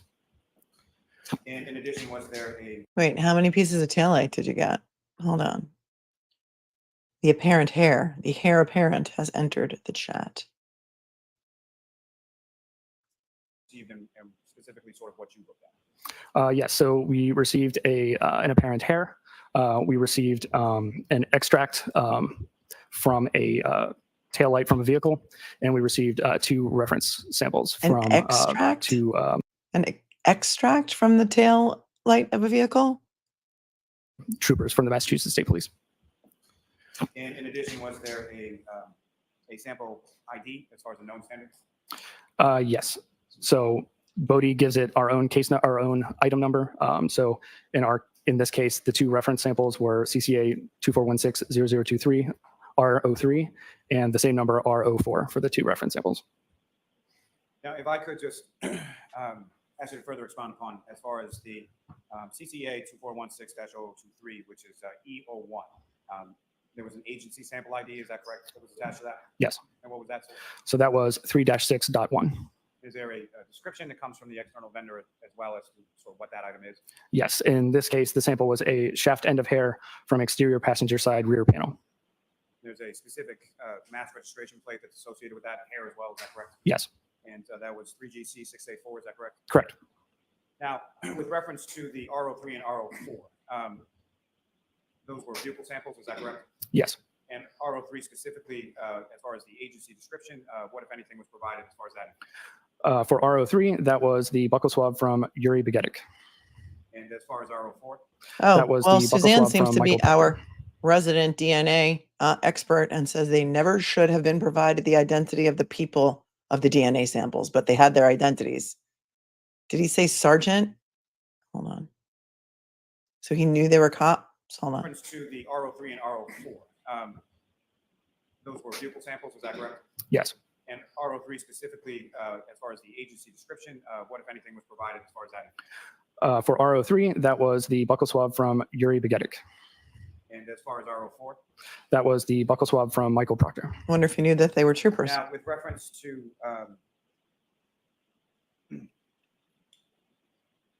the extract portion, that was EO2, is that correct? Yes.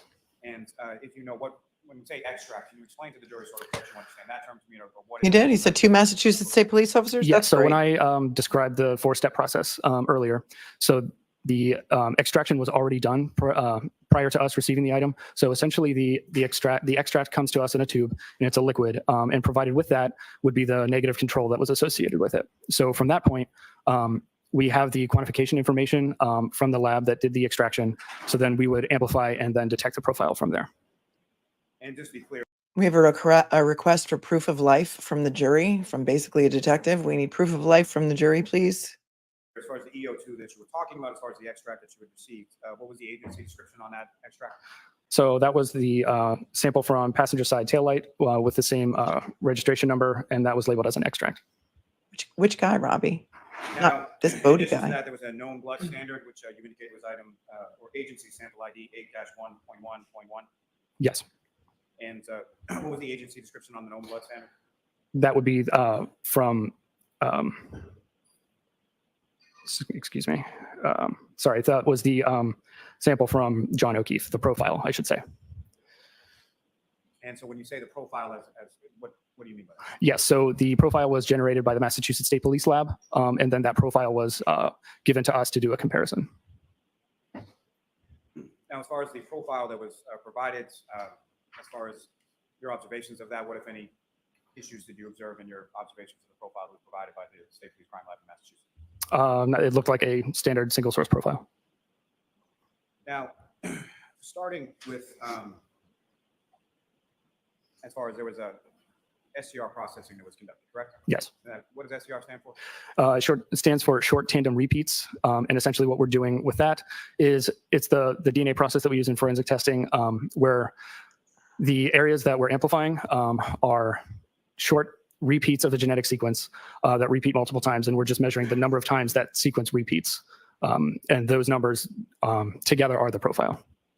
Now, as far as the profile from the, profile from the extract that you received as far as EO2, from the passenger side tail light of the vehicle, what, if anything, were you able to determine based on your analysis and SDR processing of that? Yeah, so we determined that it was consistent with a mixture of 3 individuals, including at least 1 male contributor. Okay, so they found, I don't know, somebody extracted something from a piece of that right side passenger taillight. Which piece, we don't know. And there were 3 different samples on there, and that's why Proctor and Bukhenik had to give their DNA to rule them out as contributors. So I don't remember any of the forensics expert from MSP testifying that they took any sampling from the taillight to you. It's been a long 24 days. So if you remember somebody testifying to that, please let me know. And which piece of the taillight did it come from? I have so many questions. I just want to rewind that for a second. Were you able to determine based on your analysis and SDR processing of that? Yeah, so we determined that it was consistent with a mixture of 3 individuals, including at least 1 male contributor. And At least 1 male. If you could just walk the jury through as far as the process, as far as the testing, what is it that you're actually doing in the lab? What are you looking at, and how are you making a comparison? So once we have the DNA profile, like I said, we're measuring the number of times the sequence repeats at a given location. So we have a series of those. And then we compare that to the reference profile that we were provided, or that we generated for the two reference samples that we actually processed. And then we determine if it's possible that the individual whose reference profile it is could be a possible contributor to that mixture profile that we got from the evidence. And then we need to do a statistical calculation to determine the strength of that possibility of an inclusion. Let me ask you a little bit about, as far as that statistical calculation, how is that done, or where does that come from? So in this case, we did what's called a likelihood ratio. Essentially, what we're doing is comparing two explanations for the DNA profile that we observed. So if we have, say, person A, one explanation would be that the DNA profile is a mixture of person A and two unknown individuals. And then the other explanation would be that it's simply three unknown individuals and it's not person A. So then we compare those two explanations of the profile and determine which one is more likely. Now, as far as the sort of reference samples that you had the DNA profile of John O'Keefe, correct? Correct. And I'm sorry, before starting that, you had the extract with DNA profile with multiple contributors from the tail. Yes. So then you have known blood standards with DNA profile from John O'Keefe, correct? Yes. And then you have the buccal samples from Bukhenik and Michael Proctor, correct? Yes. And so with reference to those specifically, as far as the reference samples, is that what you're generating the DNA profiles from? So we're comparing those references to the mixture that we obtained from the tail light. Yeah. And so in your comparison, let me start with the known one as far as John O'Keefe. What, if anything, did you find from your comparison of the John O'Keefe DNA profile to the DNA profile from the tail light?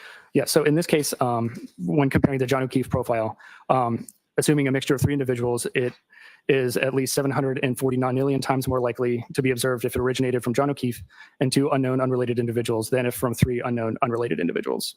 And we provide a sort of verbal qualifier to that because most people probably don't have a lot of experience with non-alien. So in this case, that would be very strong support for inclusion. If you know non-alien, how many zeros are we talking? So that would be the number with 30 zeros. And so that would be a strong support for inclusion, correct? Yes. Now,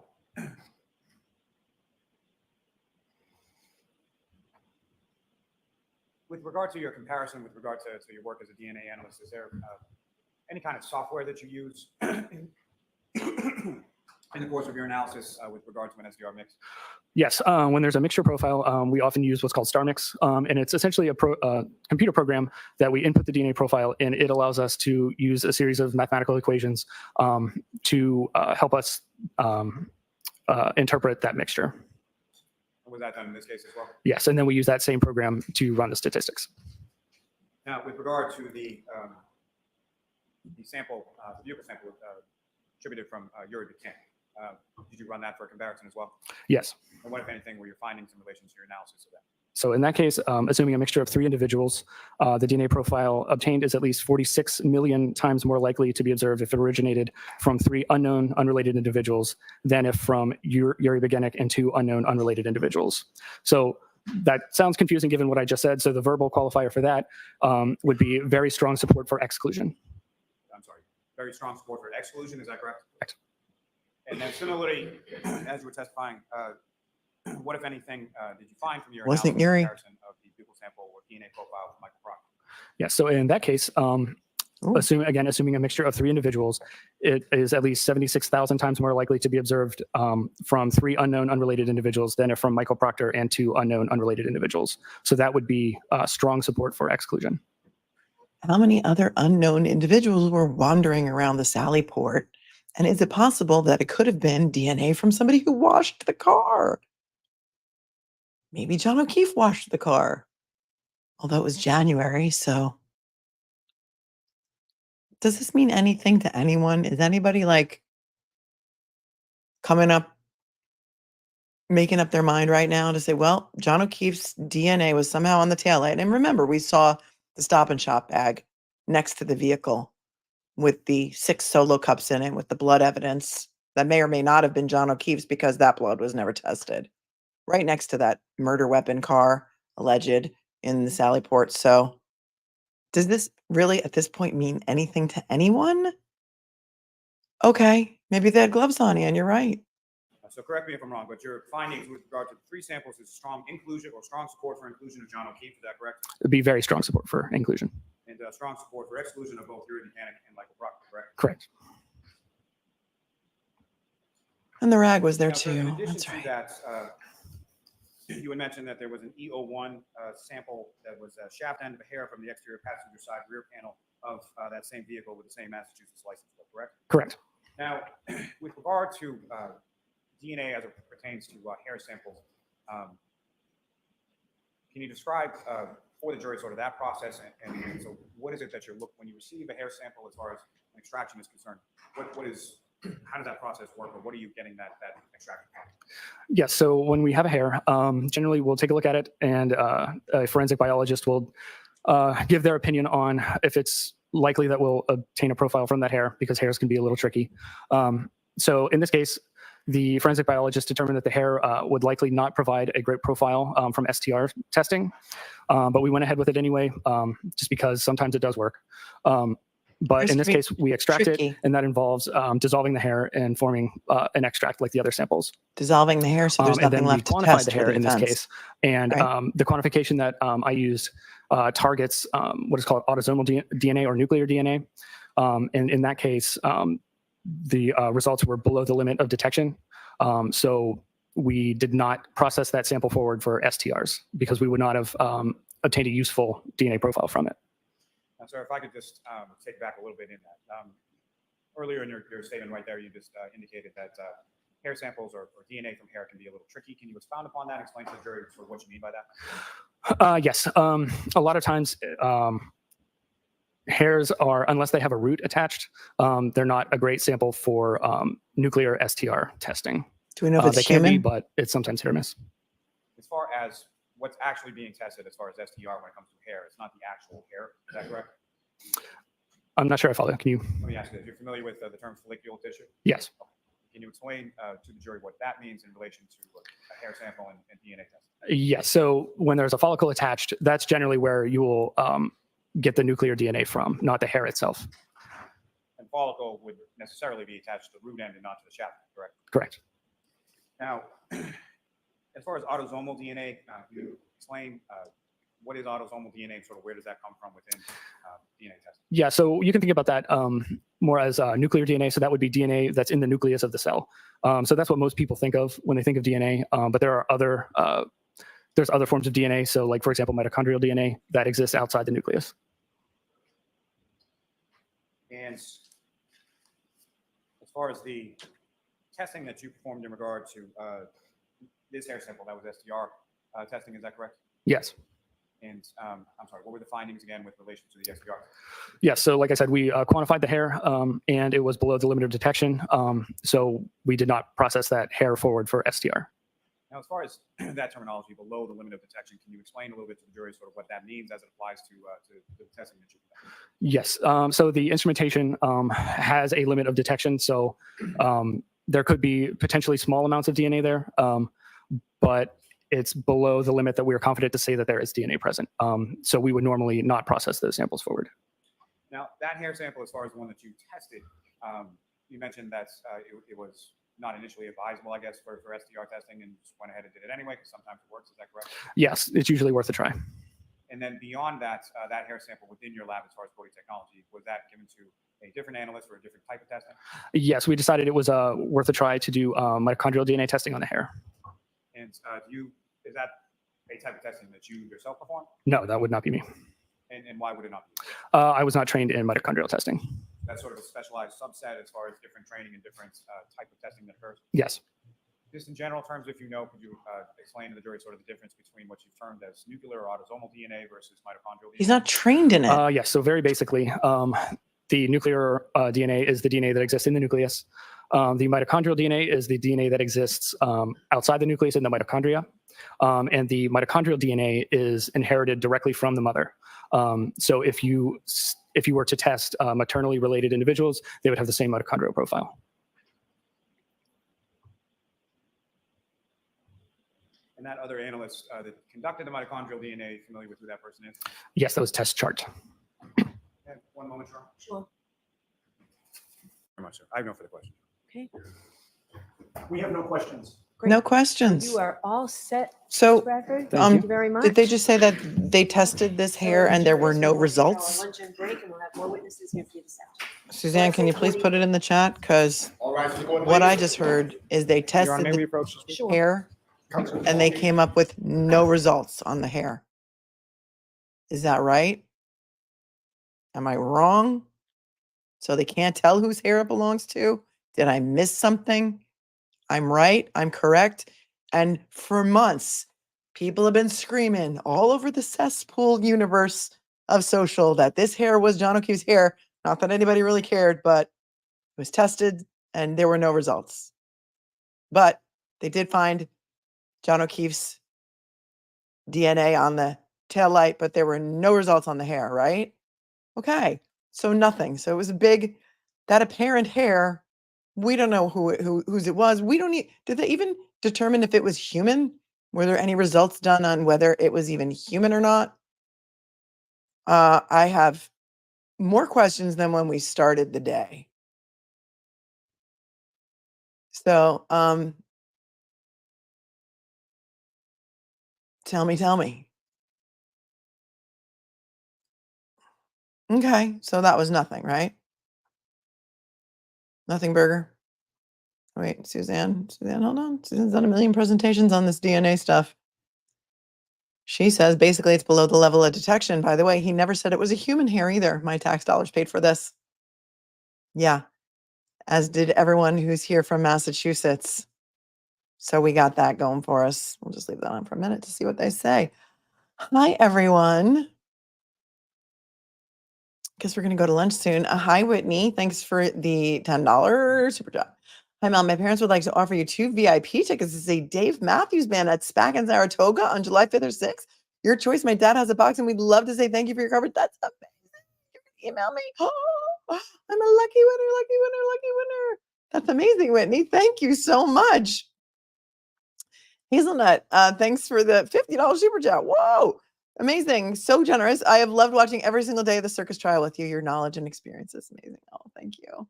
We try and be funny here too. You know, have a little snark. It's like the snark tank. When Mark Betterow and I get together, it is kind of like the snark tank. If you know, you know. 40 minutes for the lunch. 40 minutes puts us into when? Did she say what time they're coming back? Let me know so we can all stretch our legs or something. If anybody heard that, please put it in the chat. That's very sweet, Hazelnut. Thank you so much for your amazing contribution. And look at Ray gifted, Ray Woodward gifting 5 memberships. Thank you so very much. And Dennis Ballin from my Canadian friend is gifted 5 memberships. Thank you so very much. And the lucky winners, congratulations. Kelleher didn't get promoted to deputy chief until after John O'Keefe's death. That's interesting. Is that because his Ring doorbell footage was unimportant or didn't show anything interesting? Isn't that what he said? Didn't show anything interesting. He was the across the street neighbor. Or not really totally across the street, but kind of, sort of across the street. 145. Okay. All right. Thanks, guys. I'm just a girl in the world. Thank you. Retired after 32 years in law enforcement. This trial makes me question my career choice. No one hates a bad cop more than a good cop. Yes, we say that because so many of my moderators are retired law enforcement. And they agree with you. And thank you for your service. 32 years of service. Wow. Thank you. Dennis, Lalitude. Ha ha ha. T-shirt worthy. Thank you, Dennis.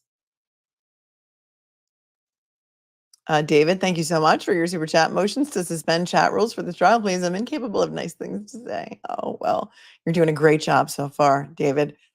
Dennis, thank you. In Canada, as the eagle flies, haha. Actually, we say crow as well. I think you do, right? Sandy, thanks for the 20.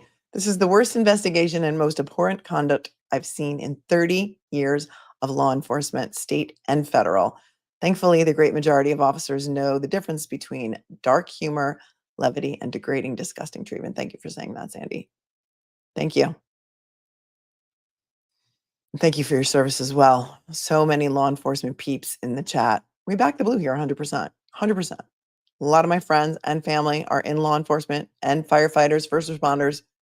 And we think that in this case, the wrong brother in blue was backed. It was not John O'Keefe. It was Brian Albert.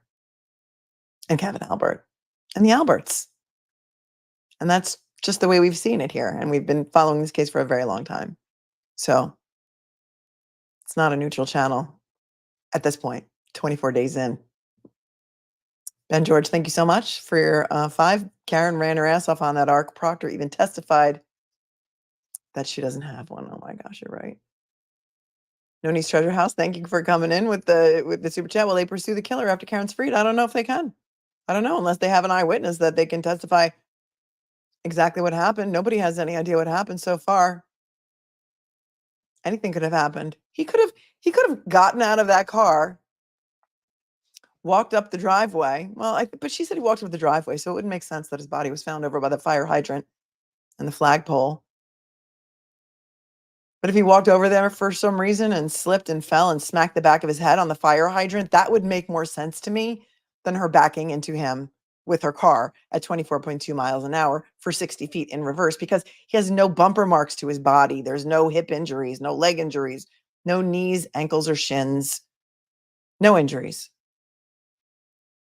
to the lower part of his body, other than if your arms are hanging down, that right arm, lacerations that look like linear marks that may or may not be dog bites. Richard, thanks for the 20. The question I'd like answered is this. If a police officer or their family member tells law enforcement something, are they just believed and the statements are not needed to be verified? That's a great question. I would say that in most investigations, that would not be the case. But in this one, it seems that way, right? Lindsay, thank you so much for your super chat. I believe the FBI was the first to interview Lucky. You may be right. You may be correct. Thank you, Lindsay, for coming in. Blessed Mom from Texas, thank you so much for the 10. I love me some Melanie. You're amazing. Best chat of mods. We do. We do. We're funny. There were some people in the chat who were just maybe here for the first time and they're like, this is the funniest chat I've ever seen. We are funny. This is not funny, but we try to keep it light so that we can amuse each other so that we don't cry. Nancy, thank you so much for the 10. For the love of the traveling Mary, how much longer do we have to listen to What If Anything? I don't know. And the Traveling Mary was a reference from the Maya Kowalski trial that we also covered together. And there were some horrific text messages in that case too. I was remembering that when we were going through those text messages, the horrific text messages between some of the employees of the hospital and, you know, the social workers and doctors, and wishing that Maya's mom would just take her own life, that it would be like easier, kind of in the same vein of this nonsense that we listened to from Proctor. Disgusting. And in the Maya case, Maya's mom actually did take her own life, and that was horrific and part of the case. Red Queen, thank you so much for your super chat. Ma'am, torture is illegal. No more Lally, please. I know you guys got to hit the like button. I told you, if you keep hitting the like button, we won't have to suffer. Tamara, thank you for the 10. Tully equals the functionality of the directionality does not germane with the juxtaposition of the prime meridian and the triangulating cell tower. Thus, Miss Reed may or may not have been in her car. That was very well done, Tamara. Very well done. Lindsay, he played football with Jen McCabe's brother. Tully did? Huh. Cannot confirm or deny. Chloe Albert's Revenge. Thanks for the 5. Tully's maps are the ones that have Alaska and Hawaii next to each other, and he thinks they're true. Amanda, thank you so much. We love Spicy Melanie. Thank you so much for your super sticker. Solomon Landscaping, thank you. He's thanking the mods and me. And you guys rock. Let's see what else we have before we take a little bit of a break. Leah, thank you so much for your Venmo. Thanking me for keeping her sane during this trial. And Life 360 for the win. Thank you for the Venmo. Says my wit and humor are just what this trial needs. Thank you, thank you, thank you, thank you so very much. And Tiffany, thank you so very much for a very generous Venmo, who says, Proctor reminded me of a conehead in an SNL skit. And remember the coneheads from SNL? And she says that I'm amazing. No, Tiffany, you are amazing. You are amazing. Suzanne, thank you so much for your generous Venmo. Says, thanks for the best stream and commentary of the Karen Reed case. You're the best, as are your mods. Yes, mods, you are so very, very appreciated here. You are so very appreciated. And Shannon, thank you for your Venmo. If you want to remain anonymous, you can always say, "Anon, please." And to Ray, who bought me 5 matcha lattes and says that me and Mark and I make a great team. Thank you very much.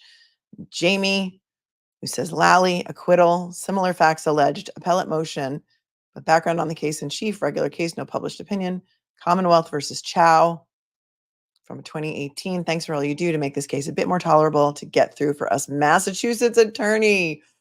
Thank you, Jamie. Thank you, thank you, thank you. Sometimes I felt like in the beginning of this case, I was just staring into the pit of the Twilight Zone. And, you know, they've tried to make us question our own sanity. It has been gaslighting to the 10th power. Justin Green, thank you so much. He says, I hope all the jurors can make it to the end. He says, and Michelle says, thank you again. Thank you, Michelle. All right, guys, what do you say? We take a little break? We take a little break. Thanks, Gerda, for being a member. And Tracy for being a member. You are amazing. Let's see if so far how we're doing over here on the YouTube universe, if they're striking us yet, or if we're in the green, everyone. We're in the green. We're in the green. All right. I am going to, we might as well just stay right here. Well, so we're gonna go to a 1:45 p.m. stream because that's when they're coming back. So let's pivot over there, and I'll teleport you all in a minute. So just hang on there right now, so that we can do that, and you can talk amongst yourselves for a minute.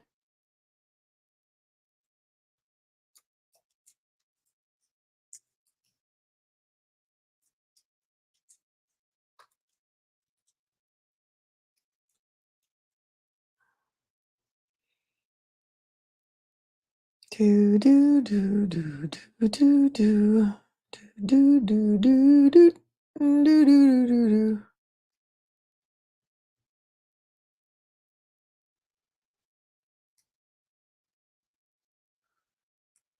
Oh, what a tangled web we weave. What a tangled web we weave, my friends. Just so tangled.